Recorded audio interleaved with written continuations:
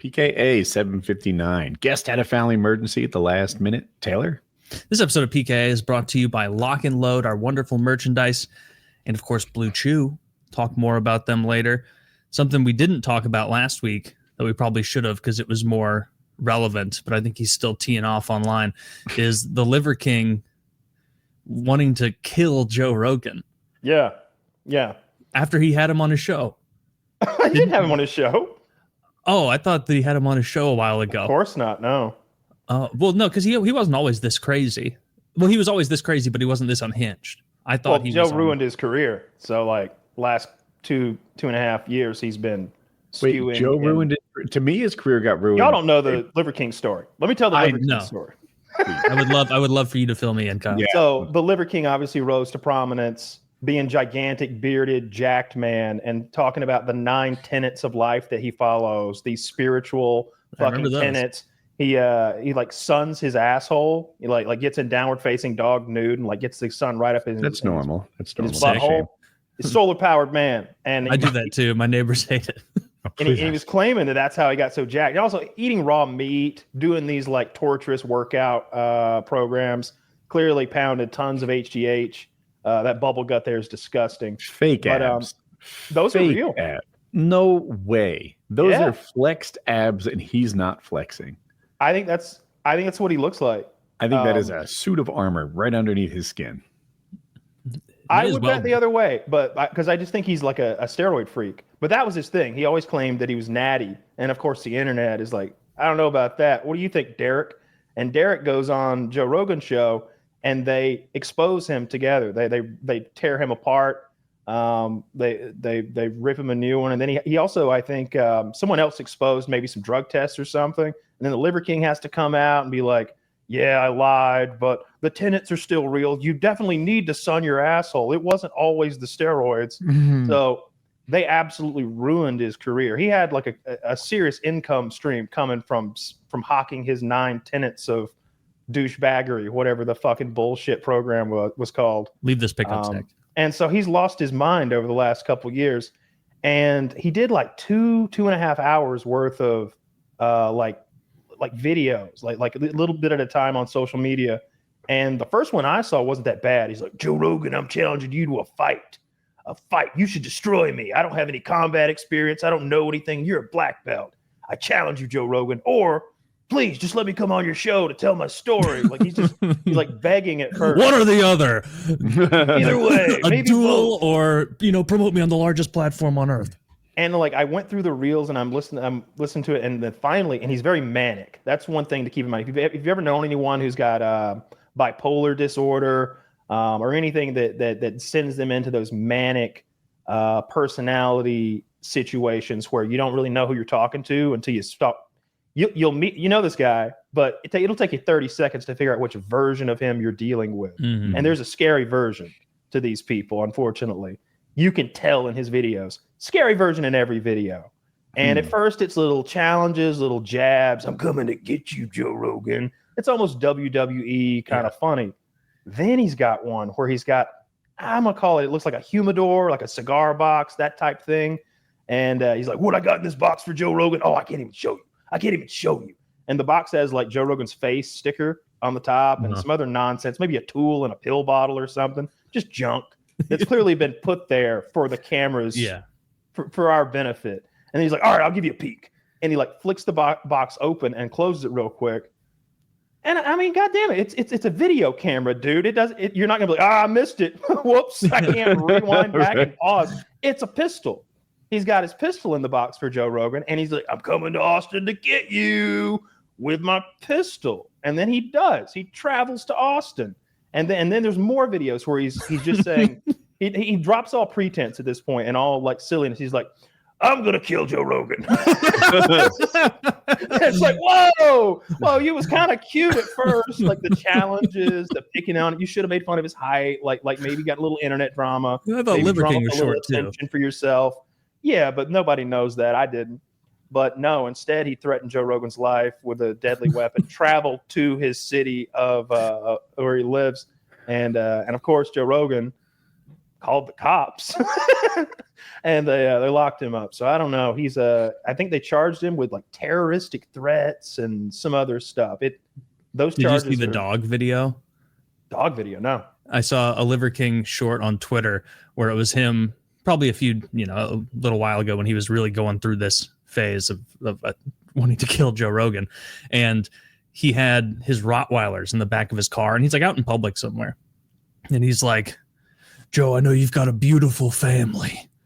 Joe. I want to introduce you to Samson and Ajax. That's Rottweiler 1 and Rottweiler 2.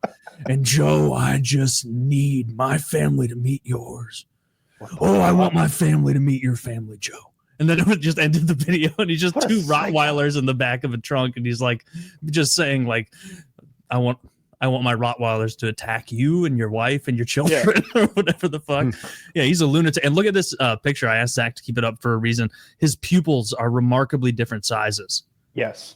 Ooh. What does that mean? What drug is that? Like what? I don't know any drug that changes one pupil. Or brain damage. Yeah, could be This could all be explained if he was like badly concussed. Right. I'm reading about it right now. There are some benign causes. Eye trauma obviously is a cause of it. Yeah, that's fair. Nerve damage, but nerve damage is usually accompanied with a drooping eyelid. Third nerve palsy. That's actually what our boy Fish had. I believe he had that surgery to fix. Brain tumors, bleeding, or stroke. Infections like meningitis, encephalitis, aneurysms, eye diseases, of various neurological conditions, it says. They would be accompanied by migraines and stuff. Yeah, the pupil thing, it really is, when it's accompanied by these manic episodes and look at him. He's not a stable guy. Yeah. He should get a brain scan. For sure. Like it has to be something neurological. Maybe he did take a bonk on the head or something, or doesn't seem like some of those explanations make sense. Like if he had a stroke or like something severe, he wouldn't be in the shape to be not necessarily. You can have Joe Rogan. You can have minor strokes and be up and about and fine with just diminishment or specific areas of your brain can be killed off, and but you'll be walking around and like not even know you had the stroke. I've known people who have, I think you call them micro strokes or something, something like that. That's weird. Though, older than this man. What the fuck is wrong with his face? Steroids and sun. Dude, it's HGH. It's sun abuse. Hard to get more sun than me. Like I don't think he wears sunscreen as part of. That's the 8th tenet. Look at his face. That if just from the chin up, that dude could be 70. Mm-hmm. Yeah, it's got to be the HGH. By the way, like he looks awful. He's 47 got body. Yeah, I mean, it's amazing from the neck down.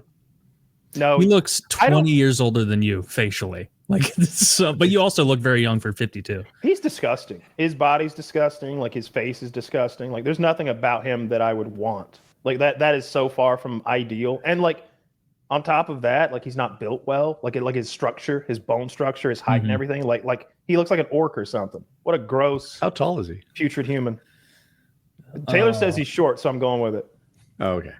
I saw, maybe I'm wrong, but I saw a video of him next to like a normal proportion, like just like a 6 foot tall guy, and he looked small by that measure. Not that 6 foot is the average height, taller than average, but still, like you see 6 foot. He's 5'7", every day. 5'7". Dude, I would not trade 5 inches of height for his wrecked body. You can get hit. You can be looking, if you started doing performance enhancing drugs and started on a program today, you would look like that in a year and a half, 2 years, like easy. Once I no longer give a shit about fertility at all, I'm gonna juice up the way you did. That's gonna be sick. Kind of talk is gonna get you booted from the Church of Kyle. Whatever, it's okay. I'm a bit of a pariah anyway. I already forsought him once, but yeah. It only costs like $1,000 to freeze your sperm. I mean, like go ahead and get your sperm frozen, or just do it yourself. Just lock and load up a few vials and throw it in the fridge. Could it be that simple? I have like 5 condoms thrown in the back of my person. I have 5 icicle loads, and I'm like, honey, I don't know what the best way to do this is. You're just gonna have to shove it up there. It looks like it's behind shards. the butter, honey. Yeah, it's behind the butter. The initial sperm freezing is $500 to $1,000, and the annual storage fees are $150 to $500. But I feel like you could handle your own storage. I choose to believe the storage would be higher for a lock and load consumer, right? 2 vials. Yeah, for sure. It's got to be by milliliter. Right? Like you hand the vial back and it's brimming. You're like, there's an biscuit that's hanging over the edge. Dude, if I ever had to do like a sperm analysis or something, like a fertility analysis where you have to come in a cup and then they like go and take a peek at it and be like, your sperms aren't swimming right or your sperms are swimming really good. I know myself, I would absolutely try to double nut in there because number one, you want to make sure there's enough. Can you imagine how embarrassed? I mean, with lock and load, I would never not have enough, but also I want to blow the doors off. I want everyone to be going, wow, did you hear that guy trying to pretend that he didn't come twice? He was in there for 45 minutes. There's a 2-way mirror. They're tapping. He's pushing rope in there. What's he doing? Yeah, I don't think they care about volume as much as, they don't, but first impressions matter. I think they care about the total sperm count, but like you said, they look at the density, they look at the mobility and taste. I don't know. Oh, the amount. There's a percentage that's alive. That's the thing they care about, and taste, of course. Yeah. There's that funny bit on Reddit about the autist who he's dating the girl who immediately took his cum and looked at it under a microscope. And he was so fertile it turned her on and she wanted to fuck again. Really? He's like, nerds are the best. She just had a microscope. I don't know why you haven't done that, Woody, because I know you've got that fancy microscope. I would be getting some jism under there. I'd want to see what a sperm looks like. You maybe get an idea of your own sperm count. You probably don't need that doctorate and all those years of training. You can get a YouTube video and a microscope and do your own analysis. I don't know why I haven't done it either. I do have a fancy microscope for the fish tank. We look at cells and bacteria and shit. And I should do it. Be like, honey, spit that back out. I have an idea. Oh, what did I say? Ew. Well, just been corrupted with your saliva now. So now the whole evening is ruined. Yeah. I would want to look at other stuff. Like I would wonder, what does a fingernail look like that close? What does a skin cell look like that close? Or if you start bleeding, put a little blood on there. What's that look like? Super close. Ooh, anything's fascinating with it if you're stoned with a microscope. I had one when I was a kid, but it wasn't nearly as nice as what Woody has. You could look at it was more for looking at leaves and seeing the intricacies of them than it was a video microscope, so it displayed it on a little screen, which was nice. Cutting edge technology in 2000. So, but you've got a fancy one, eh? It's pretty good. It has a screen also. It's nice because a big thing with us is we'd get good photos of the cell structure of some sort of algae or bacteria, and then we'd post it online. So it wasn't just about me looking at pictures. I wanted other people to weigh in. So have you ever seen where they took something that was, I don't know, rife with bacteria, whatever it was, maybe it's just spit, but then they add alcohol and it's an instantaneous death. I've seen that. To all the bacteria. Mm-hmm. It's not, they're not it burns and wiggle a little or get lost. No, everything goes and freezes dead. It's pretty cool. Yeah, they hate alcohol. Have you seen those videos where they take a praying mantis or some sort of bug and they dip it in a solution? And I don't know what it is. Maybe it is an alcohol solution. And is it just water? And it forces this parasite, or I guess coaxes the parasite out of its asshole.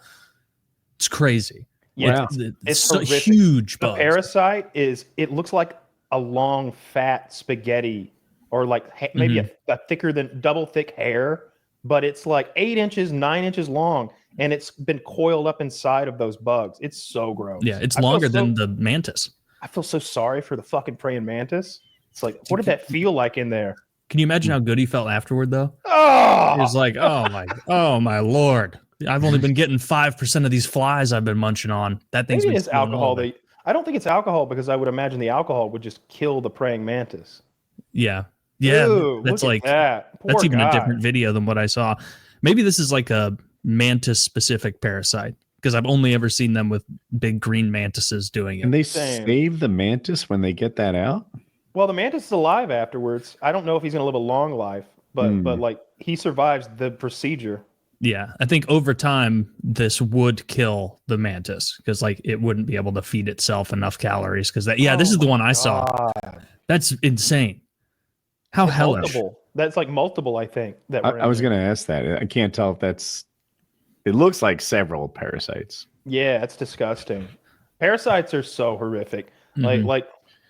Every now and then I see about those lice that live on your eyelashes. They live at the base of your eyelashes. These little wiggle worms and we've all got them apparently. Oh, these parasites are disgusting. If you're audio only, you're lucky you. Yeah. These are awful. We all have them, Kyle? You think I have parasites on my eye? Yeah, everybody has those eyelash parasites. They're can't remember exactly what they are, but they're little eyelash mites. I think that's it. I think they're mites. Yeah, a mite. Is a mite a parasite? Well, I don't think all mites are, but I think mites are arachnids, aren't they? I think those are like in the tick family.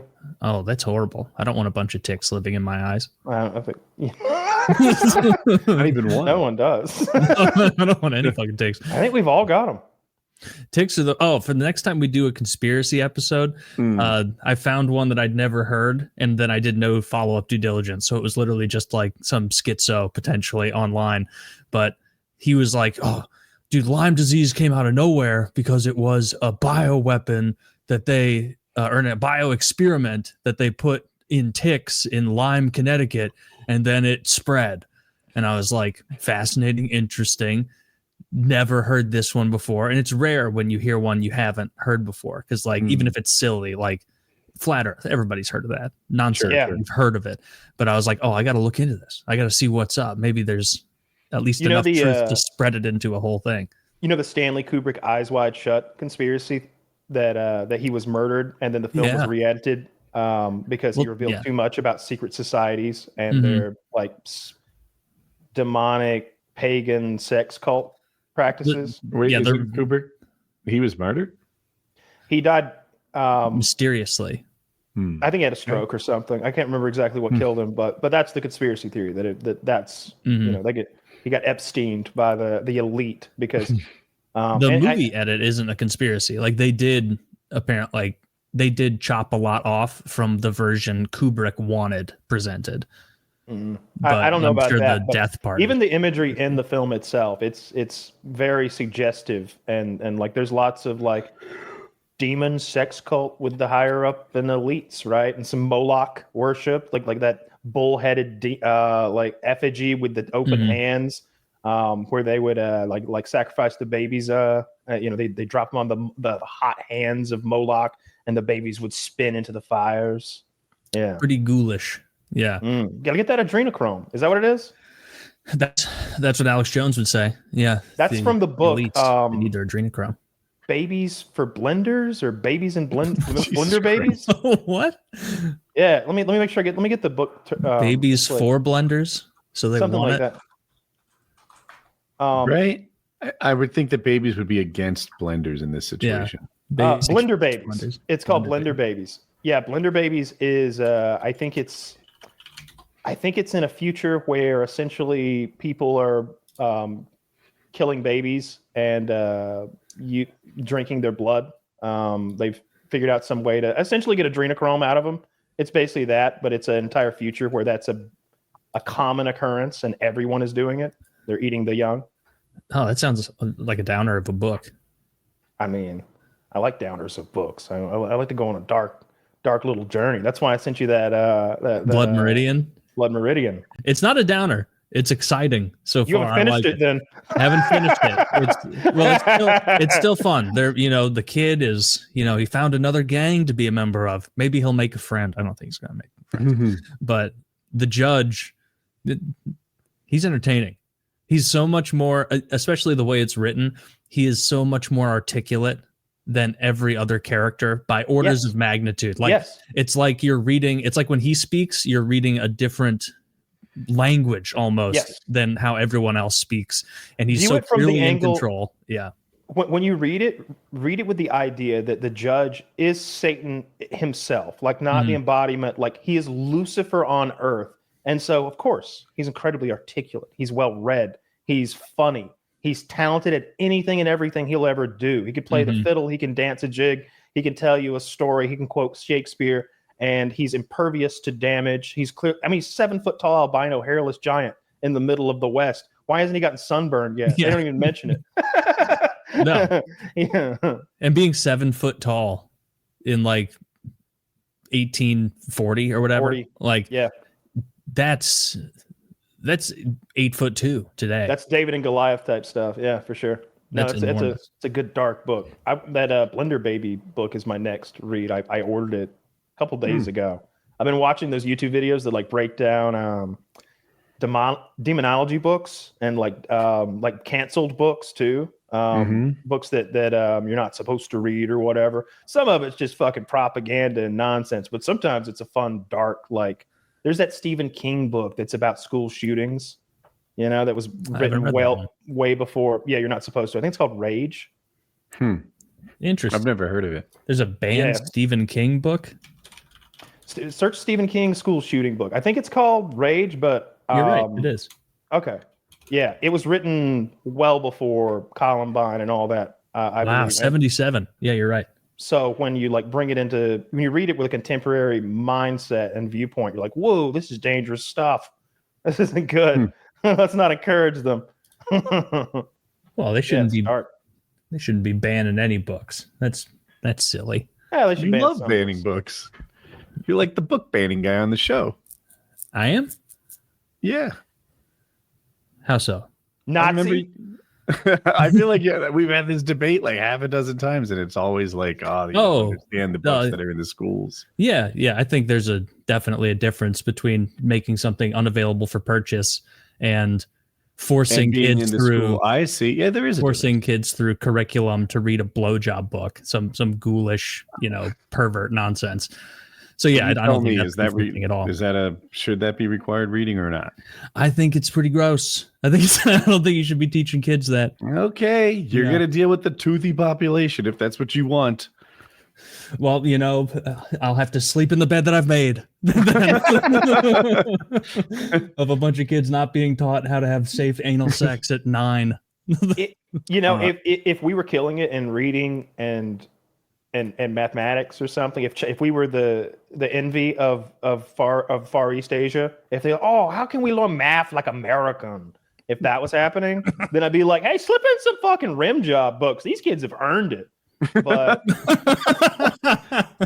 that ain't going down like that. That could be so the incentive. I feel like pull back the filth and anything that's sort of like maybe even suggestive of any kind of a lifestyle. The Bible too. Bible don't belong in the school. We don't have time for that. That's Sunday. You got Sunday and Wednesday night for that. Okay, this is where we get you to the point where you can read it above a 6th grade level. I know it's no one wants to do it. It's hard to read at a 7th grade level, but by the way, like I remember that like I was reading at a fucking 6th grade level when I was fucking 4 years old or some shit. That 6th grade level is so low. It's so low. That means they can handle 4-letter words all the time and an occasional 5-letter word, basically. Yeah. What is 6th grade level? Like the boxcar children? Like that level of thing? Yes. That I think so. Yeah, I think it would be a boxcar children. It was harder than that. Like I thought 8th grade level was New York Times. I don't know. Failing New York Times. But you're right. Yeah. They need to drop a lot of classes. Oh, it says 10 to 12 for the New York Times. Yeah, they just need to. If they can't do math or even. Actually, we may even have to back off some math until kids can fucking read. Reading is so important.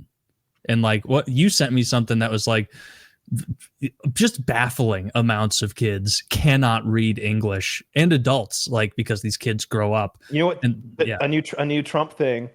At the way stations, they're asking the truck drivers to read a piece of paper to them aloud, and if they can't, they're taking their driver's licenses away. They've taken the driver's licenses of like I read the number today. Maybe it was 80 or maybe it was 180 people have lost their truck driving license because they don't know English. Basically, it's an English test more than a reading test. Because like literacy is like whatever. Everybody can fumble their way through a basic sentence, but it's an English test, and if they can't speak English, they're taking their licenses away. Damn. Seems like you should probably be though? able to read English if you're going to be driving around. The signs are like specifically meant that you don't need that, right? Like all the shapes and colors have meanings too. Yeah, I don't have an opinion on that one way or the other. I don't care who's driving the trucks, but it's just a thing they're doing. I saw the Alligator Alcatraz thing yesterday. That was really impressive, honestly, that they threw that thing up in a week. I could escape that facility. Shit so easy. Oh, could you? Yeah. How do you get out of the chain link cage? I climb out because it doesn't go to the top. roof. No, it doesn't. I saw a picture. It doesn't. I saw pictures too. All right, Zach, find his Alcatraz pictures. That's what jumped out at me immediately as I was like, that's an interesting and kind of stylish flooring choice they've made. And then roofs. There was not the chain link didn't go all the way to the ceiling. I think the chain link. I thought the top was a tent. Maybe I've seen the wrong thing. So you've got a chain link cage inside of a tent, but the cage, to my eyes, I even took note of it. I could be wrong, but to my eyes, the cage is essentially a cube. Like it has a roof of chain link. Yeah, see? Oh, this is a different pic. I haven't seen this picture. They're all to that standard. All right. Well, I hope I would be put in the picture I saw because I wouldn't be able to escape. Impressed they were able to whip up some cots, a fence, and a tent? Oh, Zach, can you show us the aerial view of the entire facility? Okay. Maybe I need an education. Well, I mean, they threw it up and they said it would have been 3 days, but there was some red tape to wait on. Yeah, I'm impressed. And they did this in like a week. That is like China shit. Remember they were like whipping out hospipals during COVID in a weekend, and I'm like, I don't think we could ever do that. No, because like in China, turns out we can. We just have to hate brown people enough. Well, it just also has to be plenty of whites there. Has to be. You think it'll be filled with white people, Kyle? Anybody who can't speak fucking red, white, and blue, Woody, they're going in that cage. I'm sure it'll be loaded with white people. That's not it. Would it make you happier if it was loaded? So in the picture you're looking for, you can see that there's a swamp and water surrounding the compound on 3 sides, and then a road like leads to it. So you can see that it's not just in a swampy area. It is completely surrounded by scary swamps. And of course, people like Laura Loomer are just loving it. Oh my God. Her in the freaking alligator food angle. Yes. She does tweet after tweet. She sucks. There you go. Now this is what I'm talking about. Her. Come on, 3 days, knock this shit out. That's pretty impressive. There's I didn't know there was a moat. That's pretty cool. Like, what was there? Excuse me. What All was right, there hang on. Is this AI? So I've seen a picture that wasn't this exact picture, but this is what the place looks like. The reason that I'm curious don't change about the picture, Zach. Yeah. The reason I don't like this picture all of a sudden is I feel like I can see swarming alligators in the water, and that's definitely not. Look at them in the bottom center. You can see like a swarm of alligators. Yeah, this looks like some hater's dream. If you show the interesting part of the picture, that's cloud suck. Show the top. Look at that. You do not want to be paragliding in this environment, chat. You'll be fucked.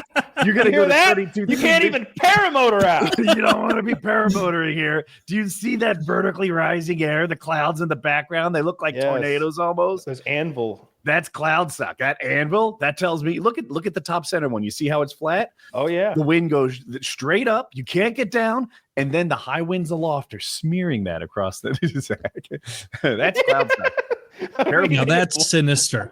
I like that. That's what they should do. They dye it red like Chicago does with their river. With green. Yeah. Green, right. Yeah, but red would be spookier. Yeah, I wonder what it really looks like. This, I don't buy this. Yeah, no, this isn't a real aerial picture. This is AI. It has to be, because otherwise, did someone individually Photoshop hundreds of alligators that aren't shaped correctly? Yeah, I don't know what's going on with the alligators. Zach, try to find out if this is a real picture, because the version of this that I saw didn't have a swarm of alligators, or maybe I was just on my phone. But in any case, I saw Trump and the governor of Florida and Barbie with the fucking pistol on her side, like touring Kristi that Noem? place. Yeah, Kristi Noem, she's absurd. Beautiful woman, please don't hurt us. And they were touring the place, and Trump said something like, Biden wanted to put me in one of these cages, that son of a bitch. I'm like, he's just freeballing now. He doesn't give a damn. I couldn't believe he called Biden a son of a bitch. Oh, I feel like that's not even the first time he's done. I texted you back when you sent me that he called Biden a son of a bitch, and I said, and I do think this is exactly what would happen. Is like one day soon he's going to be like, Joe Biden, he wanted me in jail. I hate him. He's a bastard. And then like Joe Biden's going to be announced dead like 40 minutes later, and Trump's going to have to come out and be like, all his life he was a warrior. This guy for the United States, for America. He doesn't do that though. He'd be like, he died like he lived. A dog. When Died like a dog. When Biden had cancer, somebody posted something sweet and kind on Trump's Truth Social. It didn't look like Trump's writing style. Hell no. Wait, you would know if it was Trump if there were random like boomer caps, All caps. Moments All where caps. he's like, the Democrats are coming for you in the election or whatever. Like he just, and that is a very boomer coded thing to randomly break out into all caps throughout your text. And then he'll add like these little explainers. He'll be like, the supreme, we know exactly where the supreme leader of Iran is. We could take him out. And then like in all caps in parentheses, dead. or kill. And it's like, we knew what you meant. It wasn't confusing. You didn't have to literally spell it out for us. You saw the video of him. This is pre-election, but it was like him in the war room watching CNN or Fox or something, like cover something Biden did, and it showed like his tweeting process where he's not on his phone doing it. He's like dictating it to a pretty girl, and then she like shows it to him, and he's like, and then I want you to say, get real, Democrats. This is America. I want America in all caps. And then like he'll like do that and then be like, that looks good, post it. And then that's it. Make it like America with a K, at least one K. I bet he's not a comments reader. I bet he's like a, post only kind of internet guy where he posts and then he gets feedback on what the comments were from those same underlings. Yes, that. He's like, how's it going? And if they say good, then he just takes it as good. Or if they say great, he just takes it as that. I've sort of seen him do that before where it's like, I don't think you're reading the comments, sir. I think you're taking someone's word for it on that one. The people didn't love that as much as you think they did. Yeah, it's only 6 months in, Taylor. Only 6 months in. I know that you've been unhappy with the ICE deportation numbers. You feel like they're far, far too low. Too low. And I mean, look, this big beautiful bill. It sounds to me like a bad deal for most people. However, there are two things in there that you might like. One, they removed the $200 cost on tax stamps for SBRs and suppressors. So short that's barrel nice. Rifles, if you're not a gun person. And then the other one, they're like, maybe my numbers are wrong, but I think they're upping ICE's budget by tenfold. Yeah, something like that. It's tens of billions of dollars more for ICE. It may be 100 billion more for ICE. It's something nutty. It's a lot more for ICE because they were like, I think they had like a $2 billion budget before, like something smaller than you'd think. But even so, it's like, yeah, I like expanding ICE and hopefully increasing deportations and then, getting silencers for cheaper. That's neat. But it seems like there's also a bunch of like nonsense billionaire tax cut stuff that doesn't need to be in there. That's the thing. They hand out like lower taxes on tips. I somewhere in the versions, it was like, if you get a tip by a credit card, you still have to pay the tax. But if you get a tip in cash, you don't have to pay the tax. And I'm like, did you think they were paying taxes on their cash tips? You fucking moron. No one does that. But like, it's like they give the crumbs to some waitresses and then they give the real meal to the billionaires. And that's even as a percentage. Like sometimes it's easy to look at these numbers and be like, man, the rich got way bigger tax cuts than the poor. And it's like, well, they're paying all the taxes. It's hard to give the poor $1 million tax cut when what they didn't pay anyway. True. But even as a percentage, the rich got much better tax cuts than the lower end there. They paid for it. The tax cuts they paid for. Oh, by buying politicians? Yes. I mean, they all pay. I mean, the richest people in the world all dropped that $1 million each to go to his inauguration. I think people paid for the parade too. Of course, people who don't like Trump are like, this parade's costing $90 million, and I bet it did. It probably cost $90 million. Yeah, that parade sucked. But I think he also found a way to squeeze money out of more donors for that parade somehow. It was sponsored by some crypto thing. I forget who did it. Oh, God, that wasn't well spent. I guess I can't remember who it was. Yeah, it couldn't have been good advertising. So that parade was humiliating and embarrassing. But that shit was so gay. There's this one part where the podium is set up perfectly in line with the White House, far in the background. The White House must have been 3/4 of a mile behind it, and then on either side, enormous electronic billboards are there. Maybe they were green screen the way they are in like sports stadiums where they can just plug anything on there for the viewer at home. But they say crypto.com, enormous crypto.com on either side. And it's like, what the fuck are we doing? Oh, what? I didn't care about the crypto ads, but all the clips I saw, it's like, have you seen like China's military parades or Russia's or North Korea's? Like they go balls to the wall and they put like there's thousands and thousands and they're marching in lockstep and there's cool rockets and before stuff. The marching thing changes, Kyle. Yeah. Do you think that the fact that they couldn't march in sync was that they needed more practice or an act of civil disobedience? Intentional. So it's a couple. It's not civil disobedience. I'm listening. They don't want to be there. They don't want to be doing that. So they're walking. And also like it's a terrible comparison. So that was just the Army's birthday. It was touted as Trump's birthday parade, and I get the dates coincide. And maybe it wouldn't have happened if the dates didn't coincide. But it's just the Army there, and it's not the modern Army.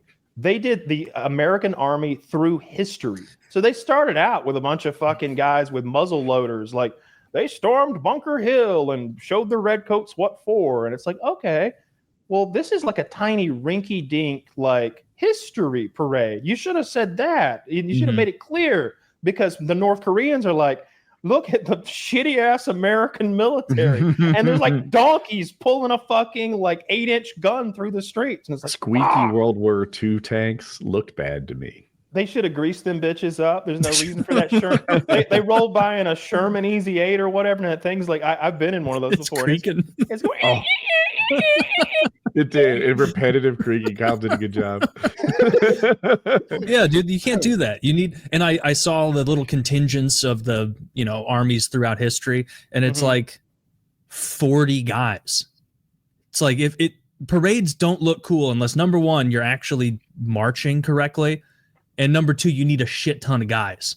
Because that's part of the like. Remember in 2008. Remember how cool that Olympic show was that the Chinese did when they were all banging drums and there was like a drone or some shit film. It was like that spooked me. I was like, oh man, I was kind of spooked in 2008. I was like, damn, China plays for they're keeps. coordinated as fuck. Yeah, in France, when that archer lit the torch, I was scared.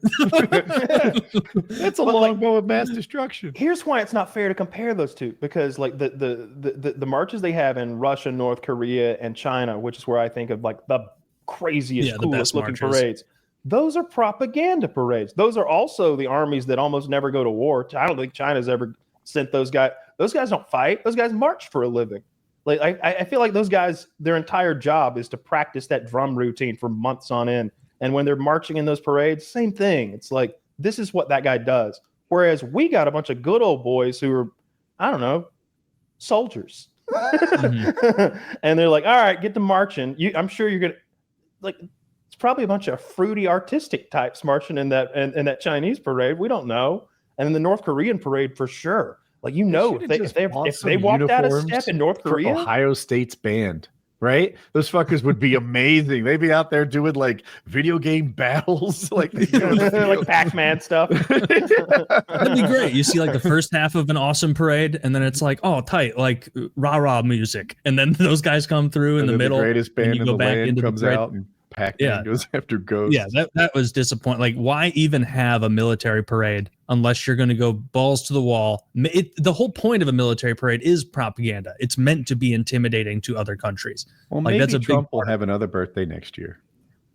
Maybe he'll learn his lesson and be like, guys, that shit sucked and was pretty embarrassing. Nah. Groups of 40 people walking by. No, we need to fucking 10x this shit minimum the way those Chinese do it. In my head, Trump is like, all right, the parade kind of sucked, but I made a lot of money. Like, my bank account went up by 75 million that day. We saved money by not having a real parade. That getting rug pulled on a parade, that sucks. Because the way it was talked about, at least from like, the more histrionic people I see online from the left were like, this is going to be just fascism incarnate. It's going to be a display of military strength meant to intimidate protesters around the country. And it's like, you're crazy. And then it actually happens. And it's like a bunch of guys who like want to go home. Like, and they're at work and they're like, this sucks. The guys coming out from the Vietnam conflict wearing that hot ass green pants and shit. They look like real Vietnam vets wanting to go home. They look so sad out there, hot and sweaty. And in fairness, if I were a soldier and they told me like, hey, I know you thought you had the weekend off, but now you have to like dress up like a fucking dandy and march around DC, I'd be like, fuck you, I'm not walking right. Like that sucks. You're keeping me overtime. I don't like it. Oh, you don't pay taxes on the overtime now, though. Buck up, soldier. Maybe that would. I don't think soldiers get overtime. I don't think they do either. I don't know how soldier pay works. I think it's locked in on a flat rate. I think they get paid by the head, right? Is that right? Jesus Christ. That'd be a good way to do it. They should have a little tool like they use for fish, like so they don't kill babies. That one's too small. Throw it back. It's a good idea. It is. Otherwise, people just rack up the score in villages and shit. Then we'd have like a real way to like critique Israel more, where it'd be like, hey, these IDF guys aren't even holding up the internationally recognized length of string to make sure that these children throwing rocks aren't big enough to be caught. They're not even throwing rocks when they shoot them now. Like it seems like they're being ordered to shoot the Gazans who are going to the flour distribution. Yeah, but there's no way to know what those terrorists are going to do when they acquire that flour. They could do anything from baked bread to attack our greatest ally. And so we need to, flour can be explosive when it's aerated, properly. You see grain bins explode all the time. It's very dangerous substance. You're 1,000% right. I wasn't thinking this through. Mm-hmm. Yeah. They're protecting themselves. And they have underground. Some people say a war takes two armies. They're going wheat underground. But not me. Turns out you can do it with one. Oh, yeah. Genocide takes one army, though. Oh, yeah. Dude, if you enter a war and you've got an army and they don't, total domination. You can do whatever you want. You can wreck it. Yeah, the only time I see stuff about that conflict now is like scrolling Twitter, and it'll be like hockey news or like a politics thing or like funny shit posting, and then it will just be a random 4-year-old with their limbs blown off, and it's like scroll past that quickly. Like, my God, I don't want this in my head. They're a little dramatic with it, though. Like saw that one Gazan guy. He was eating sand. He was like, I'd rather eat sand than get shot trying to get flour. And it's like, dude, don't throw the sand actually in your mouth. You can just you could hold the sand up. I'd believe you. Like, you didn't have to do it. I still didn't believe him. I don't believe he's regularly. He did that for the cameras. He's pumping it up for the show. Like those fake babies they had at the beginning of the war. Remember that? Remember that. Yeah. I do remember that. Those were fake like babies. 40 children were beheaded in a nursery or something. No, the Palestinians had those baby dolls that they were running into the hospital with, going, "Oh no, my baby!" And it was you could see that it was like an American Sniper. There's a famous scene where like Chris Kyle's back home. He is the American Sniper, and he's arguing with his wife. He's got PTSD and he wants to go back and kill civilians or whatever he did in Iraq. And he's got this fake baby, and it's like clearly like a baby doll, like not even like a Hollywood style baby where it's like, oh my God, that looks real. Like, see if you can find a picture of the fake baby from American Sniper, Zach. Not to besmirch Chris Kyle, of course. R.I.P. Well, I don't know. That thing about him shooting the people at the Superdome, I don't know about that one. That seemed a little gauche. He also he is the guy who got shot at a shooting range. Yes. By a crazy person. Yeah. And I heard that like Chris and the guy he was with who were taking this other guy shooting, they knew that this other guy was like PTSD'd up from the war. And there were texts between Chris Kyle and his shooting partner as they were driving him there, where Chris Kyle sent a text that was like, "This guy's crazy. You got to watch my 6." And then he got shot in the back by a crazy person. And his friend got shot too. I don't know if he died or not.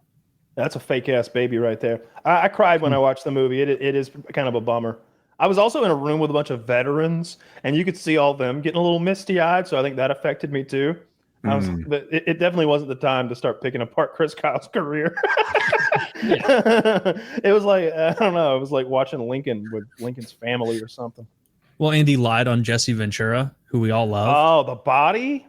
You tell lies on the Baja Crusader, the 6 foot. Is he 6'6"? He's a big dude. Yeah, I'm a big Jesse Ventura fan. I think it's cool that he was a fucking governor. Yes. And he was a WWE wrestler, and he was a pretty good actor. He's got a funny voice. And he wasn't just like a fake governor. I think Arnold Schwarzenegger maybe did some things. He often touts some bill he pushed through or some public works stuff. But I think Jesse Ventura legit ran that state well for a while. Yeah.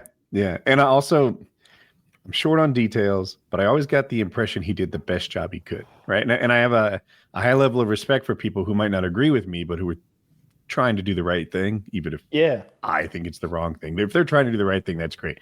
Not like Murkowski, right? Like the one who just voted for the bill. She's like, I voted for it because I got my own pockets lined, but I really hope the House votes against it because this is bad. Like, Dude, these people are shameless. Yeah. It was like everything that is bad. Like she knows she's doing the wrong thing and hoping that someone else will clean up after her because she got hers. Mm-hmm. Yep. And doing it openly and like with no shame. In Roman times, they'd go grab her. Right. Like, what can they you know? But don't do that. Scene? No, of course not. You remember that scene in 300 when the bad guy is exposed? He's got all that Persian gold. And everybody in the Senate is like, "The fuck you do with Persian gold?" And they just like, that's it for him. Yeah. Like, he doesn't get some career in the private sector. That was the best thing about the king's, like the monarchy system, is when shit did get horrible, everyone's like, who the hell do we blame for this? Some unelected bureaucrat who doesn't have any account. Oh no, it's that guy. Yeah, we know his name and where he lives. His name's John. It's King John. I'm furious. You furious? Let's rabble. Let's rabble and rouse, friends. Let's get over there and fucking knock this guy off his perch and throw his son in, and then maybe he'll do better. Waiting to light this tiki torch. Well, he wouldn't have a lighter. He'd be like striking flint or something. I don't know what. Yeah. I don't know how the Romans carried fire around. What would you do in Roman times if you just needed a little fire? Would you have to go to the nearest wall sconce? I don't know. That sounds convenient. I was thinking go somewhere else where there's a fire. If you have to start it yourself, that sucks. They had to have fire kits back then. Like they had a huge traveling army, so like just flint and a steel. But if you just needed to, I guess they didn't smoke. I'm thinking that's when you'd really need to like light one up. Whenever pipes came along and tobacco smoking, that would make sense. Where's tobacco indigenous to? America. So nobody was smoking cigs or anything for the entire like Middle Ages and no ancient history. I've never thought about that. No tomatoes. No tomatoes in Italy, my friend, until they came over here. That's crazy. So whenever they show one of those old timey like frescoes and there's a picture of a pizza, and people are like, "Oh my God, ancient pizza!" It's like there wouldn't have been any tomatoes on that pizza. That's a flatbread. Yep, would have been olive oil and cheese and probably like goat cheese, sheep and stuff like that. Yeah, goat cheese. Probably still tasted really good. I bet the Romans knew their way around some bread. But I mean, has anyone ever gotten introduced to something and then taken off running the way Italians with tomatoes? Like the second a tomato landed ashore, they were like, "This is what we've been missing. Like this is the thing that's going to put our cuisine to number one." I know Europeans thought they were poisonous for a long time. Find what the European word for a tomato was. It was called like a It was everything apple. from the nightshade family. They thought was poisonous, but yeah, they didn't eat tomatoes because of What that else is Peter from thing. the nightshade family? This is new to me. Nightshade is poison.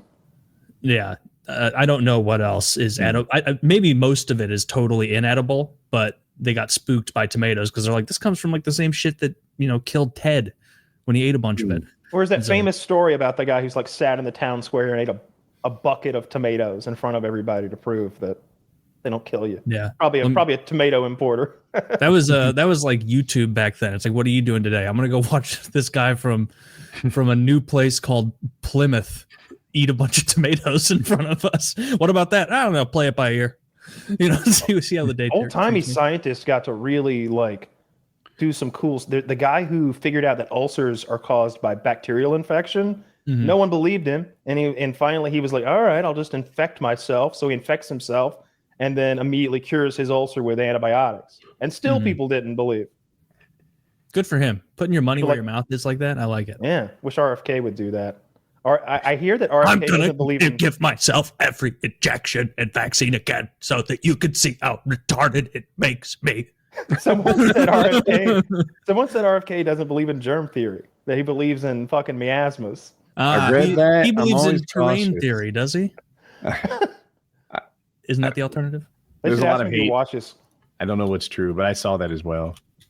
Yeah. On the bright side of like RFK and all his insanity, they are taking all the colorings and the additives out of our food, or at least several of them. I know there's like changes happening with the dyes that are used in food and the sweeteners and stuff. Yeah, some of that shit's long overdue. It almost seems like aggressively poisonous when Fruit Loops is like, all right, we'll use this fruit concentrate to color it. And it's like, well, you already did this in Canada and everywhere else you sold them. Yeah. Like, why were you giving us all this horse shit? Fuck you. Should have been like this a long time ago. These carrots and sweet potatoes to color things like Gatorade in Europe. It's not necessary to use something called Red 40 or whatever. As a kid, I was like, huh, good stuff. But like Red eventually 40 works like a charm. This is red. This is red as hell, dude. This is great. I remember when I was a kid, they had this limited edition green ketchup that was just ketchup full of. Dude, I remember it made my shit turn so bright green that it scared me as a kid. Dude, this was like, do I need to tell somebody about this? This was like 2 months ago. At my grocery store, I was walking through, I was buying protein bars, but then there was a little section under it, like the protein sweets you can buy where it's like, this is a cookie, but it's a protein cookie. These were like protein Pop-Tarts, and they were like double chocolate protein Pop-Tarts. And I was like, interesting. Okay, there's no sugar in these. It's all artificial slop, but it probably tastes good. I'm going to get these. It's kind of expensive, pack of 4. I went home that night. I think I either took an edible or I smoked a decent amount of weed to where I was getting pretty munchy, and I ate all 4 of them. And they're heartier than a normal Pop-Tart. Like, they're girthier. There's more to it, and they're black as night when you bite into it. And so there's clearly a bunch of dye in there. And like for the next day, I took a shit in the morning, and it was like I scared myself because it was like British racing green. Like that. Ooh, I can picture it. That's a pretty green. It was a beautiful green, but I was like scared. I was like, what's going on with me? Like, am I okay? Like, is there something up? Like, am I really sick? And I feel okay. What could be wrong? And it didn't hit me until like that evening. It's like, oh, it's all that dye you ate all at once from those Pop-Tarts, because it's, that hasn't happened again, and I haven't eaten those. Yeah, exactly that. The legendary brand. I didn't know what picture was coming. I was hoping it was a green Aston Martin. But this is the brand. Yeah, don't get the double 80 chocolate grams kind. of protein via Pop-Tarts. Yeah, I was high, and I just kept munching. So yeah, don't eat an entire package. PSA: don't eat an entire package of the double chocolate ones, or your shit's gonna turn green, like a deep, rich green, not like a baby green shit. Yeah, that's scary. You don't want that. No. And I figured like that's probably not a good thing to have in me. It's one of those first signs that you're about to die is when your poop starts changing colors. Yeah, if your poop's just randomly changing colors that doesn't correspond with what I think if you've your eaten. poop's black, it means there's blood in there. Yep, I've heard that. You got like a bleed like higher up and maybe in your tract. If it's red, there's poop down at the bottom of your tract. A blood down there. Yeah. Oh, I That wouldn't said it wrong. that wouldn't color your shit red though. Wouldn't that just be like blood in the toilet? Blood in there. Yeah. Ooh, that would upset me. Great. I would be so scared. I can't imagine a worse feeling than like being stoned and shitting and then being like, what is it? Like just panicking, Googling and then getting the worst answers ever. Oh, it's bad answers for that. Yeah. There's blood in your poop. It's like, why the fuck did I save for retirement all those years? This is it. Damn it, they were right. I got Could have hoodwinked. had an Aston Martin. It's not too late. I was looking. I fell asleep and I woke up and my YouTube had like guided itself down some stupid rabbit hole, and it was these bozos with the most ridiculous financial advice. They were leasing supercars. It was like $4,000 a month he was paying on a lease for this car, and he was explaining how his real estate business has never done better since he started spending $4,000 a month leasing a car. I don't believe him. I don't believe him. You don't think that made a big difference in his real estate business? I think driving a nice car would make a big difference with any kind of sales. But I think if you show up in a car that costs $4,000 a month, they're going to think that you're going to scam them or steal their fucking credit card information or something. I want my salesman to be successful, but not egregiously successful. It's like, what are you even doing here? Like, I don't want that to be the situation. I knew an attorney who did like some sort of educational law, like a specific thing where he would go and have to like either represent districts against municipalities trying to come at him for something like shit like that. And I interned for him when I was probably 16 and over the summer. And he probably told me 3 or 4 times, like, I always drive my Lexus to the nice school districts because they see that as like a nice form of like, oh, wow, this guy knows what's up. But I always drive my son's like beat up, horrible Honda Accord to the poor school districts because if you show up in like a really nice car there, they don't see that as a good thing. They see it as like, oh, little outsider coming in telling us what's up, gonna take the reins from poor old little me and handle everything. And he's like, yeah, I learned over years that you have to present differently. Like he would even dress a little less sharp going to the poorer ones, which I saw in like my professional career with visits to Bentonville for Walmart. Like they would tell you, and like the mentors I had in that industry would be like, don't wear a nice suit to the Walmart meeting. Like wear a normal suit or just wear a polo and khakis. Like this isn't CVS. Like don't put on airs. This is reminiscent of Mr. Chi over there and his DoorDash. Or Rodriguez. It depends on where he's ordering. Absolutely. Yeah. I stand by that. I think that's one of the best life hacks I've ever discovered. It's hilarious. I love you do that. And I make sure I order from like a real Mexican place. The places that are, it's like a Mexican grocery store / kitchen. And they fucking take care of me. They're like, oh, he's going to want extra radish slices and fucking jalapenos. There's always extra sauces and like crema and stuff in there. They hook me up, or they hook Domingo up. Do you ever like switch Asian mode when you're ordering Asian food? Yes. What's your Asian name of choice? I had to Google a Chinese name because I didn't know. I just know like racist fucking like, oh, Ping. You can't just make it Ping, on there. They're like, you go to the door with those like fucking Mickey Rooney glasses. You're like, oh, I'm so thankful you brought my food here. You don't look like a Mulan. Is that the only name you knew? Yeah, it's a white high schooler. Order for Mr. Ping Ping Bing Bing. Yeah, I literally ordered like. Yes. I did some Googling because I wanted not only a Chinese name, but like the right kind of Chinese. Because I think they got like a dozen ethnicities over there. I wanted to be one of the city Chinese. A city Chinese. What was the name? I don't remember. Might have been Ho. Might have been like Ho something. Ho Wei something. I don't know. I Google every time. Isn't Ma? Ma is like their Smith, isn't it? Fucking enough. Like the last name Ma. I don't know. I feel a Chinese friend of mine told me that at some point. I think maybe I'm misremembering. I don't know anything about those awful people. those awful people.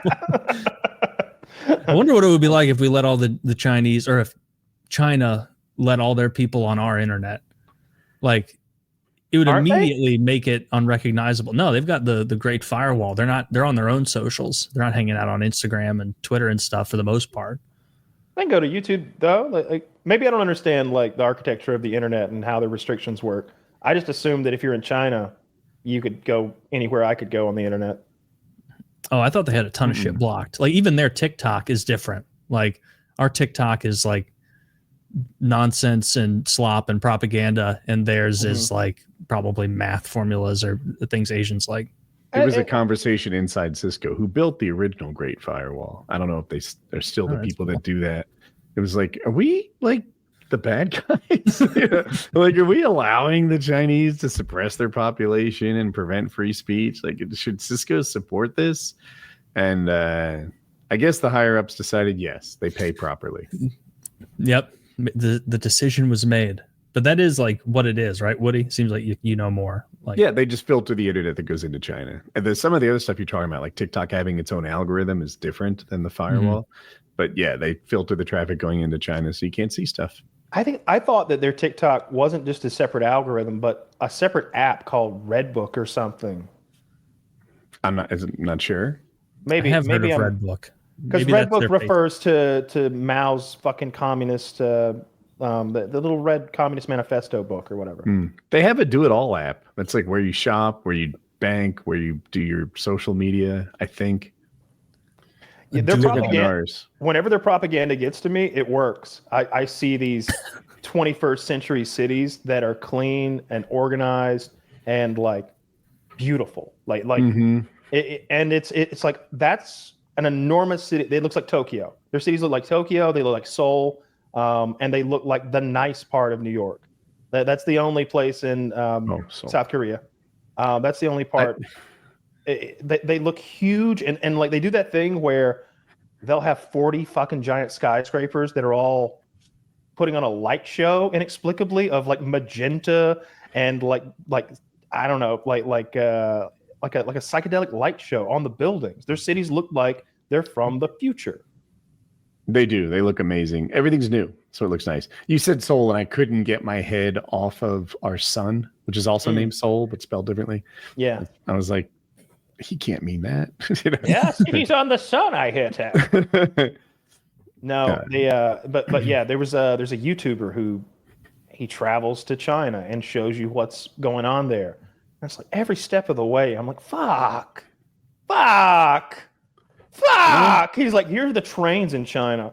Not only do they go 1,000 miles per hour, but they're incredibly clean, and no one would dare spray paint the side of one. Here's my first class meal, and it's like, that looks good. It is good.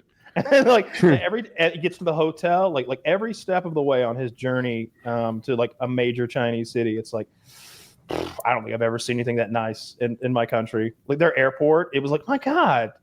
Is this a museum of art? What is this? Who painted the ceiling of the Chinese airport? It sucks. I don't like that. We're better than China. We should have nicer things. What's better? We're better. What are we better at? Fucking building military planes. Sports. Are we sure anymore?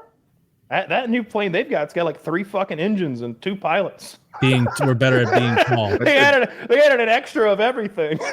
I don't know if that's true. It doesn't sound true. Zach, fact check me. That new plane they put out has 3 fucking engines and 2 pilots. Oh, I'm interested. But I tell you, if America made that, I'd be like, are we even building the right thing? Don't we want little drones? Don't we want swarms? I saw in Star Trek, the swarms are difficult to defeat unless you play music. It's true. It was Beastie Boys. That'll knock a swarm right out. Sabotage. And did you notice, was there anyone in Chinese transit playing music or social media posts loudly on their phone without headphones? No, nothing of the sort. Everybody seemed very put together and friendly in the videos that I've seen. Again, I am referring to this as propaganda. This is a country of people that spit like hockey players on the bench. They do spit a lot, and also don't like 25 million. Though? When's the last like- time you saw one spit? I've Probably- I never could been to find- China, but I could find look, I Chinese see people propaganda spitting. too. It goes both ways. I think they're lying. That's true. I think they're lying about the I think like Chinese. 25 million Chinese people live in caves still, don't they? Like there's a Caves? crazy lower 25 million in caves? That seems outrageous. percentage wise. I think I it didn't even seems think reasonable. cavemen really lived in caves. I thought they weren't very good places to live. Maybe I dreamed of this. I don't know. Do Chinese Did you say people- Did you say there are millions of Chinese who live in caves? 25 Yes. million. All right, I'm going to fact check. If this was Scrabble, you might. This is like when someone uses a word that ain't a word in Scrabble. It's all right. I challenge. These are PKA statistics. Get this. There's factsanddetails.com. Who doesn't trust that? Some 30 million Chinese still live in caves, and over 100 million people reside in houses with one or more walls built in a hillside. Okay, well, that's not technically a cave, but 30 million caves. In caves? 30 million? That's I don't so even many. think America. Show me a has the- picture of one of them. All right, if there's 30 million, then there should be some pictures of the Chinese cavemen, and it should be hard to find. You know what I mean? Factsanddetails.com. It's the premier source for Chinese people living in caves. Yeah, is this going to be a Chinese cave?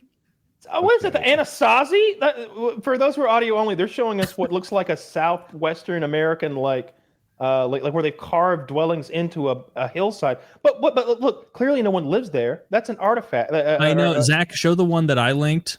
What is that? That looks. Well, see, That looks all right, kinda hang on a cool. minute. That's That's like a actually monastery. nice. There's a huge Tibetan like statue carved in it. This is clearly some place of like reverence or worship or something. It's not like an apartment building. There you go.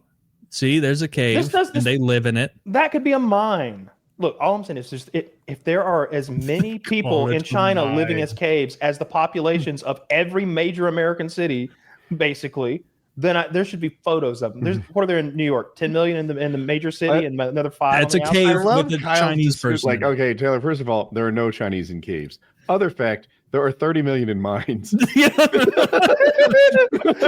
And they call it a mine. Yeah, he's hitting me with technicalities.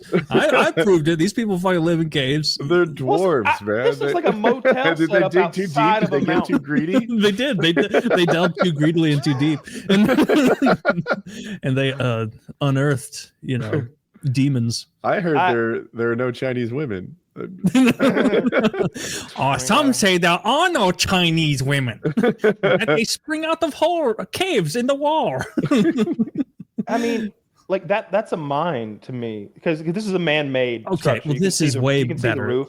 Than the previous one. You saw the pictures previously. Those were normal ass didn't caves see any. that Chinese people were living in. I've yet to see a Chinese caveman in all of the photos that have been presented to me. We I've seen some people standing outside of like a mountain. It's like that would be like if they were like, Americans live in presidential heads, and they showed like pictures of Mount Rushmore with like Americans outside. It's like, yeah, they live in there. They live in Washington's head. That's where Americans live. They live in their president's skulls. Like, How about no, this? I don't believe you. What am I Barbara looking at? Dominic That doesn't wrote look- in the LA Times, like many peasants from the outskirts of Yan'an, China, What is that? Ren Shua was born in a cave and lived there until he got a job in the city and moved into a concrete block house. A lot of these people are living in caves, brother. All right, now I do want to admit, and this can Why go wouldn't you back want to one believe this? photo? It makes us look better. It makes because I don't want to believe something that clearly sounds so absurd that there are Chinese cavemen. Yeah. Like That's it's certainly obviously a not. tunnel. All right, look at this. This looks like This looks wild to me. I can't tell 100% if this is a real picture. But if it's real, then like this is a weird version of cave dwelling because those who are audio only. The picture seems to suggest that there is an enormous cave, the size that you can establish a small town in, and that's what there is. There's a small town in there. Here's what I think. I Just think like a that's a zombies mine. map. That's I think that's a grotto, not mine. cave. I think that's a mine, and those are like miners' facilities that are there so that they can like live there and do mining. I just can't believe that that's where people would live. Well, they do. 30 million of them. Factsanddetails.com. There's 100 right there. What more proof do you need? I think those are miners or something. There's no way that you're like raising a family in a cave in the 21st century. Yeah. You're telling me the blogger, I hate Chinese people, would lie about this? No, they're fucking living in cavemen caves. of the Far East. So they've got their propaganda buy it. videos, and we can go, tit for tat on that one. With That's where they make the iPhone. I just can't believe they live in caves there. those are probably the ones who do live in caves. They're not making any iPhone money. They're working their little fucking fingers to the bone, putting lithium in however you make phones, and then they're going back to the cave. I also saw that video where the black guy, he used the palm scanner to make purchases at the store, and he was like, "Hey, how does the palm scanner work?" And they're like, "Takes 10 seconds to sign up. Now you have a perfect biometric purchasing device that is your palm." He went through the process so fast that it was like, "Are we sure this is secure?" And then he just went bleep and bought his soda or whatever, and that was it, with just showing a scanner his palm. That's kind of neat, but I don't have a problem taking out a credit card and just paying.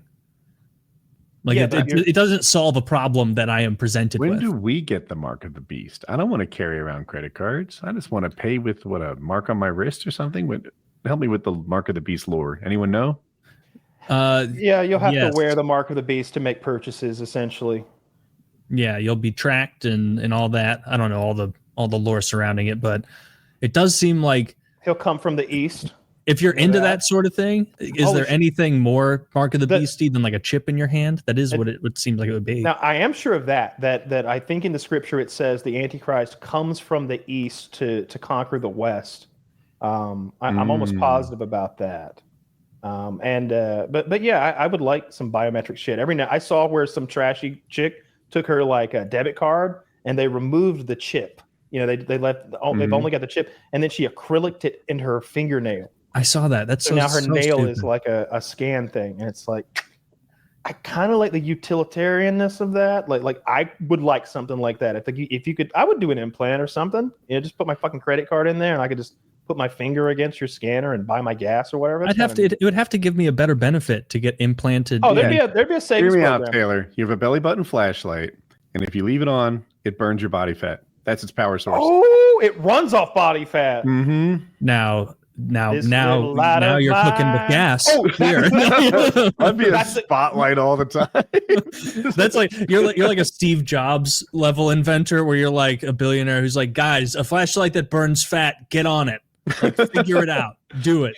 So I get credit for it. Yeah, so I can tuck a t-shirt into jeans with no belt and pontificate on it in San Francisco. Yeah. Big time RIP to Steve Jobs. I thought that papaya diet was going to cure his cancer, and it did not. Nope. Who knew? He needed the Doctors. Liver King around. The doctors. Doctors, experts in the field knew. Also, in fairness to him, didn't he have one of the cancers where it's like, no, you're not the making opposite. it. He had one of the easy to fix ones. Interesting. I thought he was maybe not pancreatic, but something almost as bad as pancreatic. I think he treated something that could have been fixed with radiation or something. People use radiation and chemo, but he thinks different. Mm-hmm. He does outside the box. He tried papaya. He just loved mangoes, and so he just workshopped that into his life. What if he was a little suicidal? What if he was like, you know what? It's been a great ride. I could stop here. Could be. That's a heck of a. What most people would just choose suicide by cop. Get it over with. That's the one he choose. He chose. That's how you would do it. Well, I'm just saying, if you're Steve Jobs and I'm saying that's better than slow cancer death. He picked one of the worst deaths. Drowning, at least it's over today. Jesus. He picked one that lasted for months. He's Cancer probably shitting himself. Suck. By the end, he's shitting himself, doesn't know who he is, and he's torturing his family. Get out of here with that. I think he was just a poop. When you think about it, he suffered way more than Jesus ever did. Well, let's not go that far. Well, I don't agree with that. What? Jesus had a bad weekend. Steve Jobs would trade. Have you seen The Passion of the Christ? I didn't think so. Have you seen it? Have you seen Mel Gibson's film? I've seen still shots of it. He's making a sequel. Oh, yeah? Mel Gibson is. Yeah. Yeah, it's The Revenge of Christ. This time, he's taking on Pontius, and he's taking no prisoners. This time, it's personal. Yeah, that would be good. Dude, Mel Gibson, did you listen to the Mel Gibson JRE episode at all? Yes. Oh, yeah. Dude, Mel Gibson is so interesting. He points in a weird way. I have 3 friends who had cancer, and I have 3 friends who are fine now. They all took. You know what they took? The thing that they say that they took. I'm just like, you're a fucking weird storyteller. Dude, his He says cadence was so cures interesting. cancer is the long show. Ivermectin and the other one, hydroxychloroquine. Those things are Dude, cure cancer. there's a according to Mel YouTube Gibson. channel. Whenever I want to catch Trump live, there's this propaganda YouTube channel that's like playing him. They always play him live. And then they also do their own live show with a bunch of American flags and their heads in it. And they are hawking ivermectin pills. And it's like, oh my God, look, I thought when they tried to like take ivermectin off the market and like keep it away from people, that was kind of weird because it's apparent. But the idea of selling the pills like it's like the good stuff on your show is weird. And there's not a lot of money to be made from it. Like apparently it's very, very cheap. The Trump thing Kind of stuff expensive. the Trump stuff Like, does get culty. Oh, maybe it is now. I On don't this, it was $50. People who keep fish, we had worms attacking our corals, so we dipped them in ivermectin. It's a thing people do. Ivermectin is a dewormer. It's perfect for the task. And I got it at Tractor Supply, and it was $50 for like a little bit. So I thought it was super cheap, but for I medicine, more than that. I guess it's cheap, but I'm almost positive we used to use that stuff too. We would do this thing with the cattle where you get them to walk under this big long thing that's soaked in ivermectin, and it rolls on their backs to treat them to like keep worms and maybe Interesting. flies like a off of car them. wash almost. I'm picturing like a big sort of brush. It's not kind of, but it's more like if you had a big sausage of cloth stuffed with cotton, and then that is soaked in the medicine so that it's like as it rolls over their back, it's applying some of it like that. I'm pretty sure that's the stuff that we would put on our cows for dewormer, which makes sense because it is a powerful anti-parasitic, so that's what you would use it for. Rogan took it when he had the COVID. He took ivermectin. Japan used it during COVID. He threw the kitchen sink at it. He took ivermectin. I don't know what else he took. Some things that would be proven efficacious and some stuff that it wasn't. It was some blood thing, didn't he? Or like, no, I remember monoclonal antibodies. I don't know what that means, but I remember that term. That was something Rogan was on. Because I remember that news story when it came out where like Rogan was doing his thing saying like, hey, I took this because a doctor recommended it to me and it worked great. So just PSA on this. And then CNN like made him look like a Draugr from Skyrim with his face, and they had him so gray. He looked so ill and horrible. Remember how fast Trump got over COVID? It wasn't even a story. I think it was around July 4th when it happened, because maybe when he was watching the fireworks show, they could see him breathing heavily or something, and they were like giving him shit about that. And it's but it seemed like he had COVID and he was good again in 5 days or something, like a long weekend, and he was fine. Something like that. He missed one of the debates for that. I don't remember that. Yeah, if anybody's gonna get fucked up by it, it's a fat 70-something-year-old fat guy. Yeah, like he's 79. Although, I think. Does that sound right? Yeah. At the time, though, right, it would have been like something 6 4 or 5 years ago. Yeah. Every day I wake up and he's the president, and it's like, oh my God, let's see what he did today. He really is. Yeah. Like, it's hard for me to believe, and I mostly like him. So I can't imagine what it feels like to the people who are on the complete opposite polar end of certain things. Like it must be a terror. For me, it's not terror. I just feel powerless, and I'm simultaneously a news junkie and also a little disinterested. Like I remember we talked about politics, call it 4 years ago, and Kyle's like, sure. I don't care. I don't want to talk about it. And sometimes I get aspects of that now too. Like, what can I do? What can I do? Yeah. There's nothing any of us can do. That's why it's best to sort of just be a spectator. And, Congress approved weapons to Ukraine, something I'm in favor of. Taylor's not. I get it. Yeah. And Trump is like, I don't really care about the law. We're not sending it. They can suck a dick. I'm paraphrasing, but it was approved. It was signed. It was already in Poland.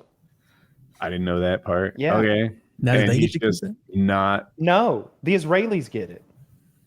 Is that true? Yes, that's why I didn't hear the that stockpile is low, because we've sent so much to Israel. there's no limit to how much we will simp for Israel. Yeah. Yes. True. I saw who's the wheelchair guy from Tech, Greg Abbott. I saw him smooching that wall today. You were smooching up?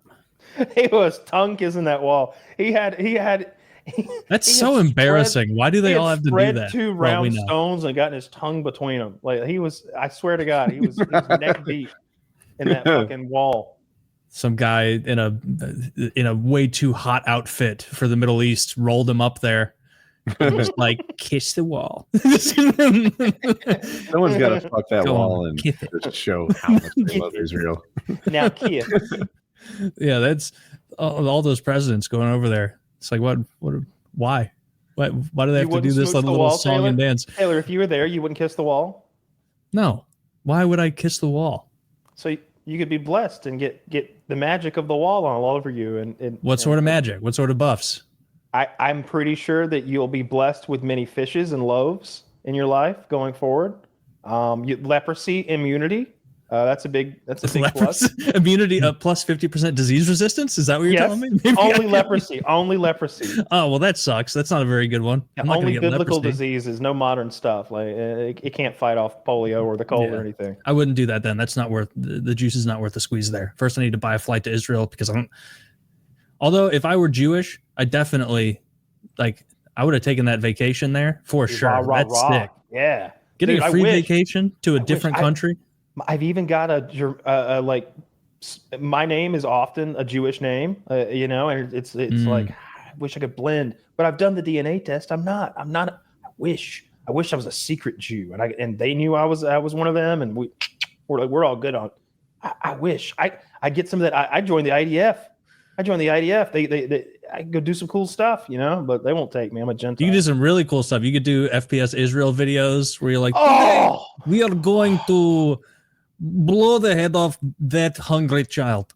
He's coming right at us. I need that up. Marble, get him. I mean, I feel YouTuber like murders 15 Palestinians, and they're like, the area he had that fucking fridge full of tannerite had a bunch of human shields around it. No, the refrigerator's full of delicious food and tannerite. And we're hello, my friends.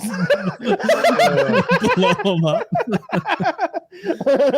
I tip my fucking yarmulke. Oh man, you're just firing your Bofors gun. Do it at PS Israel. Refrigerator filled with tannerite. Children crawling towards it. Looking for as you can see, a field of death has well, we understand he didn't mean to kill those kids, but can you explain the trails of M&Ms leading to the fridge? And you want to quote it just like Western papers. He's like, oh, what we've got here is, look at this 6-year-old man. This 6-year-old man here was trying to get to the food in the refrigerator, and here's a 7-year-old man. And there's an 7-year-old man. That's what the news was saying. 7-year-old combatant. When a 6-year-old girl got blown up, they were like, "Oh yeah, a 6-year-old woman was killed," and that's what they were doing because saying that children had been killed by Israelis. Combatant. Yeah, absolutely. Yeah. What do they call them? Military age men. It's wild. I feel like they would utilize me more the way they do those European models that they hire to pretend they're IDF. That's the case, by the way. I'm sure you've seen that the IDF girls is full of hot, beautiful, blonde-haired, blue-eyed women. Mm-hmm. In fact, they just import European models and dress them up in camouflage for TikTok. Just some Polish girl being like, "What do you want me to pretend to do?" It's like, okay, just lay here with your ass splayed and pretend to snipe. If it weren't for my government telling me who the good guy and the bad guy was, I'd be confused. I'd be so confused. Yeah, thank goodness. Yeah, they do all that thinking for me. You got to make sure we're on the right side of history. The hashtag right side of history. Oh, it's rough. I don't watch that anymore. And I'm on Team Woody with the Ukraine aid. It's like I think that those are dollars well spent. And it's a bad look when we don't fulfill our commitments. And that goes as much for that as that Iran deal that Trump tore up in his first term. It seemed like we had an agreement with Iran that was working. But you'll never get the truth about any of that anyway. I don't know if any of those numbers are real. They're talking about 400 kilograms of uranium is floating around somewhere. They don't know where. And they asked Trump about it. It's like, decimated. It was decimated. And it's like, no, sir, specifically the 400 kilograms of enriched uranium that were moved out 3 days prior. Where do you think that is right now? Decimation. You're fake news. No one listens to you anymore. You're owned by, like call out the guy who owns the news corporation. Piece of shit guy. Piece of shit guy. It's like, you're not going to answer the question. Okay, I'll just live in fear now. I'll just live in fear that 400 kilos is in a shipping container, or 50 shipping containers split into parcels, and it's going to be in every major city strapped to a tannerite bomb next month. Yeah, I'll just fear that continuously. Well, you shouldn't fear that. Yes, you should. You think Iran is going to nuke us? I think that the situation, what I just described, would be Iran giving that material to like one of the terrorist organizations that they continuously prop up, to like a true believer type group who would be happy to go on some sort of live on an oxygen tank in a shipping container for 3 months so that they can get to the U.S. with 20 pounds of uranium. Dude, Iran is not going to nitrate. 9/11 changed my mind on stuff like that. Like, I would have never believed that Al Qaeda would like come to America and take down the Twin Towers until they did. Yeah, interesting event, that 9/11. I forgot about it. I was on the conspiracy subreddit today. I was reading through some of those fun conspiracies. It's supposed to be a biological attack tomorrow, so be on the lookout for that, July 4th, in the U.S. But aside from that, they were talking about the new theory is that the immigration flights that are trackable online, according to some people, they go out into the ocean and then they just turn around and come back. Right. Now, Woody, what? Wow. So Woody, what would you imagine is happening if a plane full of people goes out into the ocean, but then it just comes back all empty and whatnot? Maybe they're good swimmers. Maybe they love that. I would love that. I've always wanted to swim in really deep water. Right? Making dreams come true, Kyle. You ever think of that? Huh? Yeah. Woody would excel. You'd be looking at all those drowning Venezuelans and you'd be like, you guys are fucking, you got to want it, pussies. Like, you gotta, we've got to swim. Brawl like ants. Come on, everybody grab each other. No, some poor swimmer would grab you and you'd have to kick. No, but kick him I've off. seen that I saw that on the conspiracy subreddit, but I also saw it on like some liberal TikTok accounts with like some girl talking for 4 minutes. Like, they are taking them out of the ocean and dumping them. They are murdering. And I'm like, I don't think so. I really don't. The reason I say so is, I don't know. The conspiracy subreddit and the girl on TikTok. It's starting to add up. do some Googling. I bet Hold you'll on, find let me see a what groundswell. Let me check what factsanddetails.com has to say. Okay, they got the answer. Ask them why we got to smooch that wall while you're at it, because I genuinely don't know what's magical about that wall. That's not. Is that? I want to know what the buff is. Like +1 vigor. I told you, protection from +1 leprosy, vigor. extra power and consecutive attacks. Like, someone tell me. 15% off bagels. Ooh, I got the 0% loan buff. Ooh. That'd be good. Yeah. There is one thing in the big beautiful bill I like. Well, there's a couple things, but interest-free car loans if you buy an American car. I like that. How's do that possible? I don't understand what's hard about it. Yeah, you get zero interest. No, maybe the interest is deductible. I think I said it wrong. I'm sorry. Okay. That's it like a mortgage color. almost. Yeah. I thank you. The interest for an American car is tax deductible now. That's I'm down something. with that. Yeah, that's something. And I wonder if you can combine that with the EV credit. Then the EV credits get removed with the bill. I don't know. But if you could get $8,000 off and then have tax deductible interest, you could get a pretty damn good deal on a Ford Lightning. That'd be the move. I wouldn't fuck with a Tesla. I still can't imagine that company ever rebounding unless they split with Musk. He's just persona non grata nationwide, global wide. Everybody hates that guy. He doesn't. There's no little group of core fans who are like, Elon's so cool. Like, no one says that. You never see anyone with his back. It didn't occur to me that Indians. Republicans probably don't like him now too. Yeah, he's still slinging mud with Trump. He's still slinging, and he's doing stuff like he's like, oh, this is unsustainable and this and that about spending. And I'm going to start my own political party called the America Party. And it's like, what are you talking about? Like you became a Republican 6 months ago, and now you're trying to like, and he's like on record saying stuff like, I don't see why people even need guns, like that tier of thing just a few years ago. Like he's not right wing at all. He just saw an opportunistic, time to jump in. And so he's alienating tons and tons of people. But I swear he is getting blown 24/7 by millions of Indians on Twitter. And so he'll say like one of his unpopular takes amongst Americans, and then he'll get a jillion responses of like, that is so true. You are a genius. Please bring me to put me in Ohio, or like just like that kind of shit. And like, so he is just getting I would believe a very warped perspective on what Americans actually believe. Cause he's clearly on Twitter all day, like just sitting there reading. He, unlike Trump, does seem like a billionaire who is going through his own replies, like checking things. And you can tell that with like, you remember how much guff he got when he and Vivek were being like, Americans are lazy, and some of you do need to be replaced by Indians who will work for slave. Like immediately, just like all right-wing people were like, fuck you. Like you're only, hey, moron, we don't think you're funny. You're sometimes useful in a utilitarian way. When you are no longer that, we will move past you. Like, stop it. Knew which politician it was. It was someone's in Trump's cabinet, the high-ranking dude, and he's like, Elon Musk tells these jokes, and he expects everyone to laugh like he's funny, but he's the most unfunny person I've ever been in a room with. And I was like, yeah, I can imagine that. Just laying I've heard his egg jokes after laying egg. Oh yeah. Like you've seen, like, do you remember when he was with Trump on the, kind of the election run up on stage, and you could see Trump, who like Trump knows optics, like he knows that. And you could see Trump like trying to hide his annoyance at Elon acting like a retard, like jumping up and being like, I'm going to show my midriff and make an X with my body on the stage right now. And it's like Trump sitting there, like kind of like looking down, like, oh my God, this guy is so fucking obnoxious sometimes. He's like fucking Turd Ferguson from Jeopardy. I got a big hat. See my hat? You notice it? It's funny.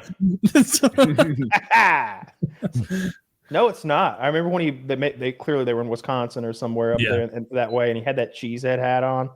Just no, he's not funny because he doesn't understand humor, because his brain doesn't work like ours. And I don't mean like the three of us. I mean the rest of humanity.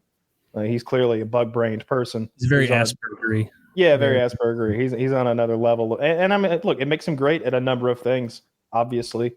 But I'm glad he's getting out of fucking politics. I wish he'd go make his fucking spaceships, because NASA's budget's cut so badly they can't do anything. I think they cut the funding for LIGO. They've got this thing that detects gravitational anomalies across the fucking galaxy. I think it's in the south. So they're defunding everything. All of the stuff. They better show some results. They gave it to Space Force. They're giving the money to Space Force. You know what I don't like?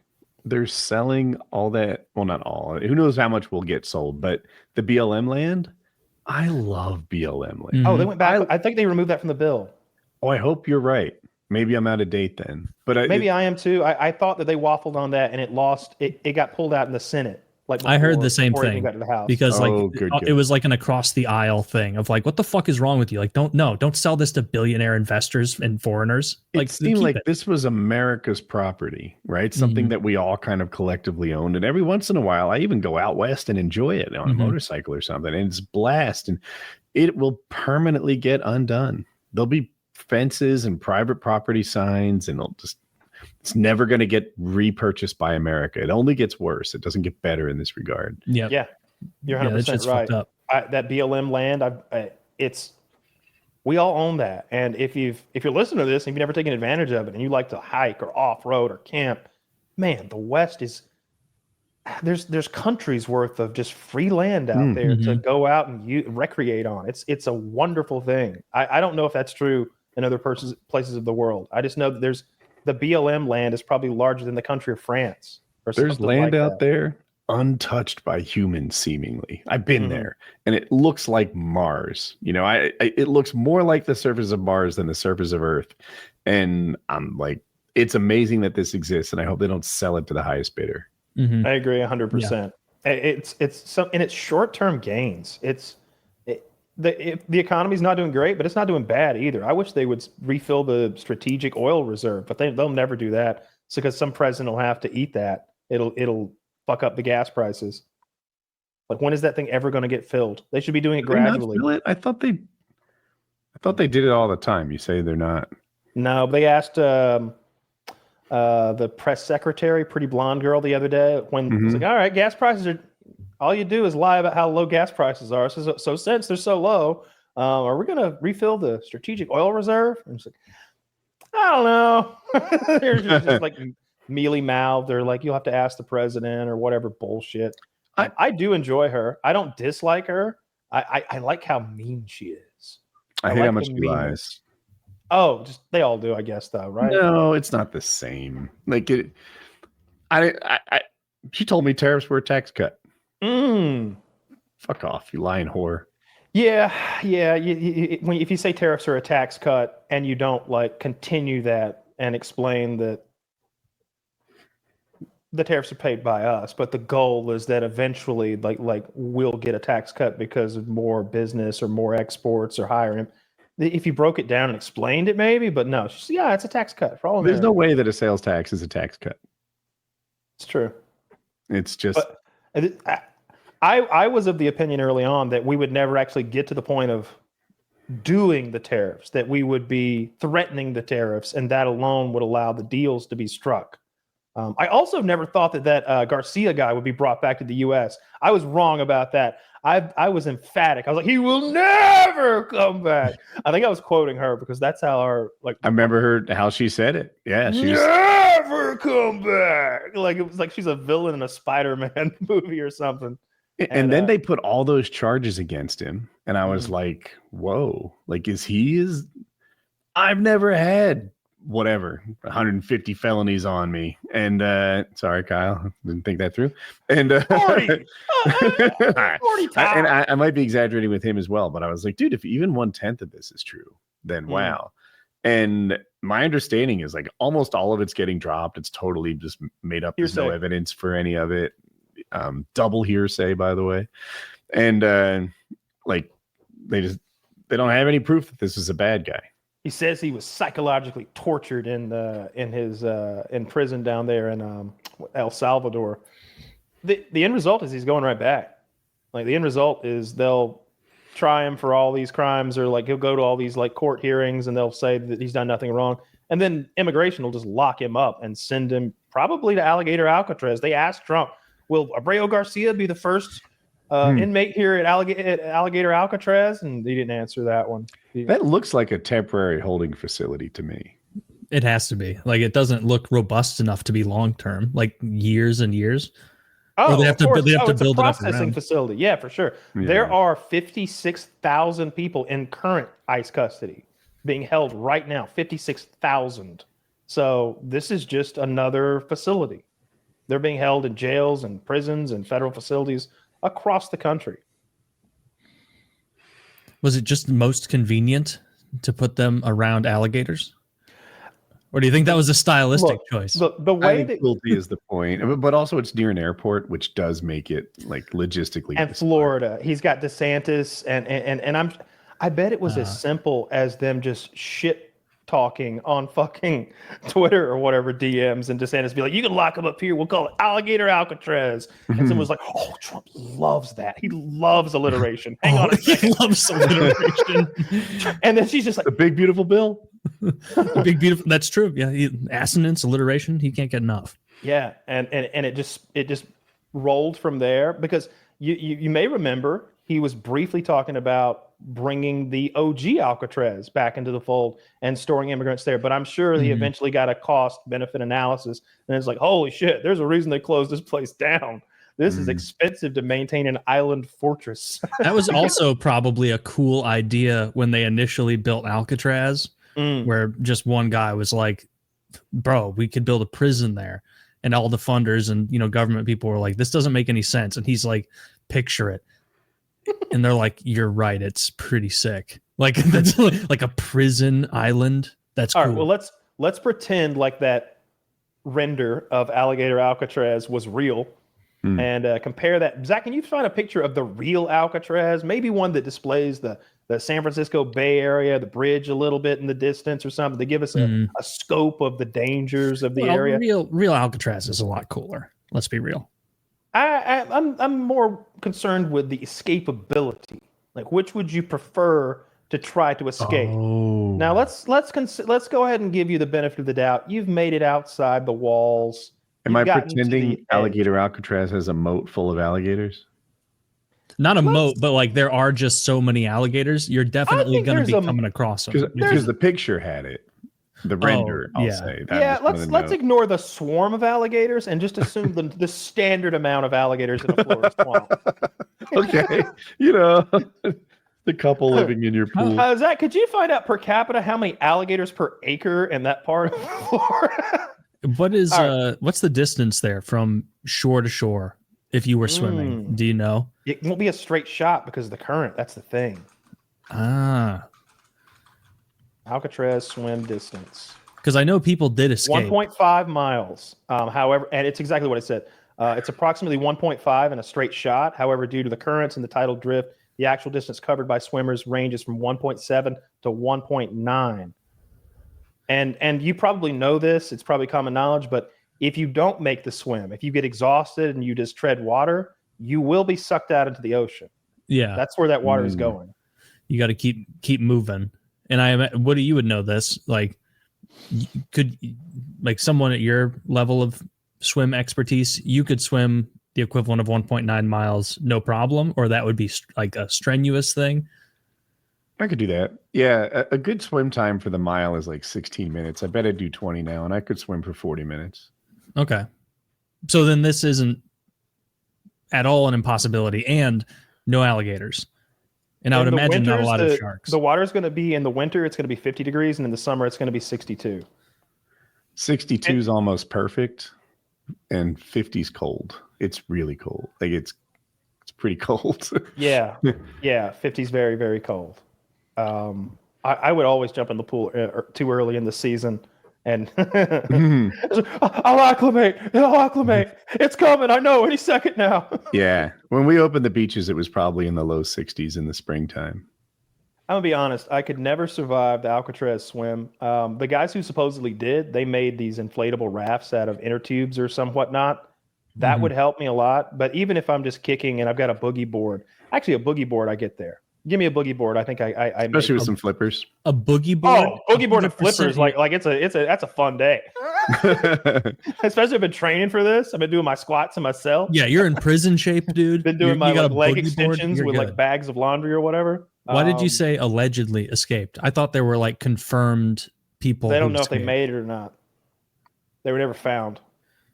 Oh, so it's basically a thing where it's like they can't say for sure, but they wouldn't have found him anyway if they successfully escaped. And so they it was a time. There's a Clint Eastwood movie about this. It's real good, and they made fake heads like to put in their bunks and stuff like that. Yeah, and they made some sort of like haphazard flotation devices that would have helped, but it was nighttime and that water would have been cold. And if they got sucked out to sea, they'd have never been found. Zach says out of the 36 inmates, 23 were recaptured, 6 were shot and killed during their escapes, and 2 drowned. 5 inmates are listed as missing and presumed drowned. So I think maybe what I'm talking about is one of the 5. I thought it was like 2 or 3 guys that supposedly made it. It's kind of a conspiracy theory or just an old story or whatever, whether they made it or not. But I'd rather do the Alligator Alcatraz thing, and I think. And all those gators around? I just feel like if I'm stomping around, maybe they'll leave me alone. I don't know if gators are one of those animals. I don't think they are. I think they kind of gators know the score in the water. They're like, this fucking idiot is in my domain.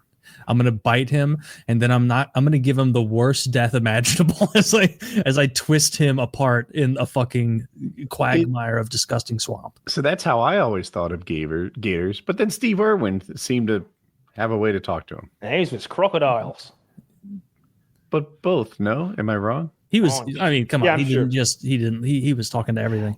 Yeah, that's true. That's true. But I think he also was like showing up prepared, to do business with an alligator. Whereas I'm skulking outside the camp and trying to just sprint off into the wilderness with my slippers on. Yeah. I think he. Oh, they will have slippers too. They won't have real shoes. Special gear. It's that he had special knowledge of reading body language, understanding when he could approach, when he couldn't, how angry they were, and probably their moveset. If I've learned anything from all these Souls games, you got to learn the boss moveset. 100%. And he probably knew, like, just. I bet if you stand behind him, you're kind of safe. Like, they or maybe there's a distance where when you get safe. What is it? 30 feet, 20 feet? Or maybe he was only fucking with them when they were docile. They hadn't warmed up in the sun yet. Who knows what he was doing for? Right. Although I definitely have seen him jump on and wrestle the fucking things down before. That guy was a madman. Rest in peace. What a kind, good soul. A hero. Yeah. You never hear anything bad about him. In every video you see, he's like, oh, I will never save $1 of my money. Every penny goes to the wildlife. Like he's one of those guys. Just seemed like a genuinely kind guy. He was taken too soon. Yeah, way too soon. I've seen those exact same interviews where they'll ask him like you've kind of created a media empire. Like you're popular in the Americas and in Europe and all over the place. And he's like, well, the most important thing here is I'm drawing attention to the necessity of saving our wildlife. Because what is life? What is the world without these things? I go outside and it's beautiful. It's gorgeous. I love every second of it. And so if I can spread even one iota of what I feel out in the wilderness with others, and then I've achieved my goal. And it's like, if someone came out and was like, if someone Me Too'd Steve Irwin, I might get in the street marching. I might be like, you son of a, that's like insulting Mr. Rogers. That turtle he had, I think he had a Galapagos tortoise or something like that. And it was Darwin's. He had a tortoise that Darwin had taken from an island and made his, and I think it still lives there at Steve Irwin's place. And his kid is following in his footsteps. I don't know if you've seen his son, but he looks very much like Steve Irwin. The daughter, Bindi, last time I saw her, she was a little too thick. But I will not abide Irwin. It's like slander. you ever However freeze a Bindi's Snickers? doing. You got to eat a frozen Snickers, and you're like, "Ooh, that needs to thaw out a little." That's how thick she was. Just a little too much to chew on. It's a little bit too much. I defend Bindi. I'm a warrior for the Irwins, whether Zach, it's the son or daughter. Can you find me some Bindi thirst pics? Do not disrespect Steve's memory like this. This has nothing to do with Steve's memory. I just want to see. See, there you go. Look at that, a lovely family. Great family.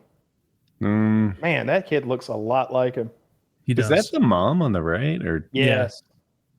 She held up well, but she was great. She was in those videos, and you could tell she was like, I don't know what's happening, but I love you, honey.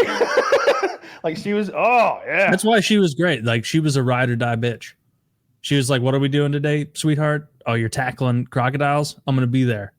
I'm by your side, babe. Get the tail. Get the tail. Get the tail, you cunt." Show the picture I found. It's from May. It's a big shout out to Bindi and did I not link Steve Jr. Oh, I did. His name's probably not Steve Jr. Man. Yeah, that was. Oh yeah, very pretty. That sucks because that was he carried Animal Planet when I was a kid. Middle school age, he was the only thing on Animal Planet worth watching. I liked all that stuff. I was kind of obsessed with Wild Kingdom and Animal Planet in general. Everything on the Discovery Channel.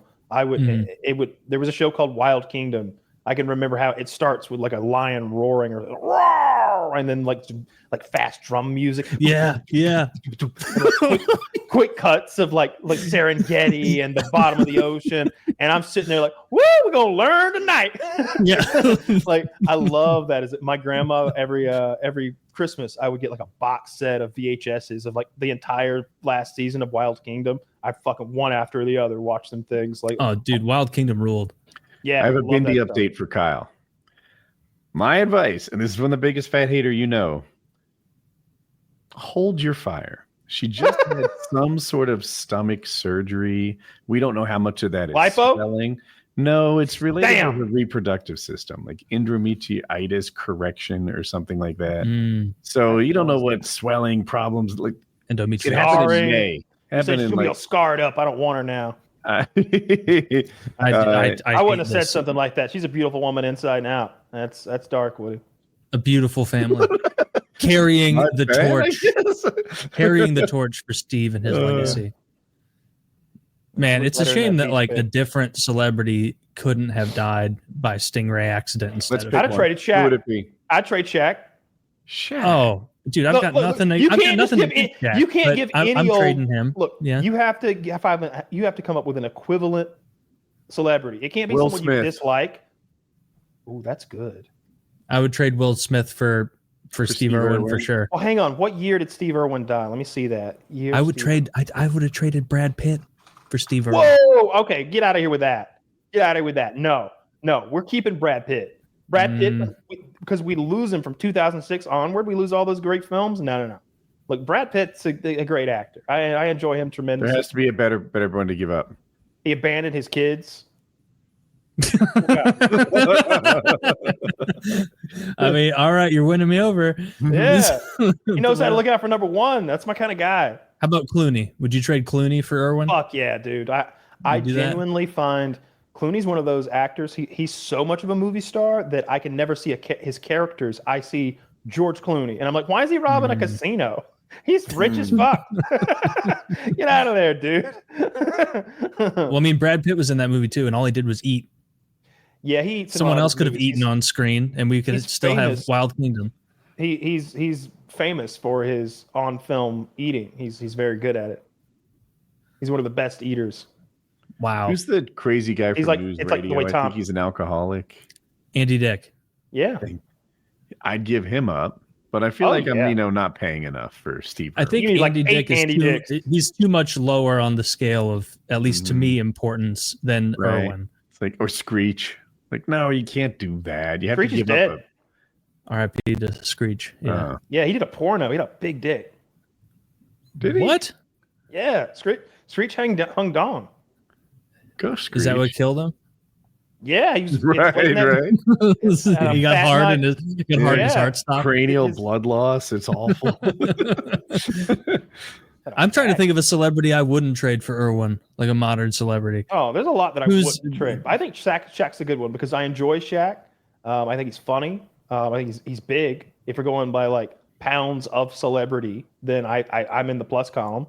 Right. We could get Andy Dick back. Or That's whoever true. the dead one is. Screech. Screech. I think The keep one Screech. Shaq. Nah, they can keep Screech. I don't want him back. I think he got me too a little too. Hmm. And I don't think Maybe Amy he's a good guy. Winehouse. Amy Winehouse?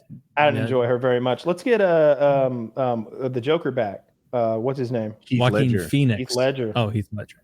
That's Joaquin Phoenix. You're thinking of Joaquin's brother, River. River Phoenix was another actor? Is that right? Yes. Yeah. He died of heroin overdose, I believe.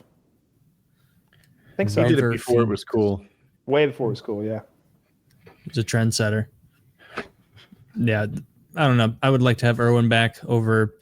If I were a big NBA fan, I would probably not trade Shaq for Irwin. But I don't know. The only thing I know about Shaq is that he's like funny and likable, and that he will. There's never been a brand deal that he'll turn down, and I respect That's that. not grind. true. That's not true. He Really? only does products that he uses and he likes. And He's he a gold thinks bond are man? good.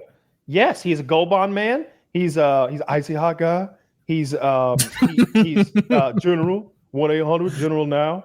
He's using the fucking general. There's no way Shaq is using the general. He said it's good, affordable car insurance for people who need the bare minimum, and that's what they Jack advertise has themselves had as. so many The acts sneakers? of kindness in terms of buying things. I feel like you're giving up the wrong guy. But not for our community. I- He's like, I got the biggest Walmart purchase of all time. I spent $185,000 at Walmart buying toys for underprivileged kids. Wasn't no white kids there. He didn't buy one white kid a toy. Boo! Mm-mm. I don't. Like that. Do we know that that's true? No, I made that up. Yeah. Just Isn't out of that whole fun? cloth. Spreading misinformation online. Yeah, you nothing you can do about it.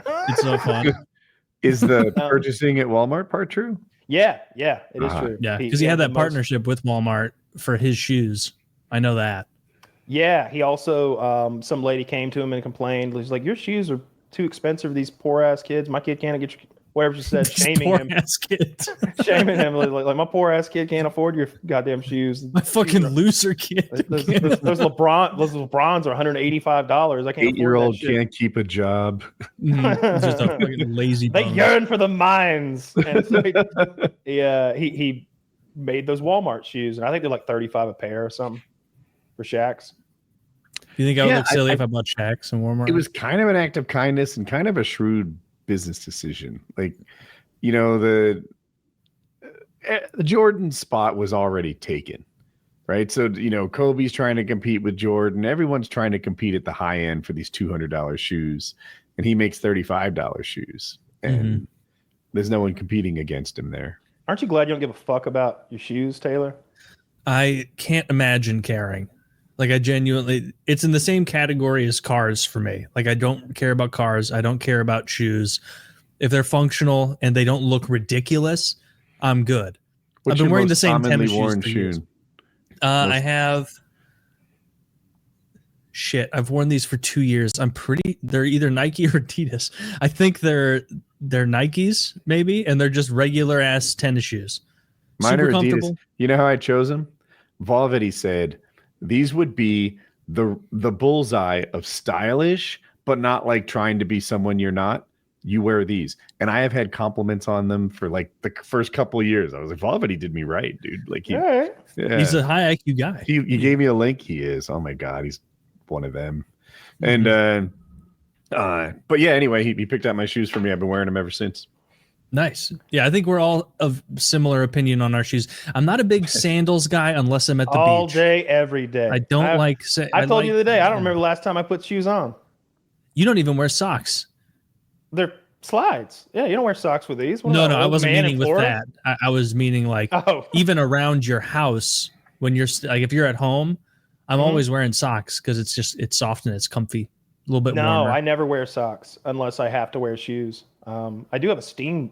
The floors feel gross if they're not steamed, and I got a steam vacuum thing for the hardwood, and they feel so clean. It's like I'm walking in a hospital. It's nice. Brings back those old childhood hospital memories, Those good memories. Yeah. Hanging out in the hospital. Smell the bleach. Maybe an old folks home. Remember the smell in old folks homes when you'd like visit your great grandparents? So much bleach. I didn't like it.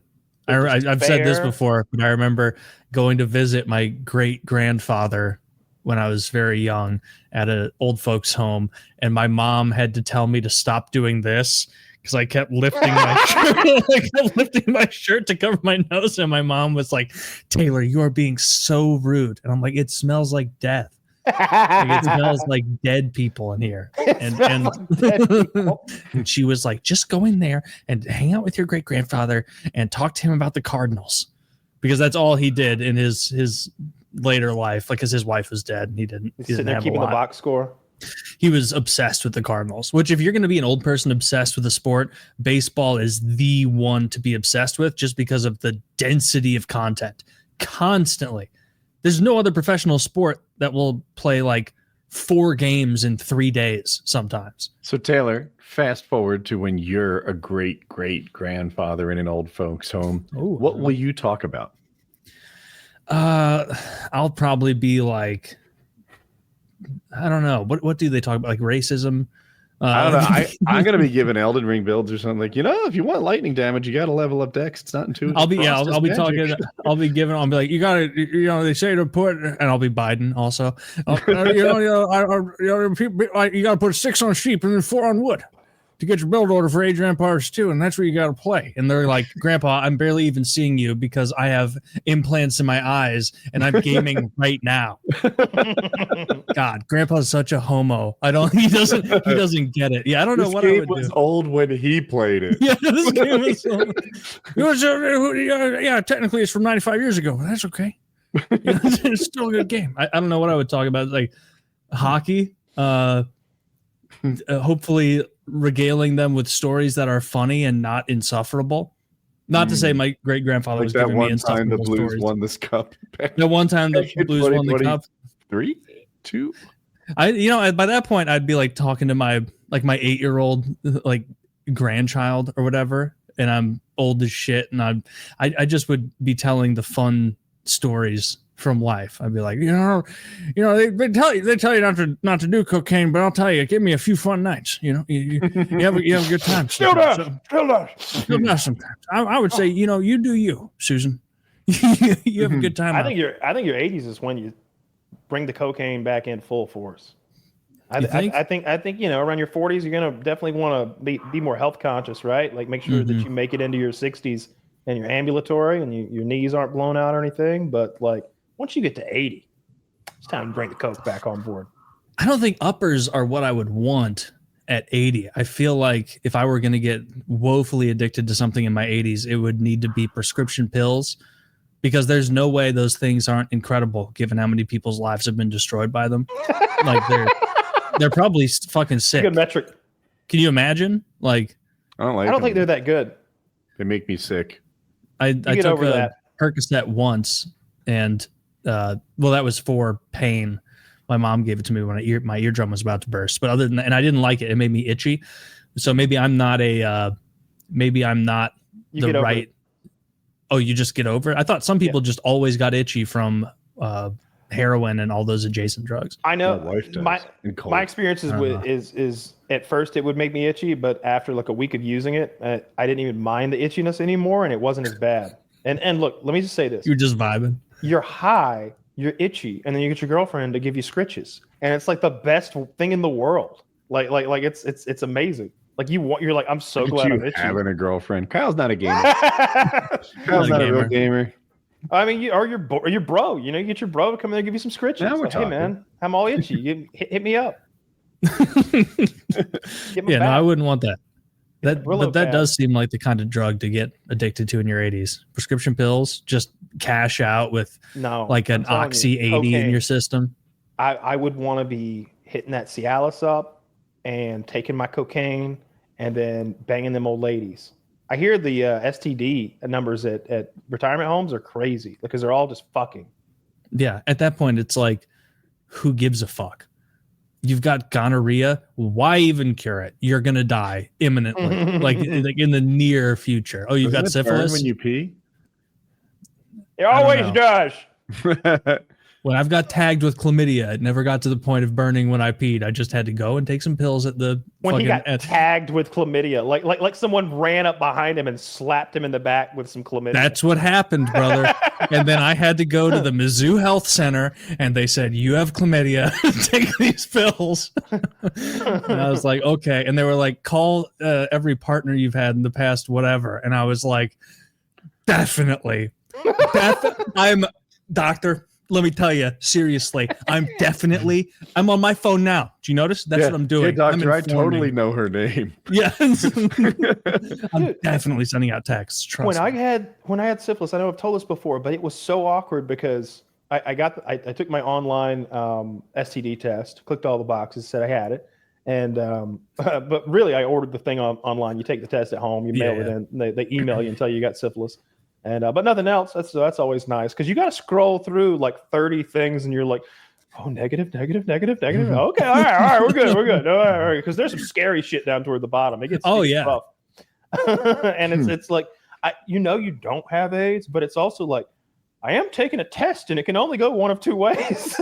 But don't you feel that levity once you see negative? Well, I didn't see negative though. I saw I had the syphilis, and so I made my doctor's appointment, and he was like, "Hey, so what are you in for today?" And I was like, "I got syphilis. Can you give me some penicillin?" And then like totally easy, got all that straightened out. But he reported me to some sort of like STD board or something. And I swear to God, someone knocks on my front door a couple of weeks later with a clipboard from the health department. Really? Hello, it's an Indian. And I'm like, hi. He's like, I understand you had a syphilis. And I'm like, who the fuck told you? He's like, just making sure you are treated and cured. I'm like, that's none of your fucking. And I like had a little meltdown. And I'm just like, it's none of your fucking business whether I'm treating. I'm thinking like, I imagine the Indian guy being like, you have syphilis, and let me start by saying it is fucking sick. You're getting pussy. Number 2 on the list here is does your girlfriend have friends? Maybe, perhaps, because I talk to these players all day with their diseases because they are fucking so much, and I feel like a fucking homo because I cannot get a lady.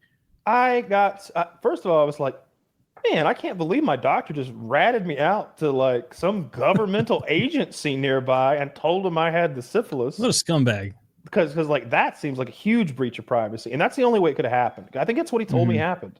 And I was just, I didn't tell him. I was like, in my head, I'm like, yeah, of course I got it treated and I'm cured now, but I'm not going to tell you. I'm not going to tell you that. You don't get to know. You don't get to check your boxes, you fucker. I may have said some borderline racist shit too. I may have like rolled some R's like him as I told him to go fuck off or something. I think I may have mocked his accent a little bit. It's like, what are you doing here? But worse happened to us. So we were trying for a baby, and it turned out what it was Jackie's C-section was fouled up, and she needed corrective surgery. But we didn't know that at this point. So we go to like a fertility specialist, and the first thing they do is they like inject. Well, they tested my sperm, which was fine. And then we started injecting Jackie. So she's making, I don't know, like 13 eggs a month. I don't have any fucking idea. Shit. And Baker's dozen. But the idea is like it really jacks up your chances of getting pregnant. It's not working. It's not working because she needs to be surgically corrected. But what's happening? Fucking doctors sold our information. We're getting like baby formula and diapers and stuff in the mail. And it's like, this is actually a bit of a downer. We're like month after month. Yeah. It's like another failure. And there were months where she's like, I'm pregnant. I know what it's like to be pregnant. I'm sure of it. And then she wasn't. And what was happening is we were like conceiving, and then she quickly like almost miscarry on schedule. Mm-hmm. And it's like, this isn't really a good time to send us diapers and baby formula, you fucking parasites, selling our information to potential vendors. Oh my God, I'd be furious. You're right to be furious. That's insane. Like that doctor who botched the C-section should be in prison. Dude, it was the worst. When she had the surgery, it wasn't the same doctor. This is to fix it. And he's like, yeah, lost all the before pictures. Oops-a-doodles. And he was totally covering for the doctor who I think is guilty of malpractice. Hate that. Yeah, he 100% was. Yeah. Like there's no other way to slice it. He would never testify on our behalf, like before he performed the surgery. Like, and then he lost the before pictures. Like he saw all this coming and ran a cover operation for the bad doctor. Oh my God, dude, this is like you could have John Wicked and I would have been on your side. 100%. That's insane. What a fucking piece of shit. Both of them. I'm not gonna testify. Right. And it was like, I don't know. Hate that. That's horrible. Hate that. Not cool. No. Not cool. Might be the most mild way you could put that. Yeah, that's awful. Sorry you had to go through that. Mm-hmm. I hate that. Which, while we're talking about sex and fucking and whatnot, we're gonna talk about Blue Chew, boys. We're gonna talk about Blue Chew. This episode is sponsored by Blue Chew. Let's talk about sex. Guys, shouldn't you always be at your best? 2025 is the year to maximize your performance in the bedroom. Listen up, BlueChew.com. Blue Chew is a unique online service that delivers the same active ingredients as Viagra, Cialis, and Levitra, but in chewable tablets and at a fraction of the cost. You can take them anytime, day or night, so you can plan ahead or be ready whenever an opportunity arises. The process is simple. Sign up at BlueChew.com, consult with one of their licensed medical providers, and once you're approved, you'll receive your prescription within days. The best part, it's all done online, so no visits to the doctor's office, no awkward conversations, and no waiting in line at the pharmacy. Blue Chew's tablets are made in the USA and prepared and shipped direct to your door in a discreet package. That's right. It's not going to say penis pills. Discreet package. Blue Chew wants to help you have better sex. Discover your options at bluechew.com. Chew it and do it. And a special deal for our listeners. Try Blue Chew free when you use promo code PKA at checkout. Just pay the $5 in shipping. That's bluechew.com, BLUECHEW.com. Promo code PKA to receive your first month free. Visit bluechew.com for more details and important safety information. And thanks to Blue Chew for sponsoring the show. Again, that is BLUECHEW.com, bluechew.com, code PKA at checkout. Just pay the $5 in shipping. And as always, said it a jillion times by now, but take the Kyle recommendation. Go for the tadalafil. Mm-hmm. There's no reason to fix what isn't broke. And Kyle's recommendation has served himself, and Woody well. And so I would say start there if you're unsure. Bluechew.com, promo code PKA. Just pay the $5 in shipping. This episode's also brought to you by Lock and Load, the premium ejaculation increasing supplement taking the world by storm. You're going to love it. It's going to make you bust big. It's going to make you bust hard. You're going to impress women or men. We don't care who you're consensually busting on. We're all about that. So enjoy yourselves and make sure your cum is better. When is the best time of your orgasm? When the cum is coming out. What does this do? It makes it so the cum comes out longer. It's basic math, easy peasy. You're going to have a better orgasm, and your wife or girlfriend is going to think like, man, I'm fucking killing it. I'm the woman. Like I'm getting him off in ways that he didn't even know he can get off. And so give her that confidence boost in the same way you give yourself the confidence boost of busting big. Lock and Load, code PKA, code Jizz. And of course, those discounts don't end there, folks. You get yourself energy drinks. You get yourself weight loss supplements. You get yourself pre-workout. You get yourself protein, collagen powder. A million new incredible products are added over at Gorilla Mind all the time, and you can get 10% off of all of them, your entire cart, when you use code PKA or code Jizz. So be sure to check that out and buy our cum pills, because they are in stock right now, unless they have went out of stock in the last 3 days, because I checked recently. And buy it while it's there, because guys, this sells faster than you would think. When I say it sells hilariously well, I'm not joking. It's shocking how many people are boosting their loads. And so check it out. Get yourself some Lock and Load and see what the hubbub is all about. And also our merchandise, PKA 10% off. Get yourself a hat, get yourself a hoodie, get yourself a t-shirt, a mug, stickers, whatever you want, PKA related, tastefully related. So the kind of thing you can wear out in public and not be like, what, I look like a fucking goober right now. And so use code PKA10 or don't and pay full price. But that link is below. And don't forget the Patreon link down there. We're down to half of a girl in the Hangouts now. I'd like to get back up to 1.5 at least. Let's goose the Patreon a bit, guys. Join the Patreon. Goose it. We're juicing it. So and a mere $50 a month. It's just pennies. Lots of pennies per day. It's many pennies per day. You could per day. Sign up for, all right, audience, real talk. You can help like 65 Kenyans a week, or you can make fun of people playing Codenames with us. What's the better option? I think one of them is clear. And also, you don't need to be a $50 patron. You could join for a lower tier and get access to PKN early. And so be sure to check out the Patreon as well. It's all about the code names. We don't say that enough. A lot of it is, at least in the Hangout, a lot of it's about the code names. Usually code names comes up in the Hangout when something happens that's a bit too combative between some members. And then it's like, you know what, let's soften this with a game that everyone will argue about the game instead of people calling each other gay and being mean over the call. Mean. Well, I mean, it's mean spirited either way. I guess the Codenames games are pretty horrific. That's a good time. I love playing Codenames with the boys. It is so fun. I don't think I only won one or two. It didn't go well. You had a rough showing this week, and I only noticed because you usually have solid showings. I noticed it. I think I lost 3 or maybe 4 in a row the first day, and maybe the second day I won maybe just 1. It went poorly. It went poorly. I saw your like incremental increase of exasperation. as we were playing. I like when we play for money. That's the ticket for me. I like when we play kickball rules. You don't have to put up money. The boys put up the money. But even when someone else plays for money, now it's like lock in. You're on this guy's team. You are obligated to give 100%. He put money on this. Mm-hmm. Be the best version of you. There's no surfing the web, no casual paying attention. Locked in. I thought you were doing it on purpose because you were on Dirty's team and they had like $10, $20, $30, $40, whatever on the game. And his entire team left. It was almost like y'all DM'd each other in private. We're like, hey, let's fucking leave him here.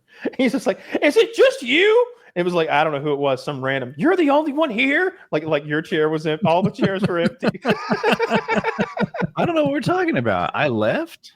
You stepped away for a moment. Not during the game. Yeah. During the game, you say? Yeah. While there was money on it? Yeah.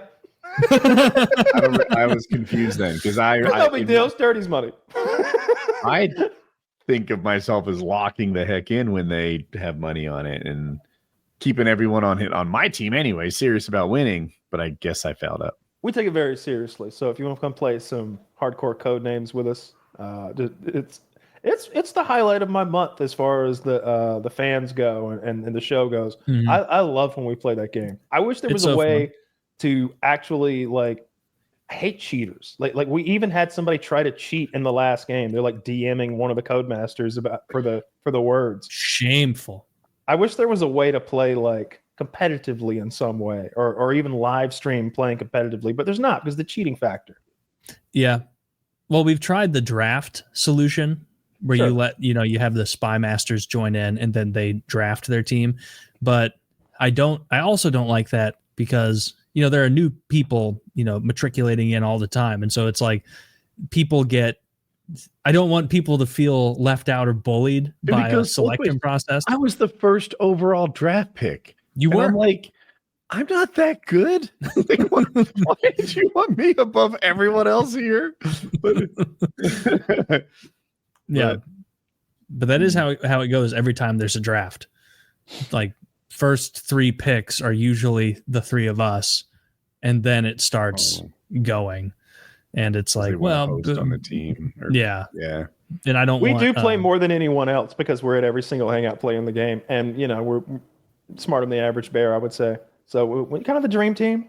The 3 of us. I'm just gonna throw that out there. Bit of a dream team. Yeah. I was Spymaster undefeated.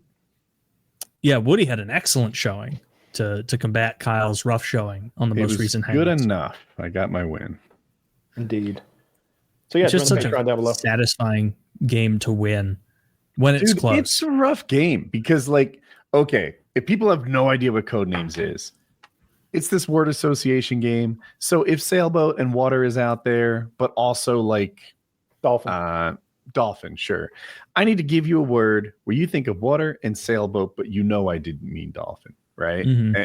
And I don't have a good one off the top of my head. Rounds can move slowly, but that's the nature of it. And somehow your self-worth is put to the test. I will tell you that the people who are good at this game, I'm not saying it's a perfect IQ test or a measure of a person's worth, but it seems to coincide with people's worths.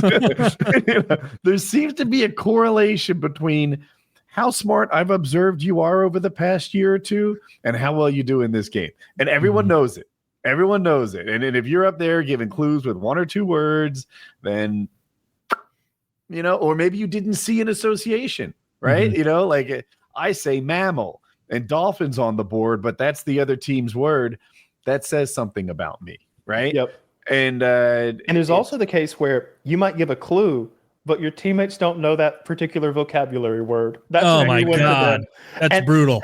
And they're all sitting there because whatever, it'll be a difficult word. They're all sitting there like, I don't know what that means, but they don't want to say they don't know what that means. So they all just sit there in silence for a while.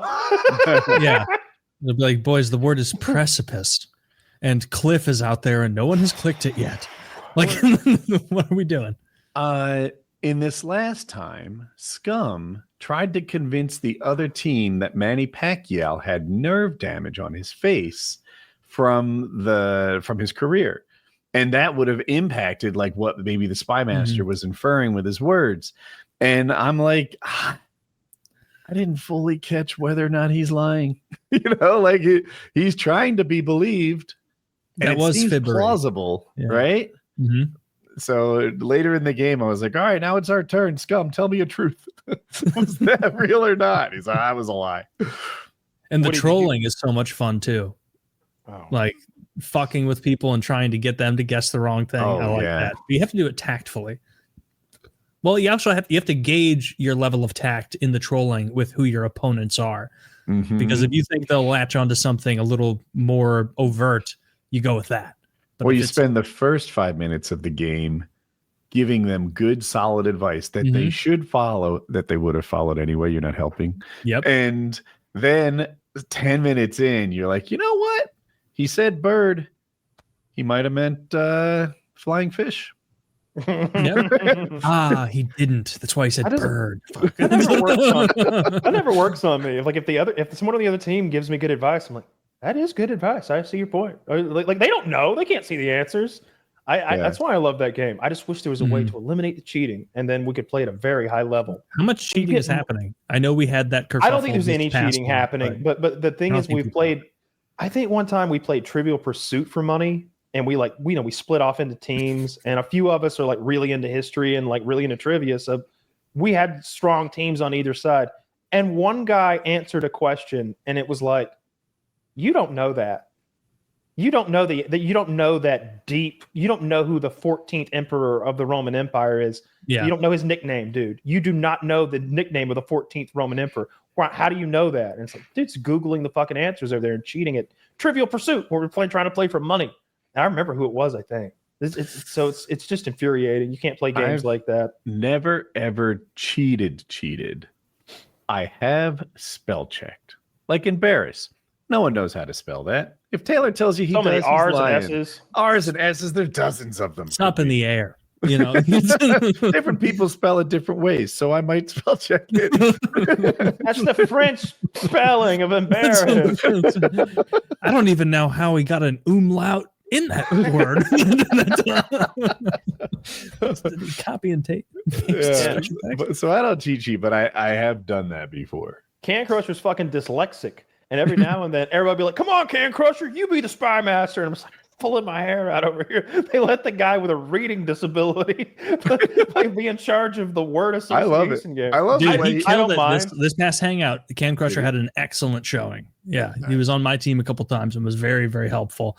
And also, no one else in the, like, if you come at Scum or Dirty or someone and are like, your clues sucked, you're a retard, you should have said this and that, like post game, there's like a bit of a recap where people yell at each other. And those guys will fight back and be like, no, you're the idiot because you didn't understand this to this.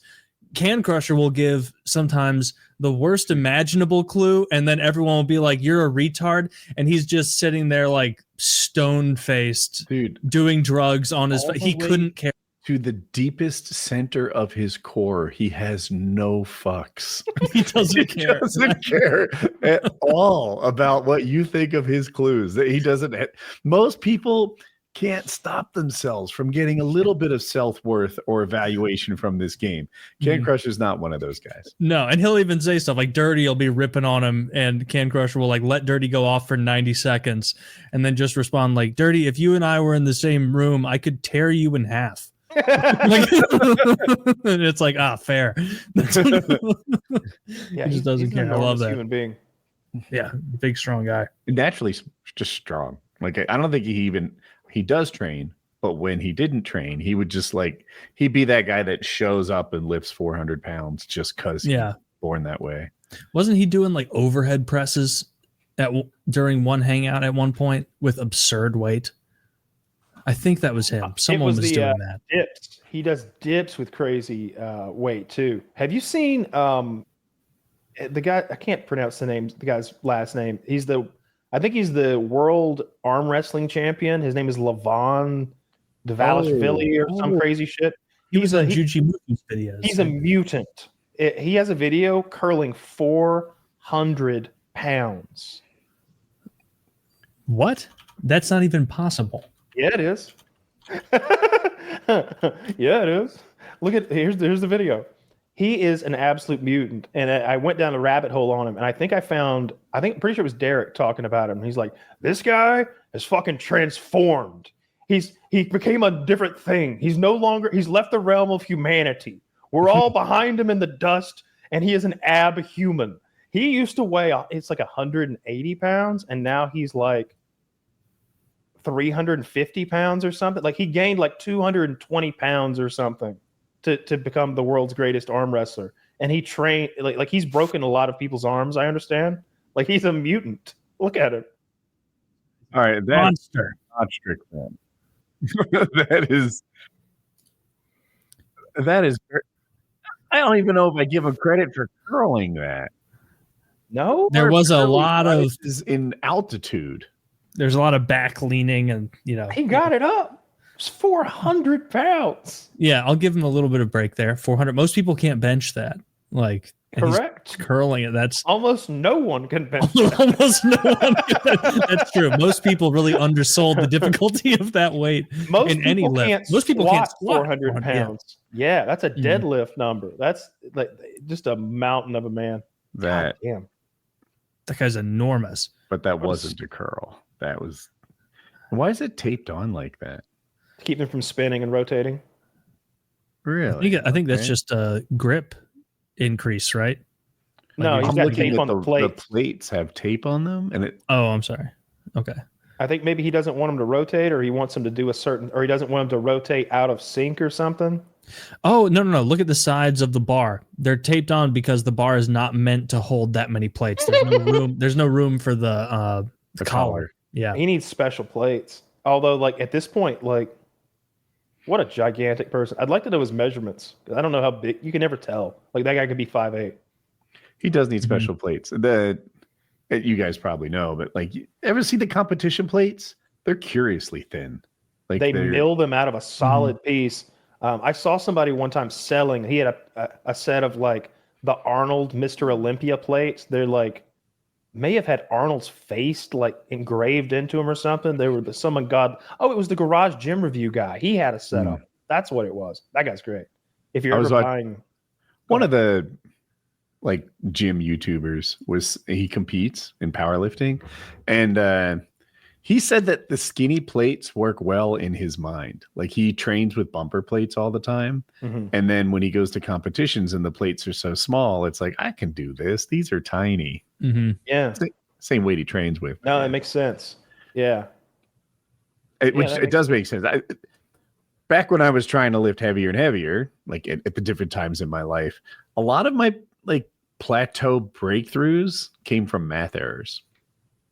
Where like, I think that I'm stuck at, 185 or something. And then I fuck it up and there's 200 on there. And I'm like, oh, it's extra hard today. Yeah. Wait a minute.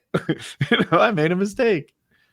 That's always a pleasant surprise lifting where you're like, man, I must be getting weaker. And then you're like, oh no, I'm just bad at math. Like I just fucked up. There's an extra 5 on each side. Yeah. That scene in Unbreakable. Where he's in the doing the bench and everybody's looking on. Oh, that's the deleted scene, but the scene before that is when him and his son are working out in the basement, and he's like, "That's too much. Take that off. That was dangerous." And the kid doesn't take it off. He adds more, and he's like, "How much is that, Dad?" And he's like, "That's the most. I don't know. That's the most I ever done." And then the next scene, they got the paint cans duct taped to either side to get another 20, 30 pounds. Yeah, that's a good movie. That was a good movie. I liked it. It's one of the recommendations you gave me, and I actually watched because you've given me a million. Taylor. But yes. I was going to ask if anything's happened with the contractor. I bet everyone wants me to ask. Oh, no, I still haven't decided on a guy this week. I think tomorrow I have another person coming out.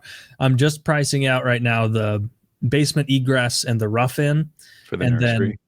For the nursery, yeah, in the basement, that'd be very inconvenient. And then the bathroom stuff. A lot of that after watching a lot of YouTube videos on it, which is kind of how I learned to do anything. That's like I just try and find YouTube videos. The actual like putting in flooring like replacing vanity.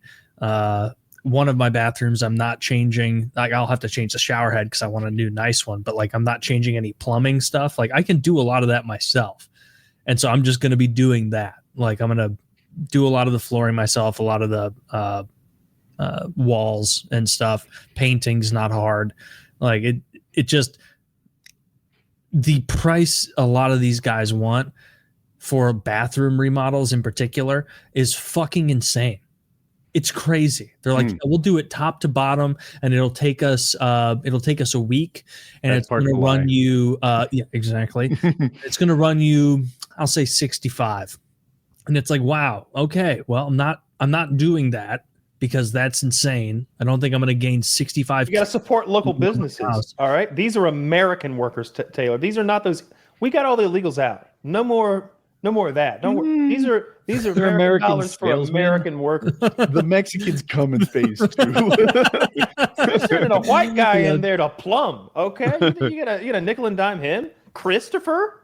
I'm not gonna nickel and dime any electricians or plumbers because they are people I actually need to do things I don't know how to do, or rather, I wouldn't trust myself to do up to code via YouTube videos, given I have no experience with this stuff. No. But then I also talk to people who are like, yeah, actually, literally no one has told me not to get a plumber. Everyone has said you need a plumber for a lot of these things.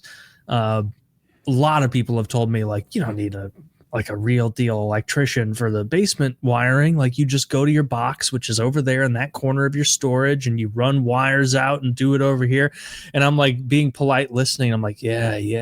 I'm going to hire someone to do that because I want to know when Spectre comes out that he's not going to be like, wow, did a retarded monkey wire your overhead lights?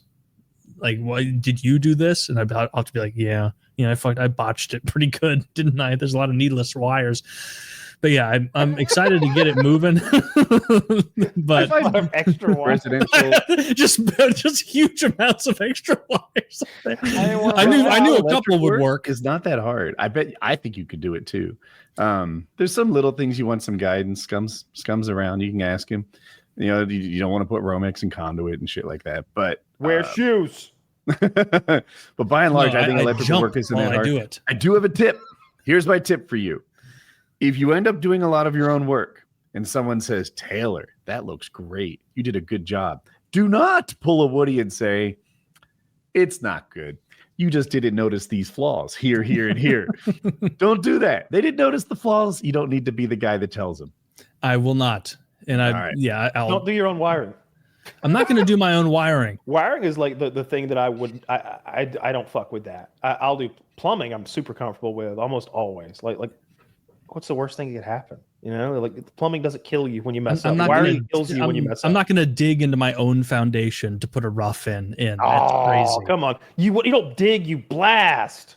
You blasted in my foundation. Yes. You're gonna need put slugs in the shotgun, take 1,200 bullets. Dude, I had a couple people being like, for that basement egress, they have large wet saws you can rent at some Home Depots where you could just saw into your own foundation, and it's like, no, that is house cracks. It's like, no, I need someone insured to be doing foundation work. I don't trust my dumb ass to not do that. It might be a challenge to find a contractor who wants to partner with anyone, including you. Like we had a contractor who sucked, and I wanted to switch. I wanted to have a different contractor take over the job.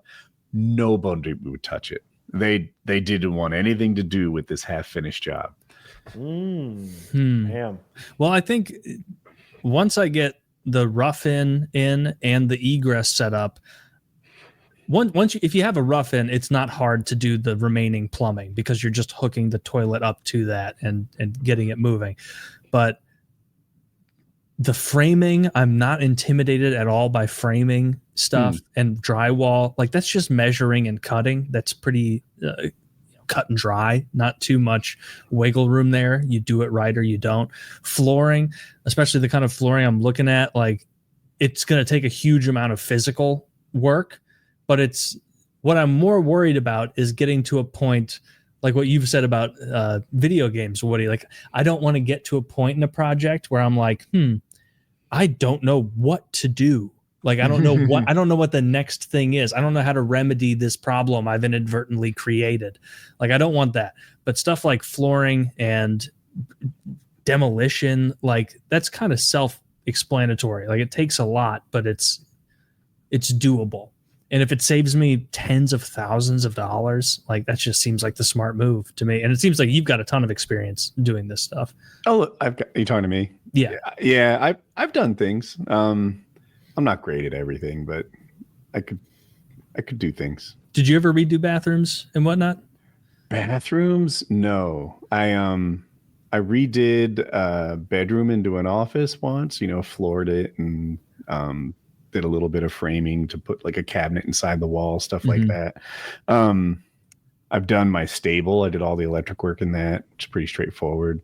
GFCI stuff, but see, I have a cheat code. My brother's an electrician, and I can like shoot him pictures via text and things like that. And I won't make a mistake because he's there for me. But I bet Scum can answer residential electric questions without thinking. They're really simple for a guy who knows what they're doing. Yeah. I love that I love that that's what he does. Like something so practical, so real and tangible. He does harder stuff. He does way harder stuff. Sure. Yeah. My brother's a super electrician as well, like licensed in so many heckin' states, and he does hard projects like toll booths and giant buildings and gas stations, which are electrical complexity that wouldn't happen in a house happen in a gas station. So he does that sort of stuff. And when I ask him, like, all right, this is a tricky one, I want a light switch on both sides of the room for this. He's like, what will I do? What is wow. It's like you being asked how to beat the first boss in Elden Ring. Like, you'd immediately be like, direction. Dodge left, dodge right. He's going to swing here. Like, 100% you'll know. Yeah. Have you done a lot of that stuff, Kyle? Yeah. Or much of it? Like what specifically? I've done a lot of flooring and a lot of like running the wires like through the ceiling and hooking them up on the other end. I don't know anything about the fuse box end. That's the scary side to me. I don't know anything about fuse boxes. That intimidates me. Yeah, whenever we would do projects like that, my dad has a really good friend who is an electrician, and like his first job was working for the power company for like long enough to get a retirement, and then he did private electrical work, and then he wired my dad's house. So whenever they do a project, he's just there doing that. So when I look at the fuse box, I see death, because especially on the farm, because there's a lot of more powerful electricity than what's in your house. So I was always, I didn't want to touch that. But like framing and roofing and plumbing, especially, so much plumbing. I talked to Dad yesterday. I was hooking his Hulu up for him, which is doing Hulu on somebody else's TV through video chat is excruciating. He's like, I don't know what my email address is. I'm like, you don't know? And he's like, I have no idea. It's written down over on the farm on a wall. The password's not written down. The address itself is written. Both are. He's got his like email address and his password written on an old refrigerator, and he had to drive to the refrigerator. And before I could tell him to stop, I was like, but we'll use mine. And he's gone. And so like 45 minutes later, he's like, I found it, and I'm like, use mine, and then everything will just download to your shit and match my shit. And finally got his Hulu going for him. He's blown away. That just infinite like stuff now. He's got internet and Hulu. It's like, oh my god. Does he have ads though? No, he's on my Hulu. I don't pay for Oh, you got the good one. I pay for no ads. Yeah, I pay for no ads. And I think it's like, I suppose it's $17 a month, something like that. But anyway, he was like, let me show you what I did in here. And he goes through his bedroom. And he had ripped out the entire bathroom and had tiled it and completely done a whole remodel by himself. He's like, took me almost 2 months, worked about 2-3 hours a day.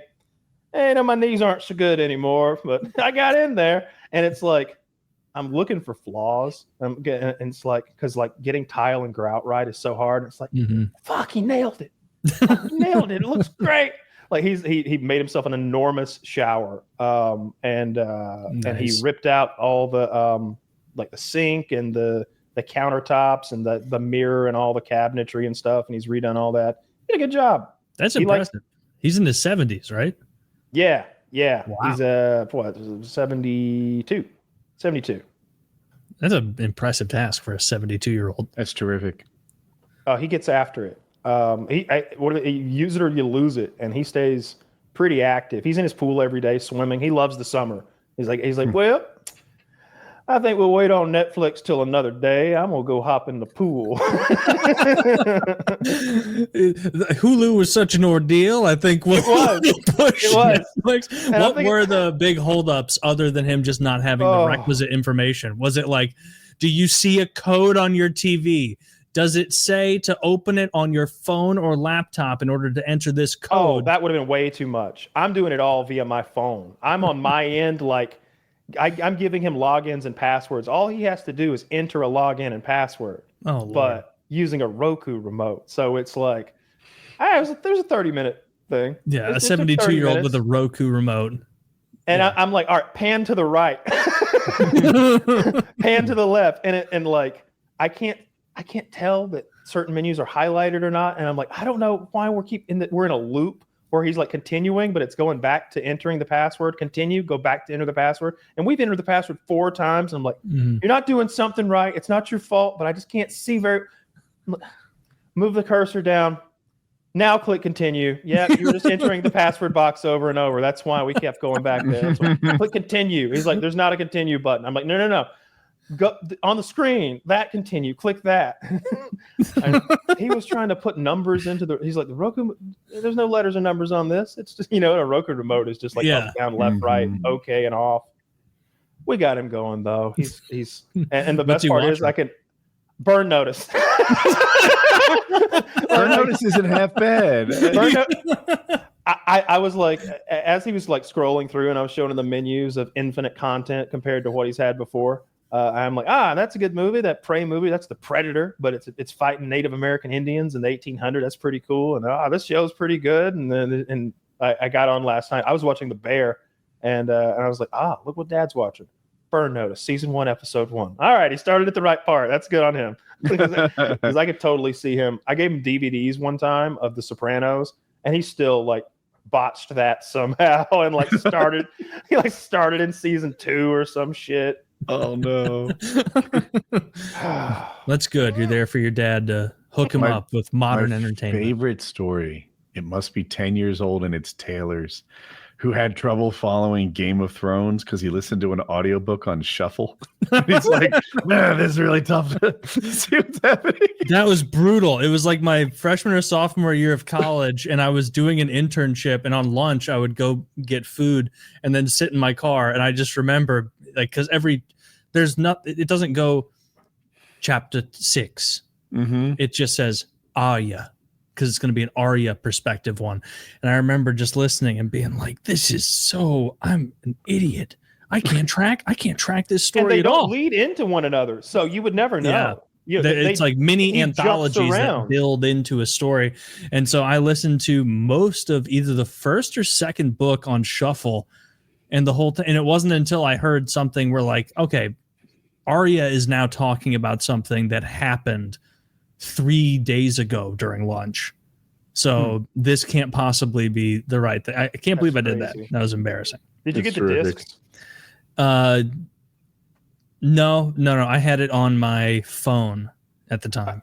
I got the fucking This is probably 2011. They were, for years, they were rattling around in my car. just random Game of Thrones episode discs. Probably the shittiest thing I've ever done to somebody is when people would get in my car, I wouldn't play the radio. I'm like, you follow Game of Thrones? Well, this is book 3, chapter 47, so buckle up. you would have to listen to it. If you have any questions, ask. I probably shouldn't tell this story, but like when Hope was like 17, we would drive her to high school. And it's a drive. It's like 40 minutes because we moved to Raleigh, but we didn't change high schools. It's a nice thing. Of you. And, for us, it's a lot of driving. It's 40 minutes each way, twice a day. It's a big thing. And I'm wanting to buy Hope a car, but she's not emotionally ready to be a driver yet. So it wasn't that I was set out to make her life less pleasant. It was that it just wasn't my top priority. You're not going to inconvenience me. You've already inconvenienced me enough. You're not taking this away from me. This is mine. Right. So I would listen to like Game of Thrones, and there's the audiobook guy going like, "Oh, Hope is just hating it," and it's like, "I'll get your car any day. Just say the word, you get a car." And if I was a friend at school, I wouldn't be hearing any of that. You won't believe the situation I'm in. I have to listen to Game of Thrones for 40 minutes on the drive here. Oh, that sounds great with your dad. Oh, you can probably talk about it later on. Yeah. And it's either that or he'll buy me a new car. Oh, to be you. Must suck. Yeah. I mean, if anything, that was a good way to probably coax her in the right direction of like, perhaps we start driving. 17, a little late. Yeah, maybe a car. Yeah, no, I loved those things. It's so crazy how into that I was and how almost against it I am now. I saw some statistic the other day. It was how many books Stephen King has written in the time that Martin has been in the process of writing Winds of Winter. It might have been 19 books or something crazy. I don't remember the exact number, but it was something that's like, whoa, really? And he also, he does tons of other stuff too. And anytime I see a statement from Martin, it's bullshit. It's not it should be apologetic. It should be like, I'm so sorry. I've had health issues. I don't like to talk about it because but I've actually been, I don't know how much time I have left. I'm giving all I have to you though. Like, that's what I want to hear. I want to hear that he's on numbered days and he's giving everyone to these books, but he'll be like, people want me to write Winds of Winter, and that's all they care about, but it's not all I care about. It's like, what? The fuck did you just say, you fat cocksucker? This is your whole legacy. This is your thing. I'm sure he's working right now on the Elden Ring movie. I bet he's some sort of contributor on that. But which, by the way, like, is going to be a legitimate. It's not going to be one of those like bad video game movies from the early 2000s. They're making a good movie out of Elden Ring. I don't know much about Elden Ring lore, but I'll be watching that movie. Dude, I don't know that much about Elden Ring lore. Elden Ring, so I'm not really a lore person. I'm a combat person. That's what I enjoy about games. And for Elden Ring to understand the lore, you have to like get every item in the game and read every description of every shield, every pair of shoes, every pair of gloves, every helmet, every hat, every freaking talisman. And I'm like, I'm not reading all that. Just tell me what damage negation it does. That's what I'm here for. I'm here to fight. So sometimes chat asks me to like, what's your favorite part about this lore? And I like talk about the one thing I know. And move on. Being the Tarnished is sick. Yeah. 1,500 hours in that game. 1,600 hours in that game. I still don't know what it's about. I love lore. I like minutia and I like lore. I like so the 100th time you're playing, they're like, Tarnished, you must go on a quest and skip. That's what it's like. I see you've defeated the warlord of Akatosh. Well, after this, using his sword, you skip. That's how I play. You finaled into the realm of the dead. Perhaps if you use your cunning, skip. That's funny. I like a little bit of lore.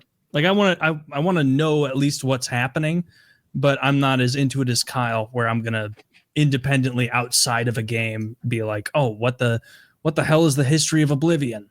Like I don't really care that much. But I do want to know, like, why does me protecting this Joffrey guy or whatever, why does that matter? Like, I love the lore. Motivation. I like getting steeped in the lore. I like going deep. I like if there's books, if there's accompanying novels and books and fan fiction. I like all that stuff. Like the game, the Warhammer stuff. I love so much. All the 10,000 different stories about 10,000 different things about the same shit. I love that. And when a game has that to like accompany it, where like when I'm burnt out of playing and shooting things, I can go learn about why I'm shooting the things or whatever. I like that. Sometimes instead of like reading all the descriptions, I'll watch a YouTube video for someone who explains the war. lore, but I just end up catching up on sleep. I still don't know it. That's fine. Elden Ring's lore centers around the Shattered Elden Ring, a magical artifact that governs and rules the lands between. A world blessed by the greater will. Lots of gobbledygook here, huh? The ring's shattering has led to a war among demigod offspring of Queen Marika, each claiming great runes and causing physical and moral decay. The player, as a tarnished, is called back to the lands between to restore the Elden Ring and become the Elden Lord. So you go and destroy and like beat each of Queen Marika's offspring, gather those great runes, and then I suppose take her on at the end. I guess. Well, I can't wait to watch the movie. I guess. Like, I don't know. It was, you parry. I know that. yeah. I like to parry. I can. You want to know about how to beat the Crucible Knights? You call me. I'll tell you. You want to know why you're fighting the Crucible Knights? I have no idea. No clue. You want to know about the damage types that each boss is susceptible to and tends to deal out? I'm your guy. You want to know why? Can't help you. No clue. 1,569 hours in this game, and I haven't learned why I'm playing yet. That's a significant chunk of time. I don't know what I've got in Tarkov. I haven't looked in a long time. I really don't remember. But does it tell you? I thought it did. Because I've got a number. Yeah, it must, because I know I've had a number in my head before. It's at least 1,500 or something like that. I feel like I knew how much I spent in a given wipe, but I'm not sure I knew the total. Yeah. I think it gives total on your account. I'm almost positive it does. Yeah, I haven't logged into there in probably a year now. I still have no game to play. I haven't seen any games I like. I tried to play the new Doom game. I didn't like it. The new DLC for Darktide is there, but I really need a squad to play that, and the boys all seem to be stuck in a poker phase right now. And it's hard to like tell, come on, let's go play for XP when they're actually doing real good at poker and like making real money. It's like, I made $1,400 last week. Are they playing amongst themselves as much as they're playing online? Yeah, they play amongst themselves. If you play online, there's what's called a rake, where each hand that's played, the website takes a little bit of the money out of the middle and puts it in its pocket. Oh, sure. Someone's overestimating their poker skill. If someone made 1,400, someone lost it. Yeah, there's a chart. there's a fucking Excel spreadsheet you can take a look at, and it's like, a lot of red there. I see. Fuck, I hope it was worth the $2,000. Yeah, it's there's all sorts of addictions. It's not just drugs and alcohol. No, there's video games, the internet, gambling, sex. Speaking of sex addict, friend of the show, P. Diddy, turns out exonerated, only found guilty on 2 of the more measly charges, maybe a prostitution charge. I think maybe the Mann Act violation, moving people across state lines for the purposes of prostitution. Found innocent, or at least not guilty on all the hard charges. The scary ones. The scary ones that carry those long prison sentences. But they did leave him in custody until sentencing. I don't know when that happens. So after that was read out, after that he was going to be in the good, the crowd outside was squirting themselves with baby oil and dancing. But it wasn't as sexy as you guess. It was not sexy. It was a fat dude. He was getting greasy. But the 2 charges they did get him with have a max of 10 years. Now, we all know max of 10 years, people don't tend to serve that. But I do wonder if it's going to be a little bit like when OJ was convicted of kidnapping on some really flimsy, like, he blocked the door, right? They were making up for lost time on that kidnapping charge. We'll see if they throw the book at P. Diddy for what they did land. They had OJ on tape, though. They were taping that whole thing, and he was like, "Nobody's going nowhere. Sit down." And it's like, "Oh, that's when you did it right there. That was the kidnapping. That's when it occurred." So he was. They put him together. They set him up, as they say. I don't know what they're going to do to P. Diddy. It looks like he's going to get away. He'll have a bunch of civil shit afterwards. He's got like 50 civil like accusers or something like that, I or wonder maybe how wealthy 50. he is. Billionaire. Yeah, Oh. he's real deal wealthy. Is Ciroc his thing or is that Jay-Z? Yeah. I don't know how well actually, that wait a minute. I don't know how well that sells, but I I get mean, those if you two have mixed up. I'm not that's a corner of the African American community I'm not familiar with enough, I suppose. Same. Jay-Z and P. Diddy just sort of, they're both New York rappers, so it's like they kind of look, they're both very ugly. Jay-Z's the one with 99 problems. Dude, Jay-Z is like surprisingly ugly. You see that guy, and it's like he looks more and more like an elderly woman every year. I forget who said it. It was a comedian, but they said Jay-Z has Beyonce, right? Yes. Yes. They're like, if Beyonce worked at McDonald's, she could still pull Jay-Z. But if Jay-Z wasn't a billionaire, he could have never pulled Beyonce. Oh, And yeah, I'm that's like, fair. you know what? I agree with that. I think that there's some truth there. totally true. A Beyonce at McDonald's, she's getting picked up. Someone's picking her up. That's a good look. That's his best picture. Nah, he see seems to him- be having so when- much fun. I don't want to be mean to When him. he's not at an event, when he's like at an NBA game sitting there like profiled up, he looks rough. He looks a little homeless there. That's not I mean that hairstyle doesn't Now, scream. Kyle, I think is he's a that the billionaire. kind of mustache you keep? Like, do you think he's like hoping and wishing that fills Yeah. in? Because that's rough. I don't think he's got enough to hang on Can you to. go back to that other picture? That guy is a tail end of the bell curve away from Hitler. No, at it's least worse Hitler than had that. No, it's Hitler had it's- a nice thick middle mustache. At least say what you will about the guy. You know, a lot of people have negative things to say, but I haven't yeah, heard this- anything. this is a rough stash. That might be the worst mustache I've ever seen in my entire life. That's awful.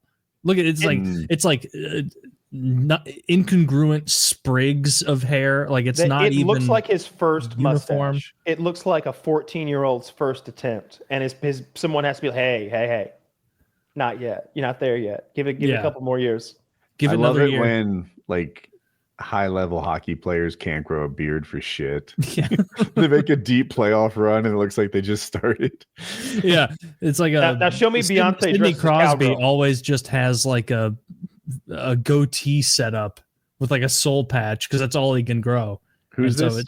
Sidney Crosby. Yeah, he never Even has now? a good playoff beard. Yeah, because he's like, I bet he's Kyle's old age, now. like Yeah, or almost Kyle's age, A young whippersnapper. a young whippersnapper. He But yeah, joined that the league really young. Like, was he 19? he was that 18, sound- I think, when 18? they started playing him. But yeah, awesome career. Love Crosby. But that mustache is rough. All three of us have better mustaches than that, and none of us wear a mustache. I mean, I have a beard, but like I wouldn't just wear a mustache because I'd look like a goofy idiot if I did that. Does your beard have any gray hair? It's like an occasional thing where it's not even really gray. It's just like almost a clear hair. Like it just looks because it Oh, that's doesn't look cancer. like You're it doesn't not look there like yet. it's probably Yeah, the cancer causes that. I'm just making that up. But yeah, I don't mind. I won't mind when gray comes in my beard because I've already got a ton of gray on my sides, and that's fine. Like I knew that was coming. My dad's like been silver since mid 40s. Like he has hair like Woody's, but it's totally silver. And he's also 10 years I have old. some gray on the sides. You can't see it with the a head. little bit, not a ton. Yeah. Some. But in the beard, I think it's predominantly gray at this point. And it's a good look. And you're depriving Not a good yourself. look. It's You should be don't you let your wife. I would look like Here's the Liver King with a big gray beard. Suddenly, Oh my god! No, You're like, you, "Is have he in a, his you have a 80s?" full rich beard, and it has that distinguished gray. That's a good look. And you even have mostly gray in this area, which is better looking.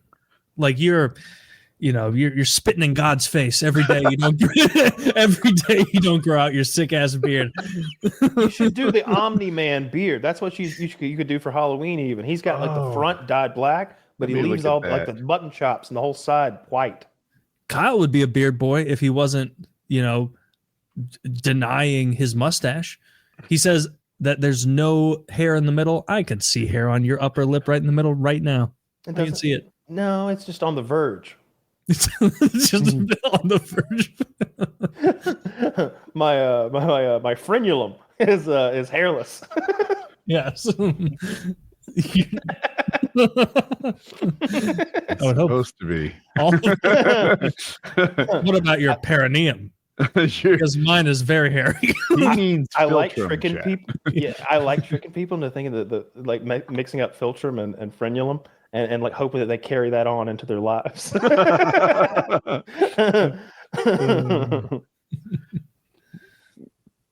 Yeah. I'm so glad I was able to grow a beard. It does so much heavy lifting for like making you look less ugly.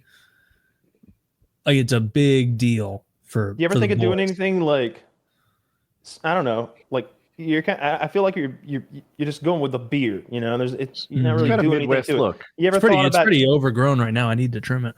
Well, I was going to say that you're at a good starting point for some sort of customization. Like if you create a character, you know, there's so many options. Like here's what I would kill for. I'd kill for mustache and soul patch. I'd let the mustache come down though. Come down. So it's like a badass mustache. Ooh, so it's longer. Not too long, but below the bottom lip. Like I want it to come down and extend, but I don't want it to come down to your chin. I just want soul patch and mustache though. That's a lot of mustache. Like I've let my mustache grow before to where it like touches my lower lip. Oh no, And not like eating is a over pain the in the top. ass. I just mean on the edges, like where it comes down on either side. I want it to extend below, like, and you just shave everything else. Just mustache, soul patch. That's what I'd like to see. If I had the face shape and the attractiveness for it, I would do that. But I do not. You should get more creative with it, right? Like take that beard, that Or that canvas Shakespeare to a thing, the Van professional, Dyke. and then the professional could, I don't know, like Timon and Sumba. Who's the other guy? Pumbaa, right? Have them on each cheek from the Lion King. Represent. That's Genius. actually sick. I like that. You can like carve them into his beard, like the Disney characters? Kids shave it out, like you know. Lightning bolt mutton chops would be kind of badass. And you could pull that off yourself. I do like lightning bolt mutton chops. That's neat. Yeah, maybe 2 lightning bolts on either side. The problem is I have to keep the. You want to maximize it? Put a little line in the eyebrow. Oh, I could do that. I've got eyebrow to spare. I could Stop flexing on me. I need to. I told you I would donate. I would do a locks of love style donation. These eyebrows. Yeah, why are this guy's eyes all fucked up? I like number 6. Number 6 would be that's pretty sick to me. I like that a lot. That's I just imagine you'd be great at sword fighting. I was just thinking that you look like a duelist. Number 7, a quest. You say? I'm digging it. I like that. That's a little. No, I feel like something could be living in there and I wouldn't even know it. The bottom one, like 11. Why would you have a full beard and then just shave? That's the Wolverine. That's awful. It's the first of all, anti-Hitler. it's the Jumanji.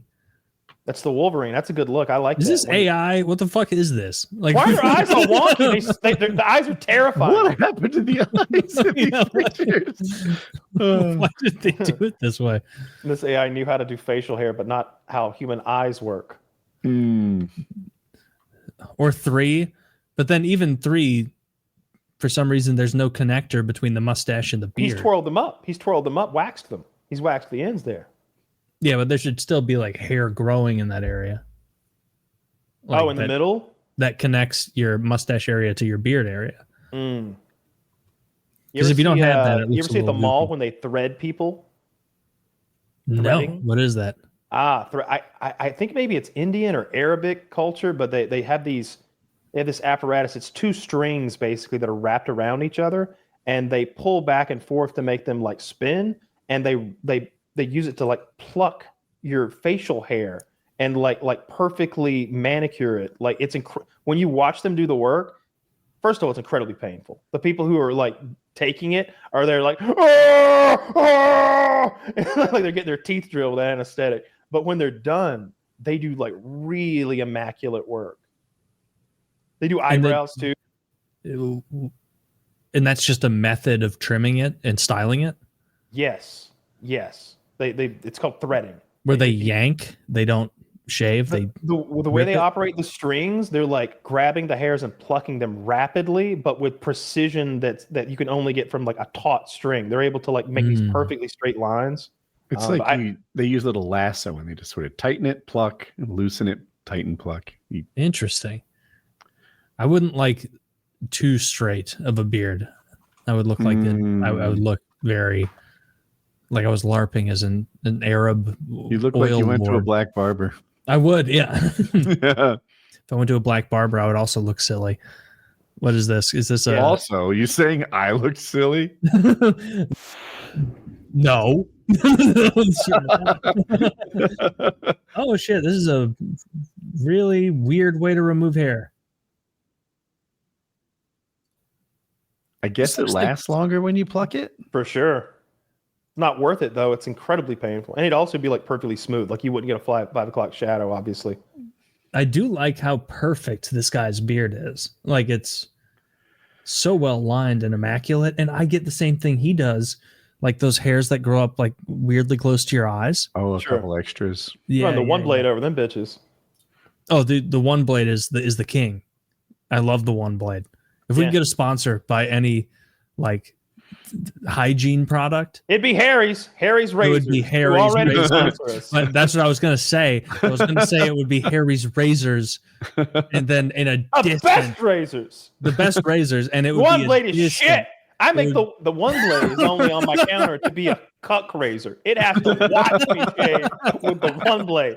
It's like you sit there on your little charger, you bitch, and I get out the Harry's and I show how a man shaves. That's so true. I love the stone scented shampoo that I have received and used. So, yeah. I never get nothing. No. Woody got a goddamn appliance. Yeah. Woody washing machines and shit like the mob. I can't get a fucking energy drink. Well, that's because your address changed, and so some random guy thought he was winning sweepstakes every week. I don't remember signing up for this shit. And he like beats the shit out of his wife. I don't remember even signing up for the Gorilla Mind energy drink sweepstakes. Think we can afford mini refrigerators? He's like beating his wife. Yeah. No, I'm the same place. He's talking about when I moved 2 years ago. They still haven't figured it out. No, there was something to do with the scheduling of the hangout last weekend. That's other thing. Oh, that's other thing. No, I haven't gotten anything in so long, but I bet especially that one address, like 2 times ago, like 3-4 years ago when I moved, I forgot to update the address on my Instacart, and I ordered a whole cart worth of groceries to a house that was an hour and a half away, and I'm just like, fuck. Cancel. Right. No, there's no canceling. They were delivered. They're I get that. It's like your groceries are there, and I'm like, that's a familiar stoop, but not my stoop. Oh no, because it's like it's a house in South Atlanta. I'm in North Atlanta now, and so it was. I guess it rotted on the step. 10 miles in 90 minutes. Welcome to Atlanta. Yeah. If you try to go from like Alpharetta to South Atlanta in rush hour, oh my God, what a nightmare. You'll probably see some dead people. I sent a couple things to you at that old address where I would text you and be like, did you get your package? And you're like, no, what are you talking about? And I sent you a mug. One of them was a mug that when you pour something hot in it, it shows that guy from Skyrim where he's like, oh, good, you're finally awake. Yeah. I said that, and it was like, oh, fuck, I just sent that to some random renter. Some random guy. Some random guy just got that mug. I thought Kyle would like, fuck. Got all my energy drinks, my protein powder. Who knows what else? Probably like, it's just a damn shame. I gotta update my address. He must have got so many energy drinks because there was a minute there, and because Woody and I had our same addresses sent, we were getting crazy amounts of energy drinks, and they were delicious. I was drinking them every morning. 200 milligrams of caffeine. That's what I like. I don't even know what they look like. Gorilla Mind ones. The white ones were the best. Yeah, they were good. We need We to. had so many energy drinks. Bringing them in on the front porch was like a task. Yeah. Like, Colin, I need some help with this. We have 6 feet of energy drinks again. Yeah. What it looked like they sent so many at a couple different times, like back to back, that I was like, it looks like I'm like the owner of an unsuccessful company and I'm buying my own inventory. Like that's what it looks like. But obviously that's not the case. But those energy drinks rock. I want to talk a little UFC. So the Jon Jones thing, it did turn out. Here's what Jon Jones did, Taylor. By the way, Retired. I saw that. well, the same day, virtually, he was in a car accident with a white woman who's not his wife in his car. He flees the car. The police show up, and the woman is sitting in the passenger seat, airbags blown and shit. And she's like, "This is Jon Jones' car. Jon Jones was driving. He ran away." Like immediately rats him. What a Full bitch. on, like balls deep. He is not ride or die. She could have, because she's on like police cam. She could have been like, this is Mr. Jones' car, and that's all I care to say at this time. That's what she could have said. But she just immediately throws him under the bus. He ran away, and she's clearly fucked up herself. And so she calls John on the phone and puts him on speaker with the cop. And he literally says, like, "Why you just don't fuck with me.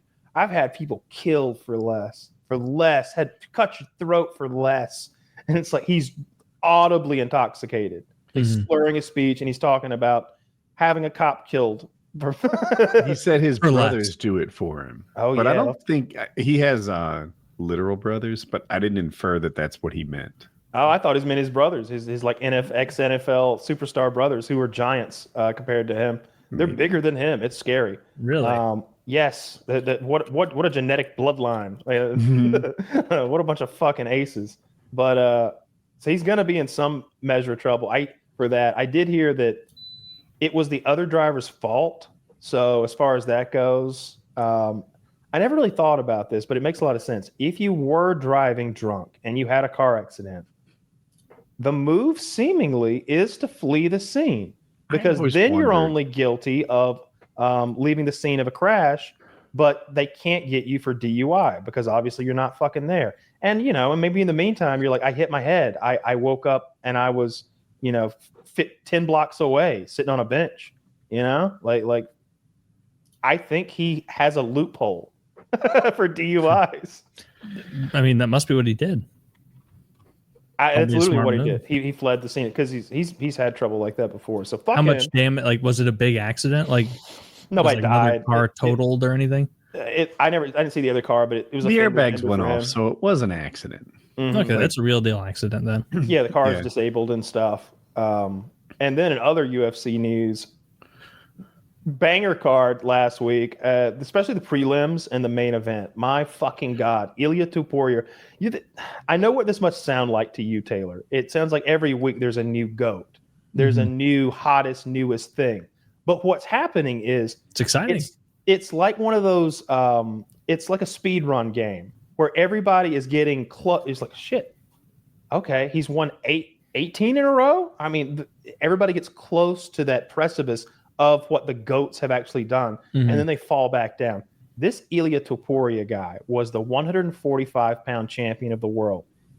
His last 3 fights, he's knocked out Max Holloway, who was like the greatest 145-pounder ever, I thought. The greatest boxer in the UFC, I thought. An unknockoutable, lovable Hawaiian bad motherfucker who's big for 145. Ilya starched him, knocked him unconscious. Then, before that, he knocked Alexander Volkanovski out, who actually is the 145-pound GOAT, I thought. But Illia Topuria knocked him unfucking conscious with blows, with a nasty combination. I saw the clip. It was pretty sick. Then he takes his 145-pound belt and says, you can hang on to that. I'm going to 155 pounds. At 155 pounds, there's a longtime champion named Islam Makhachev. He actually has given up his 155 to go fight the 170-pound champion, leaving that belt vacant. So to consolidate that belt, they have Ilya step up from 145 and take on Charles Oliveira, the second or third ranked guy in the world, a big 155-pounder, a guy who has to cut way more weight than most people, a ground game specialist, a guy who it's very hard to knock out of there. especially in his recent maybe 5 or 6 fights. He's tough. He starched him within 3 minutes with this like 2-3 combo and put him lights out, dead eyes to the sky, unconscious. His next fight, I don't know what it's going to be, but he is one of those guys who's like 2 or 3 fights away from like GOAT material. He's currently ranked pound for pound, #1 in the world. What he wants to do is take on like one more 155 pounder, like a light duty guy, and then go up to, and he's hoping that Islam Makhachev, the guy who left 155 to go to 170, wins, becomes the 170 pound champion, and then he wants to fight him. So like the pieces are in motion to create the actual GOAT, the guy who took every fight and beat the greatest of competition. At what weight does he want to fight him? He doesn't care. He says he said he'd love to go up and take the 170 pound belt. He doesn't care. He's a bad motherfucker. And I love it. Here's he's one of those guys who believes so much. I don't know that he's buying into like the believe it, conceive it, achieve it type deal, but he just genuinely believes. He had a party to celebrate his win the night before. This week they had the party at like a Brazilian steakhouse. He's like dancing on chairs, like thanking everybody for coming the night before. He called how he was going to win the fight and when he was going to win the fight. He's something else. His Joe Rogan appearance was good. He has all he's what Conor McGregor thought he was, or what we thought Conor McGregor was. He's done what Conor did. Except he defended the 145 pound belt. He's done more than Conor ever did. Way more than Conor McGregor. 17-0. That's crazy. Yes, that's the other thing. Yeah, he's undefeated. The record's 27-0, I think, but that record has some softer fights on it. To get 10 more, 29, I think. I might be wrong. Okay, Khabib. And I was thinking of Khabib. So I don't think he gets to 29. That would mean he had to defend his title another 12 times. For years. If you want to get 29 wins, then you need a quick 20 easy ones. So why do you guys think, or I guess just Kyle said it, but like, how could this guy supplant that other fucking dude who was 29-0 as the GOAT? Like, it seems like he's a long way from that. Khabib. No, not at all. Because Khabib had like 20 wins not in the UFC. He has like 8 or 12 wins in the UFC or something like that. And they're not they were good fighters during that time, but we are guys with big holes in their game. This Topuria guy, again, Max Holloway and Volkanovski, I think so much of. I think of them as 2 of the most talented fighters in the whole organization. And he knocked them unconscious. And then doing it to Oliveira and then being undefeated and being young and having all the pieces. He's so fast. He's so strong. He's so good on the ground. He throws actual accurate combinations that put people to sleep. They can't. He's got the touch of death seemingly. Like when he hits them, they're like, oh fuck. That hurts so much. Like it looks like he's genuinely hitting harder than he should be for his size. And what it he's looks got, like he's only 9 of his fights have been UFC. He also his fighting style depends on speed a lot. Everything, speed, strength, grappling, fight. But I don't think he's going to age really well. He's 28 and he's on top of his game and he's amazing. But I would be shocked if he could do that at 34. He just needs to win like 3 more fights, and he's the guy. If he beats Armin Zarnukian or what the fuck his name is, if he beats him at 155, or even if he beats Gaethje, or even if he beats Patty, and then maybe one more, maybe 2 out of those 3 I just named, and then he beats Islam at 170, or even if Islam loses at 170 and comes back to take his 55-pound belt, if he beats Islam Makhachev, he's my GOAT. He's my GOAT if he beats Islam Makhachev. I agree. I feel like if he beats Islam, how do you deny it at this point? like Islam was the Dragon Slayer who's only lost one Mhm. fight in his whole fucking career. He's Khabib's prodigy. He's the guy. I think he's better than Khabib ever was. If I agree, but in the same way that people keep getting better, generationally, yeah, of course, yeah. I think everybody's on some sauce these days. Everybody's getting a little something. Everybody's getting. Islam had a failed test in Israel or in Russia one time for some kind of masking agent or for maybe a Clomid type thing, like a thing to recover your natural tea or something. Or maybe it was something. It was something he shouldn't have been taking that he was. I think everybody in the top 5 is on some shit. I saw Poirier. He was like, my next fight is going to be the last time I'll ever weigh 155 pounds. After that, I'm getting on steroids and I'm getting big. That's what Tom Aspinall says. Yeah, they're like, what do you think of steroids? He's like, I think they're great. Wish I could take them. Does he? Hard to say. Yeah. No. But, you think Jon Jones retired because he was too scared of Tom Aspinall? 1,000%. So, not scared in the way that I think that like I'm afraid of Tom Aspinall. Like, oh my God, he's gonna beat me up and it's gonna hurt. But I think he saw it. The risk and reward for his legacy was too much. I do think that. I think that if Tom loses to Gon, John comes back and Pereira wins. Like if Pereira wins his title back at light heavyweight, or if Pereira steps up to heavyweight and beats Tom, if something like that happens, then Jones will retire and he'll come back and fight Pereira. But he will not fight John Aspinall because he does not like that matchup. There's that photo where they did a face-off, or not even really a face-off, but a literal face-off, not exactly the boxing version of a face-off. But Tom put his hand on John's shoulder, and it's like, oh my God, you're the big guy. You're way bigger than this guy. You're a size bigger. Your clothes are all a size bigger. Like this is a manly man compared to Jon Jones. I'm watching it right now. He's significantly larger than Jon Jones. And Jon Jones made his whole career being a weight bully. He fought at 205, and he fought mostly guys who just came up from 185, who made their name at 185. And for him to be the smaller guy in there, Jones can't do that. Smaller and older. And way rustier. And I don't know how many Tom Aspinall fights you've watched.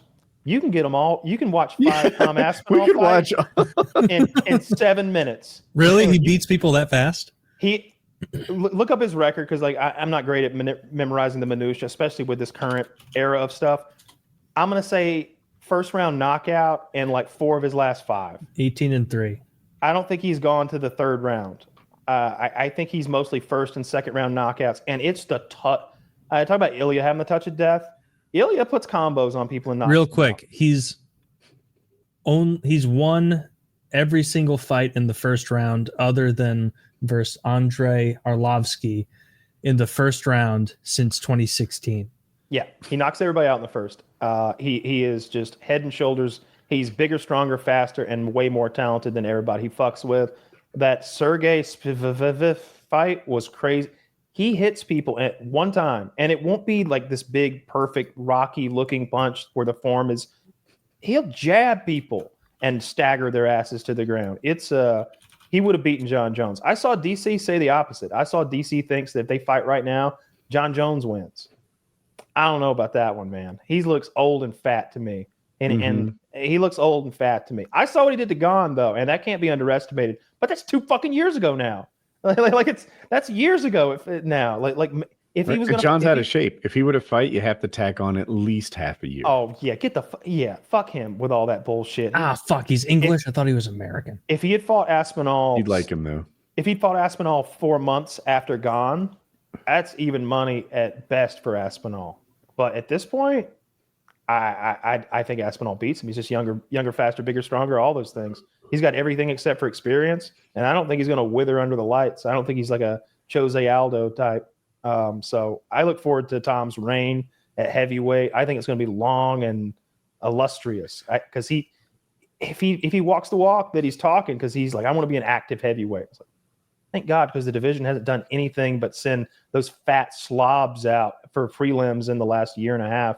I'm watching him fight a fat slob right now, and he beat the pants off him. Like this is, yeah. If I were Jon Jones, I would also not want to fight this guy. Like he's also a nice guy. Like if you listen to him talk, he's a smart, articulate, fun guy who just wants a fair shake. Why? What makes you say that he's not the GOAT compared to this new guy? Like he doesn't have the resume, the wins compared to Jones or even Stipe is in the GOAT conversation. He's had a lot of good wins, and I think he has more title defenses than anybody. So. Do you guys kind of analyze GOAT by weight class when you're looking at it, or just pound for pound overall? Oh, I was doing it by weight class. To me, it's about. I mean, you could break it down per weight class, but a big, it's accomplishments to me and resume and longevity. And I feel like if you're going to do like an actual GOAT Mount Rushmore, drug testing has to be part of it. You know, how are you going to put Jones ahead of GSP, who never failed to test? The worst thing you'd say about GSP is he might have had a little Vaseline on when he whooped BJ Penn. Yeah, and that's funny. If you listen to his game plan on BJ Penn, they analyzed footage of BJ Penn, and they determined that BJ Penn had the fastest reaction times in the entire UFC. And GSP is like, I cannot beat him. Like, I can't do French Canadian. I cannot beat him to the punch. And he's like, but his nervous system is just like a muscle. And fast twitch guys like that, their nervous systems are on another level. So I knew I had to overload it. So I fainted. And they show him the fight while he's saying this, and he's just faint. And you can see BJ like react. And he's like, until his nervous system is overtaxed. And then I take him. And then he like sinks a fucking takedown and takes BJ Penn down. And he's all greased up, so BJ can't get his legs to lock. I remember when BJ Penn was the guy. I'm watching, I just side of my eye watching these finishes from Aspinall.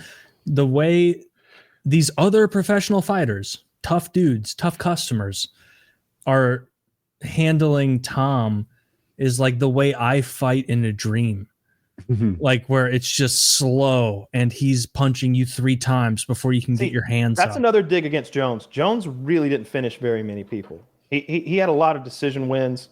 And Tom knocks everybody the fuck out. That's another like feather in your cap if I'm going to consider you as my GOAT. Like, how many decision wins did you eke out? How much point fighting did you do throughout your career versus, wait, you knocked everybody out? Like, that's why this Illia thing is so crazy. That he's knocking them the fuck out, and he's calling it. And they're not nobodies. They're the household names that he's knocking out left and right. And he's at a weight where knockouts are less common, I would assume. Like I saw he was 5'7", like a smaller guy. It's 145 and 155 pounds. They knock each other the fuck out down there. Okay. One cool thing about BJ Penn, he'd fight anyone. So BJ Penn was very good, 155-pound champ. Also, 170-pound champ. Wasn't very common at the time. Also, would fight open weight dudes who weighed 225 pounds. He's giving up 70 pounds. He's like, and it was Lolita Machado that he was fighting. That guy he was a 205-pound champ at the time, but he weighed 225 for the bout. And BJ Penn's like, yeah, anyone, anytime. That's neat to me. That's badass. I didn't know that about him. That moves him up in the rankings, all-time rankings, right? He lost a 3-round decision, but that's legit. I think he ran for governor of Hawaii, or obviously not governor. Yeah, maybe governor for Hawaii. I think he garnered like 20,000 votes, which is a significant amount in that race. I think.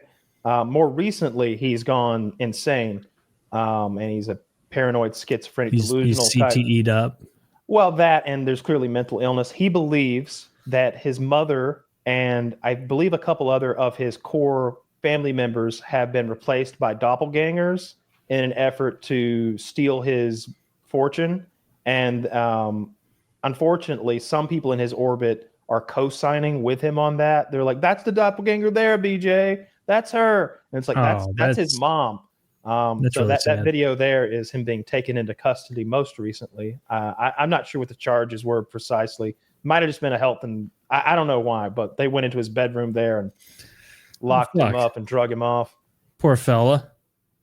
They only were able to drag him off because he allowed it to happen. I was just thinking about that. Well, yeah, he actually lost a parking lot a couple years ago. But oh no, if you're like 3 police and that's BJ Penn, you need a plan. Yeah. I wouldn't want to tangle with BJ Penn. I know that. Right. But you know, I feel sorry for him as much as he goof around. He's one of my favorite fighters. When the GSP thing happened, I hated GSP, and I Why? was GSP again. Probably my GOAT. If I had to sit and think about it for a while, probably my GOAT. He lost twice. He avenged both those losses.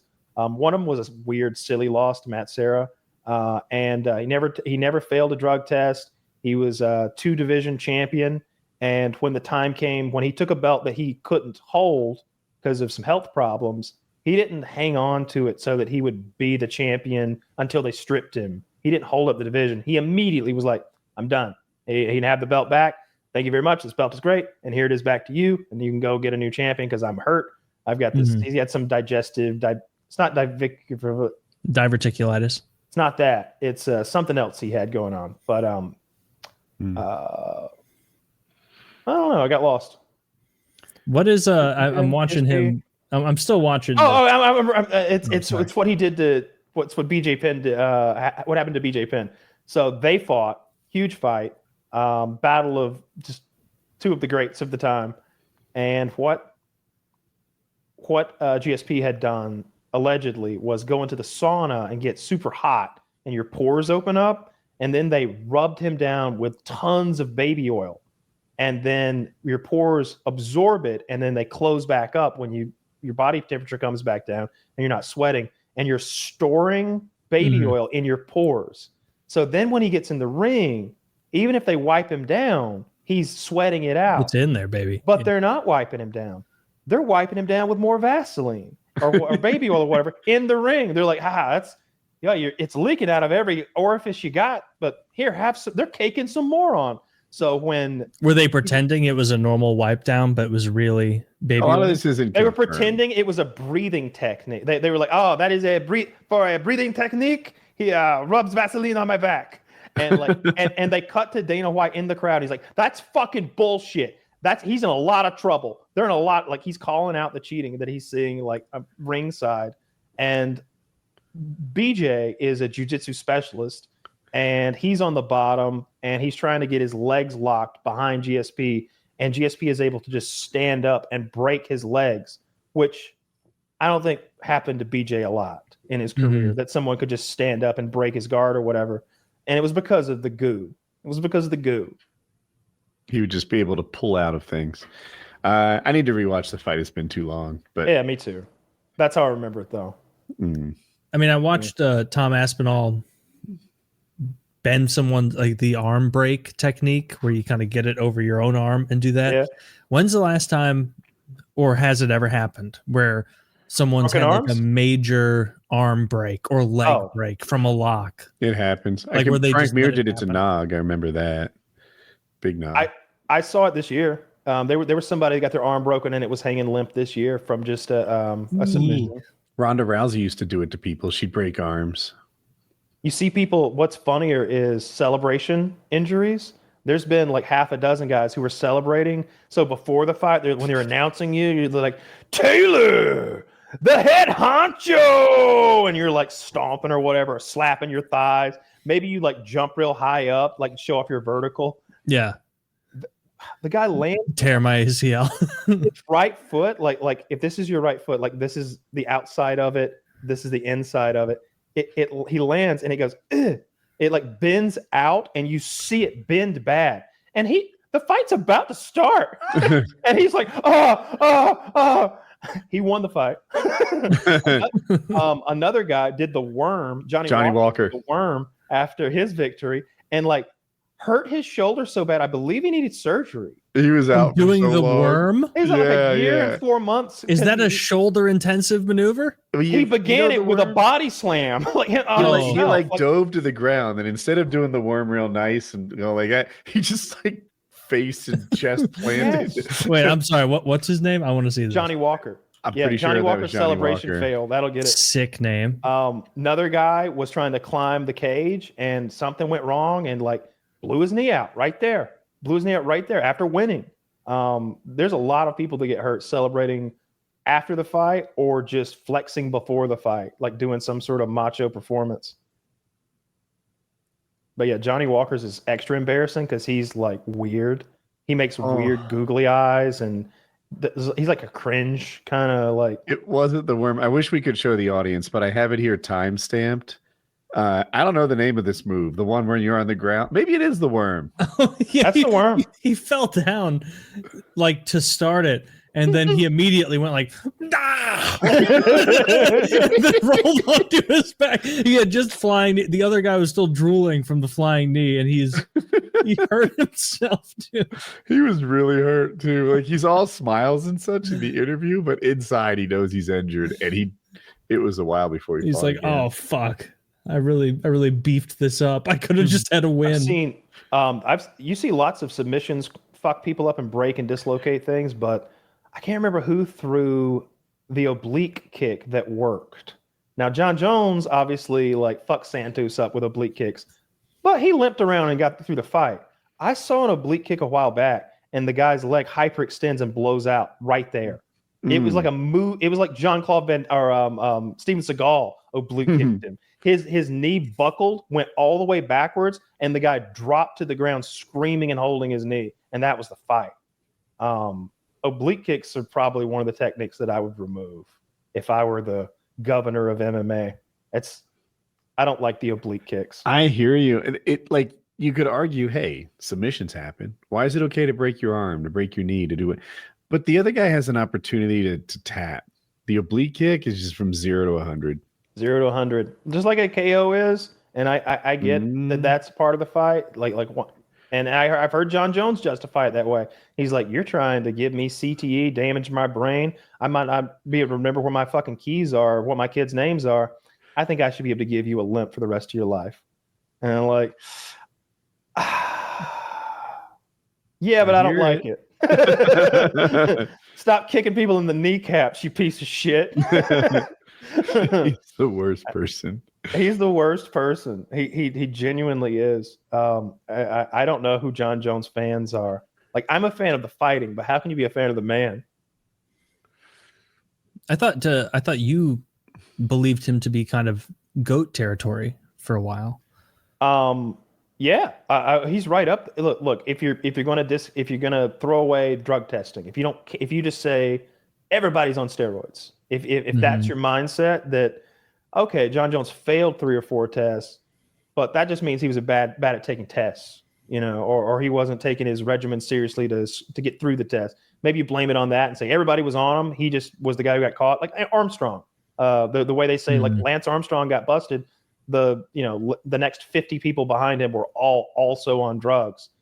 When you keep that in mind, they were all blood doping. Yeah, everybody was doing EPO or something. So if you're that guy, then Jon Jones has to be right up there in your top 3 for sure.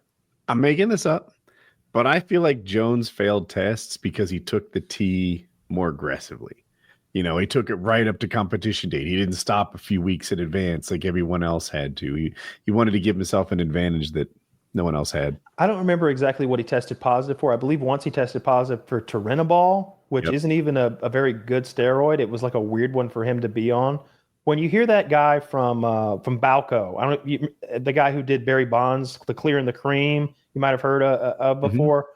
When you hear him talk about like the game of making designer steroids that aren't tested for, it's very high end and smart stuff where they're aggressively timing schedules to get around testing and using chemicals to get around testing.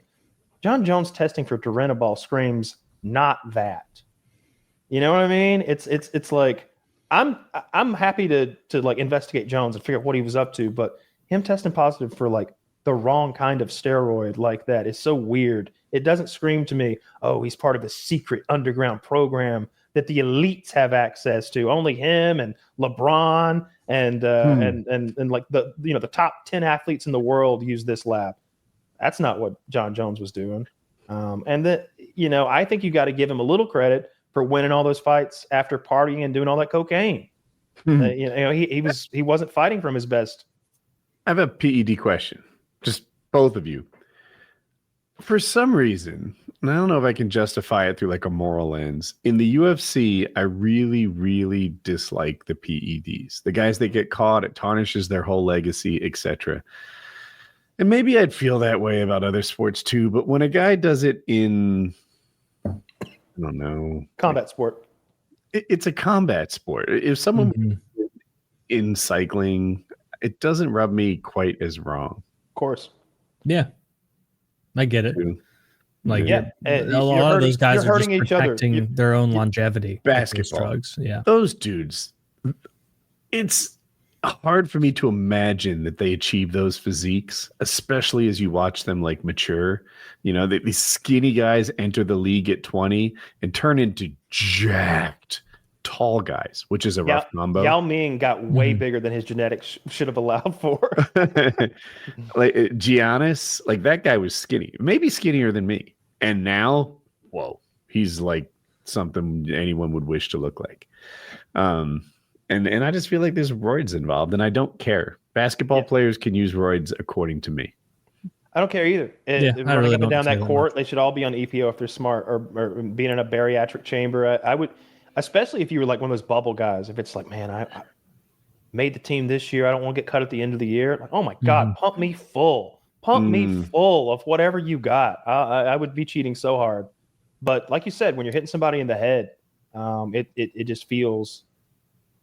It's not cool. I don't like that. It's dirty. It's bad. You know who I want to take roids and get jacked? Caitlin Clark, right? That poor girl's getting bullied by that entire league. What if 18 months from now she put on 32 pounds of muscle and was like, all right, bitch, it's revenge season. She needs an enforcer. She needs a gun. She needs Joanna Man to join the league. Did you see her enforcer? I have, but she ain't cutting it because I keep seeing her get roughed up anyway. When I say she needs an enforcer, she needs a girl who can throw a punch. Don't come over and shove somebody down and like bust their butt on the hardwood. Knock somebody's fucking teeth out. I like where your head is. I need you to put an elbow in. I need you to cut somebody. If you her enforcer is small for the league. She's like 6'1", but she played on the boys football team in high school. Like she's not an everybody person. She's a really pretty white blonde girl. And yeah, but she played football in high school, and later in that game she took out the girl who hurt Caitlin, and I was here for it. That league is full of idiots, of absolute morons. And management. No one has.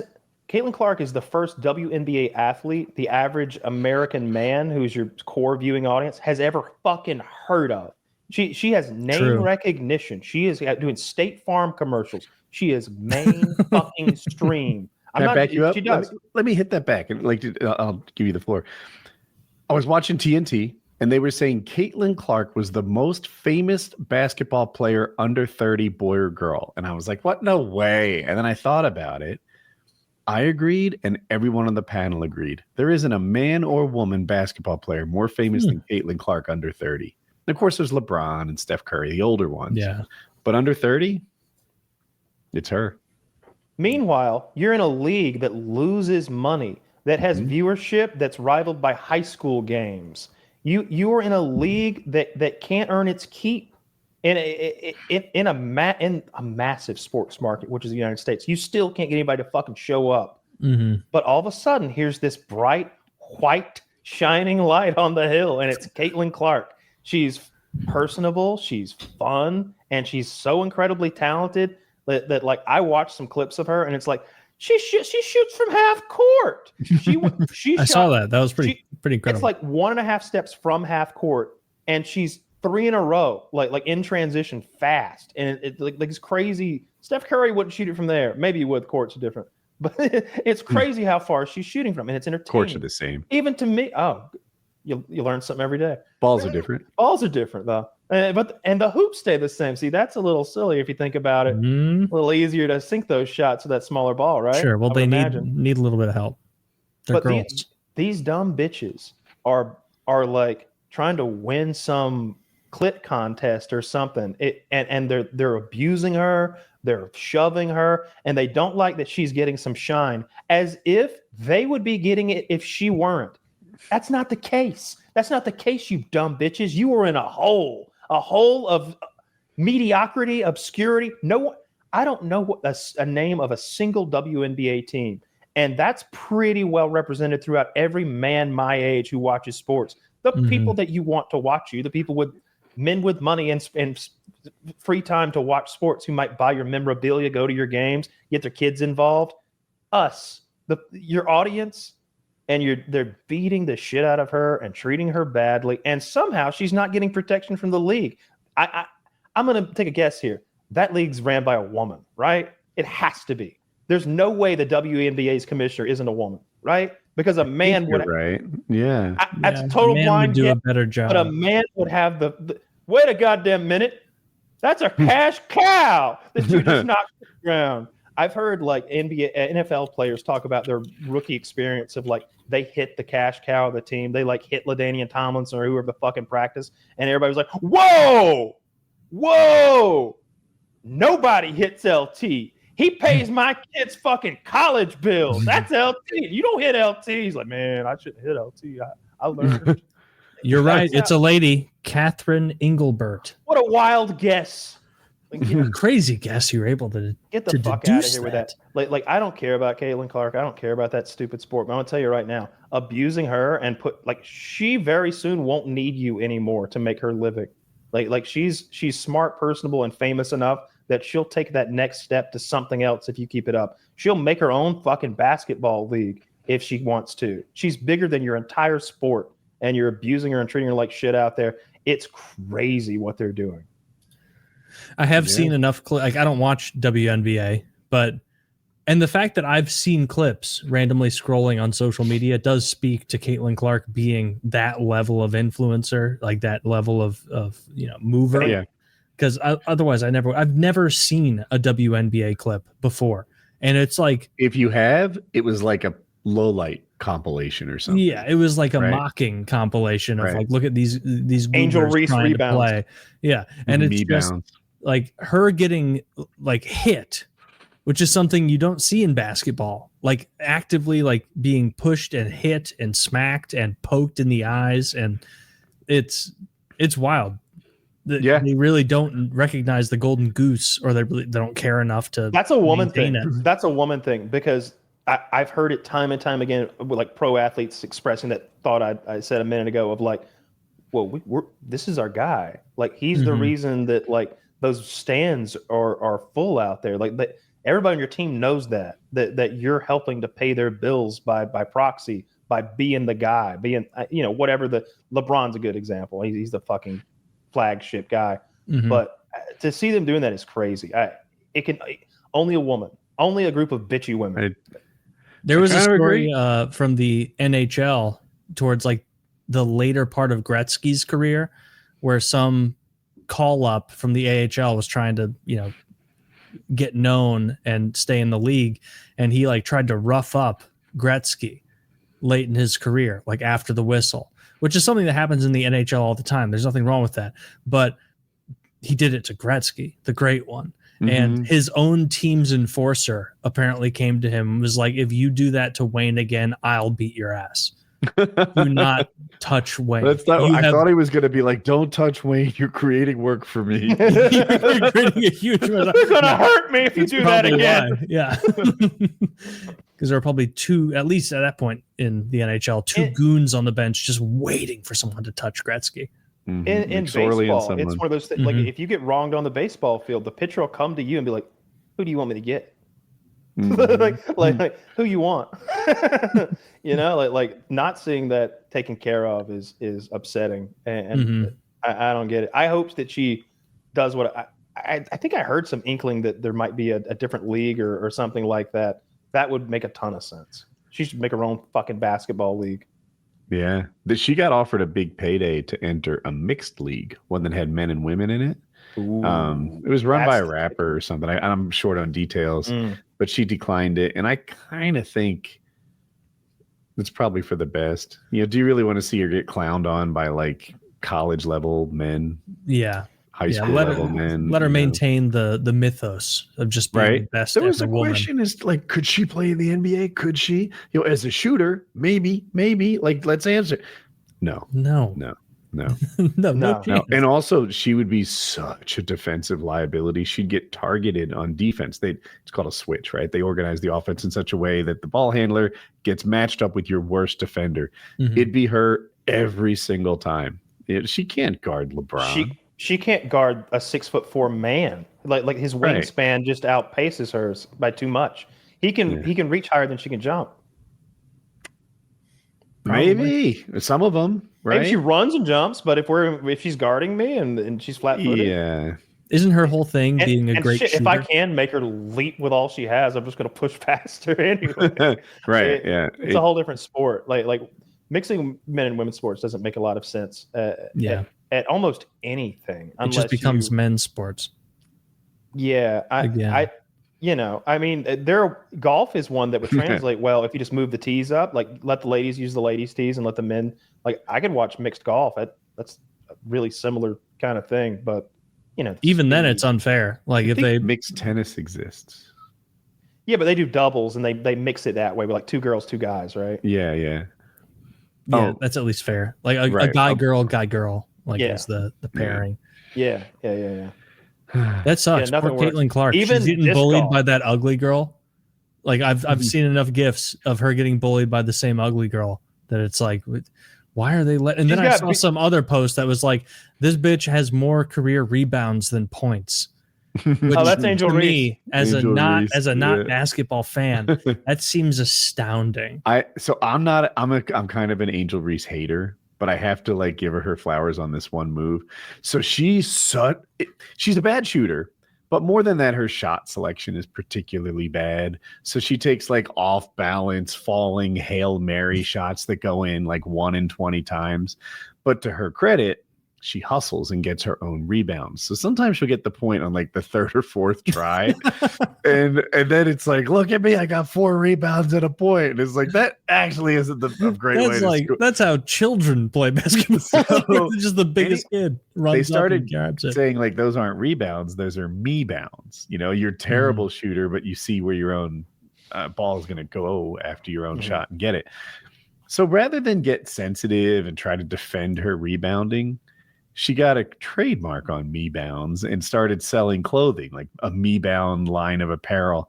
And I'm like, okay, as far as handling your haters, I got to tip the cap. You got to grind. You did a good thing. Good for her then. Like all I know is that she seems to hate Caitlin Clark with a passion that exceeds a reasonable amount to hate a fellow female basketball player, it seems I hate that to she thinks she's in a rivalry. It's the same sort of rivalry I had with Eric Lindros in my playing days. Yeah, it's like how us and North Korea are real rivals. We're really competing. We're really going tit for tat. See that new resort they got? North Korea got a resort? Really? Zach, show us a picture of the North Korean resort. I saw someone today, and they were like capitalism versus communism, and but they were like, just kidding. The square dystopia is America. That's North Korea's new beach resort on the left. And I was like, fuck. Man, I don't like these L's we're taking. First, China has sick ass cities. I feel like when I look at England's really old infrastructure, it's dope and it has charm. When I look at our old infrastructure, like worn out Detroit, it's not dope. Look at those donut buildings. This isn't a real image. This is a render. Yes, it is. Show us the picture at night. It's much more impressive. It's pretty. It's well lit. It's real? Yeah. The road doesn't look right. It's never been driven on.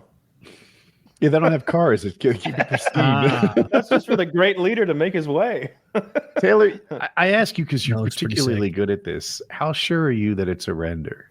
Like this one looks more real than the previous one. Okay. So I would believe it's real, but there is something weird about the road and about the orientation of the umbrellas. But I guess it's real.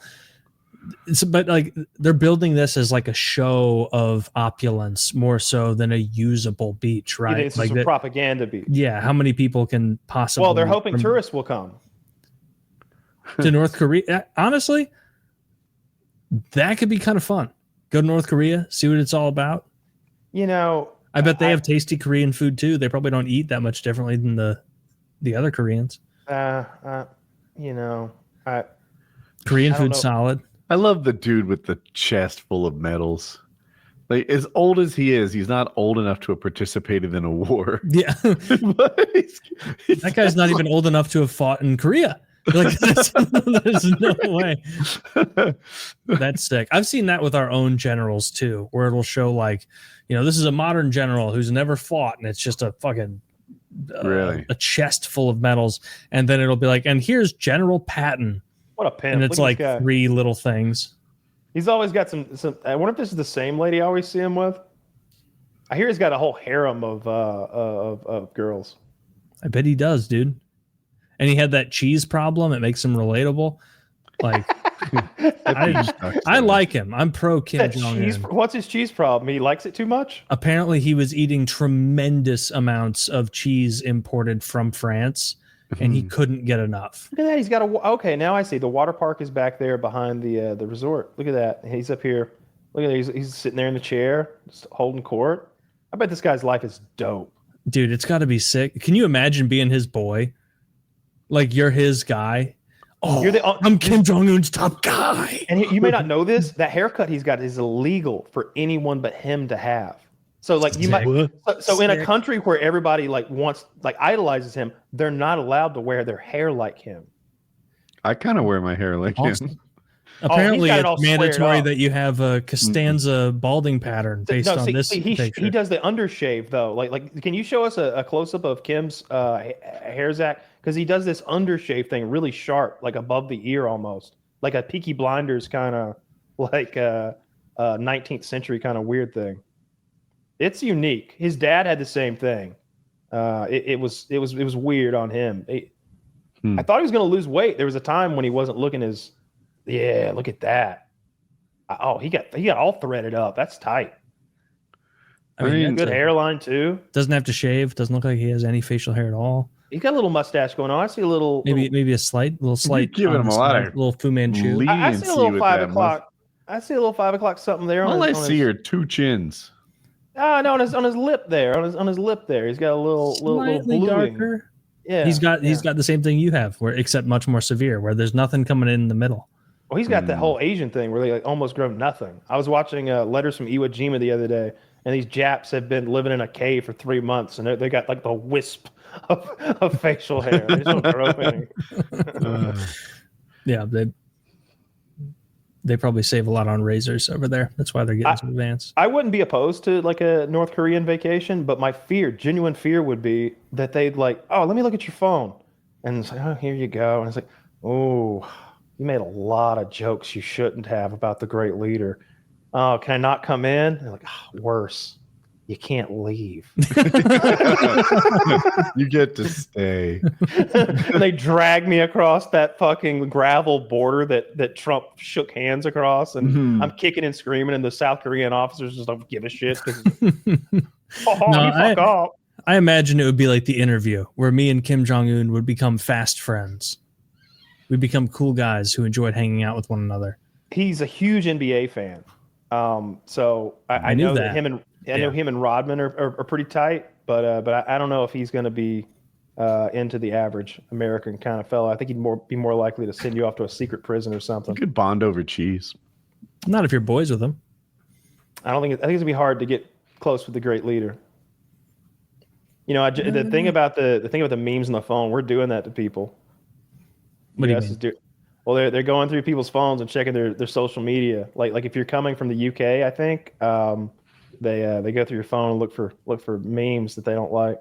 Any That's social media activity you shouldn't have done. There was a story that one person got expelled because he had the JD Vance like bobblehead meme. And apparently he did have the bobblehead meme, but what had he actually done? He had like a drug he was a drug user. I think he had to fill on his port that he used drugs. Like in general, I'm a drug user, and they expelled him for that, sent him back to his home.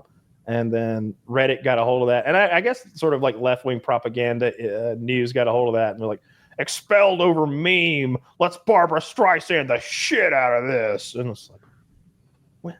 No one cares. Yeah. Like look, I love shitting on Trump for his But- look, his Hold on. gobbledygook neck. Do and you everything. think? JD Vance is not an unattractive man? So Do you when they think if try that guy didn't admit to drug use? Mm, No, let's do this. He admitted to drug use, but he didn't have the meme. Does he get deported? I think so. Yeah. Yeah, I would imagine the drug use is the deciding factor there. I don't know. Yeah, I haven't heard this story. I bet there's lots of people with that meme on their phones and they're not getting sent home left and right. So like that's kind of my barometer. I don't know the ins and outs of it. I just thought the thing was wacky. I think attacking JD Vance is wacky. I don't like his politics or his policy, and he comes off as downright prissy at times, but he doesn't wear eyeliner. That's just what his eyes look like. What are you making fun of? I like a fat-faced man. Do I you like his appreciate it. look? I love his look. I think he's handsome as hell. I think that's exactly what we need: is more fat-faced men, round-faced, fat-faced men out in politics With full beards. with full beards in the public eye. That's what we need. Yeah, you could be a JD Vance impersonator. Like if there was a there was a get together. Have you seen the memes where he is the judge from Blood Meridian? Where they No, make but him it's that JD Vance meme face, but he's totally bald, and I saw it and I thought it was funny, and now that I'm reading the book, I'm like, oh, I fucking get it. Like they're kind of representing him as Satan, but Yeah, still. sometimes I guess what it really is I don't like it when people meme poorly. I like good, well constructed, funny memes. And whenever they make fun of JD, that's good. See, that's good. I like that. That tickles me. All right, that's what the judge looks like as he's described in the book. Essentially, terrifying, absolutely terrifying. That would haunt my dreams. pink ass lips. I don't like. What do you saying? You leave things up not long enough? Too long already on this one though. Too long on So I'm reading about this dude. Apparently, he admitted to being a drug user. So they forced him to get the password to his phone. They said they were going to detain him and fine him $5,000 if he didn't get the password. So he gave it to that. And then once they saw the JD Vance meme, they got angry with him. They used excessive force. They pushed him against the wall and squeezed him really hard. He said it was painful and deported him. And apparently it was a combination of that and what they described as extremist propaganda. And the meme, by the way, was sent to him on WhatsApp. You know how it saves to your photo roll? Mm-hmm. That's how it was there. Yeah, It asks me every so often. It's like, can we still have access to all your pictures, super please? And it's like, I guess, whatever. That's not good. Nothing important's in here. So I don't like that. I just think it's bad practice for our tourism business. I think that you should welcome people who make fun of your leader with silly memes, even if they're not funny memes. So if that was the deciding factor, I don't like that one bit. Just because of that, like I don't want people around the world should think you're welcome here and we won't fuck with you. But I just said a minute ago, one of the reasons I would never go to North Korea, like if I was looking at an Asian vacation next month and I was like, well, not North Korea. Why? Mm-hmm. I don't want them going through my phone, seeing some meme of the great leader and I don't know, being mean to me. Well, that's just if that's what we did, I hate that. Because I want French people to come here and spend their dirty money. You know, I want them to, I want Europeans to come here and be like, holy shit, they weren't exaggerating how big this place is. Oh, and look at that. Free refills. I want them to air conditioning. Damn, they are better. What you're talking about is real, right? People aren't coming here. Tourism is down in a really big way. It's just an anecdote, but I'm watching this sailing couple. They're going from Mexico to Canada without stopping in America. And it's just because they're concerned about our attitude towards tourism. They're British. Yeah. It's quite a sale. Yeah, I They're don't like British that. and they're a little bit of LARPing there. Yeah, I don't like that. Wait, how are they LARPing? Meaning that like a couple British people on a boat are like, oh, we don't want to stop in America because we'd be detained and thrown in Alligator Alcatraz. It's like, fuck I think yourself. people Get real. think that. I get asked in chat, like, hey, my parents are talking about coming from Denmark. Is it safe to come into America? So you might think it's wild, but people do think it. My answer would be probably. Right? I'm not sure. A couple of elderly people from Denmark visit America and you think that's risky? That's insane. I don't know what's on their phones. I don't know what's on their social media. I don't know if they back some left-wing group in Denmark that we view as maybe they support Hamas. Are they commies? The dude They we might just be. talked about They was might from be. Norway. Yeah, I mean, I heard a Canadian died in ICE custody. I don't know the details of that, but the flat out truth is that people die in ICE custody sometimes, and sometimes I've seen them lock up tourists accidentally, and you can imagine how it would be easy to accidentally lock up a tourist who happened to be, you're a tourist from China and you want to see Chinatown, and they're there grabbing like Chinese waiters and scooping them up.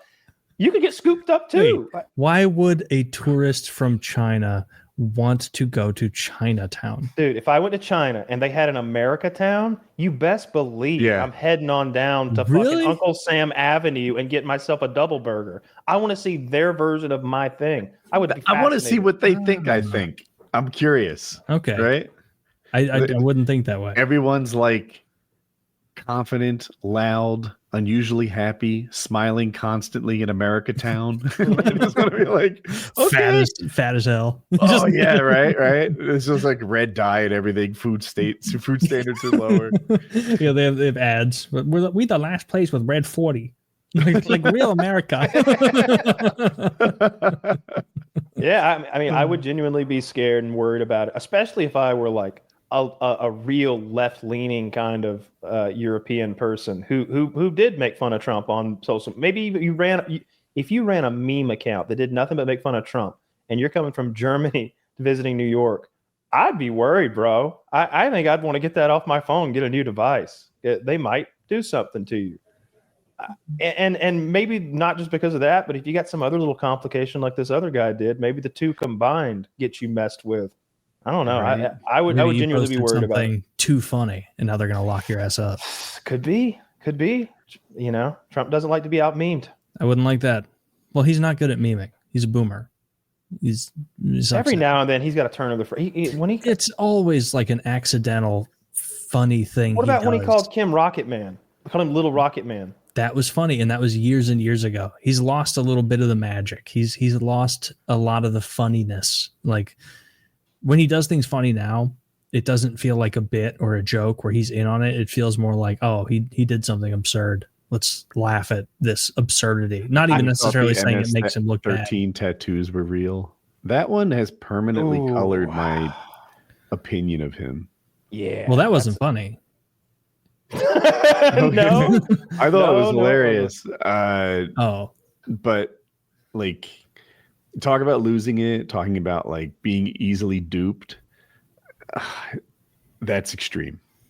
I was just listening to him maybe 2 hours ago. He's doing a rally. I popped in to see what he was saying, and he was ranting about statues. He's like, he was making up a story about how they were trying to attack the Jefferson Memorial and tear down Jefferson, and you know who they put up. You know who they put up. And it's just like, what are you talking about? He's like, they tore down some of the statues of some of our greatest people. And then he like pivots to Jefferson because he doesn't want to talk about Confederate generals. Maybe he doesn't want to call them the greatest people. Well, they have taken down statues of Washington and Jefferson. Look, I'm on your team. Don't get me. I know.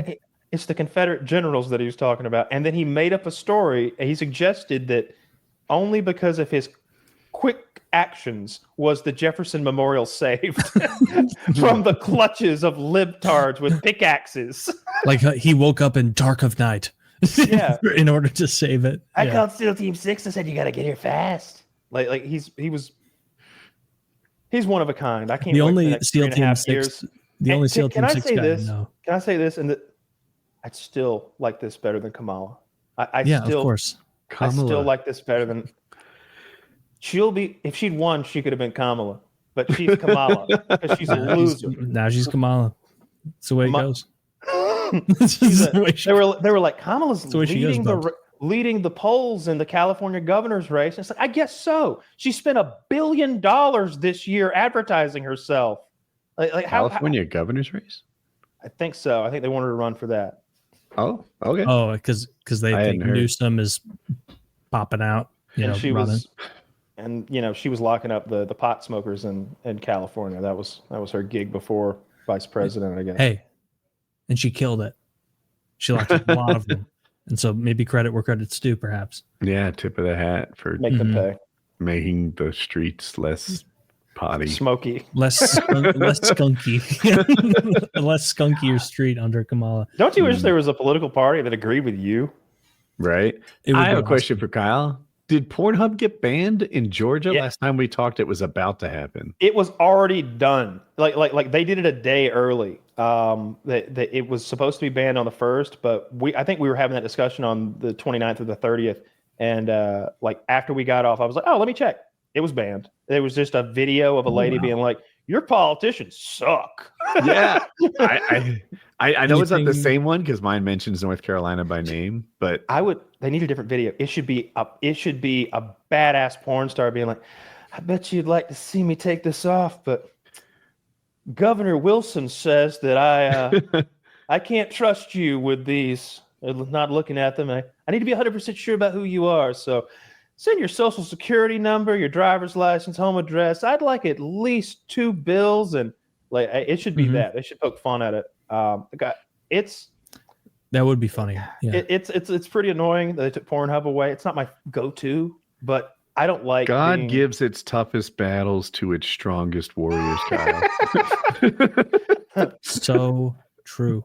And our boy, our guy on Plex hasn't updated the queue lately. And I'll tell you what, I try to curate that thing Maybe he got deported. with an auteur's touch.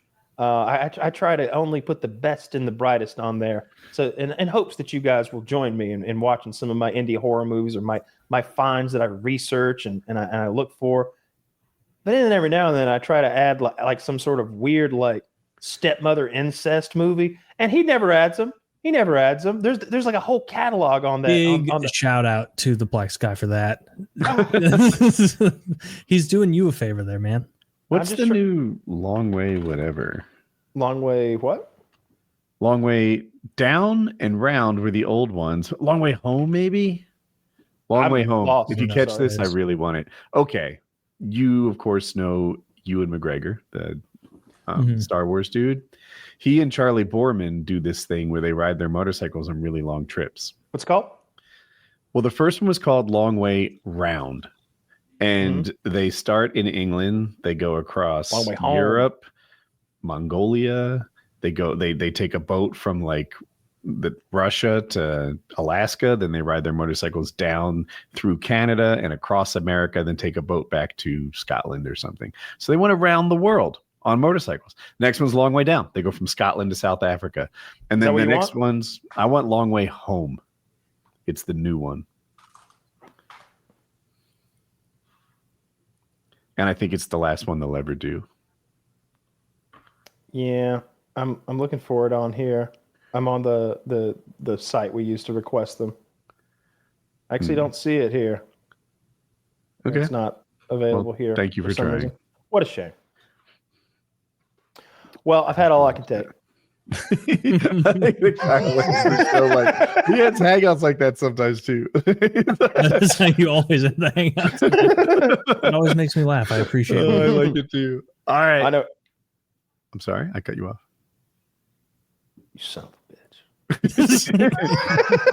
Reddit's gonna shred me for that one. I had a real humdinger, but Woody cut me off, guys. I'm sorry. I was going to tell you about all sorts of cool, crazy it was stuff. a great story. Woody Tragic. says no. He's typing. End it now. Cut it. That's true. I see it. 7:59. Roast me online.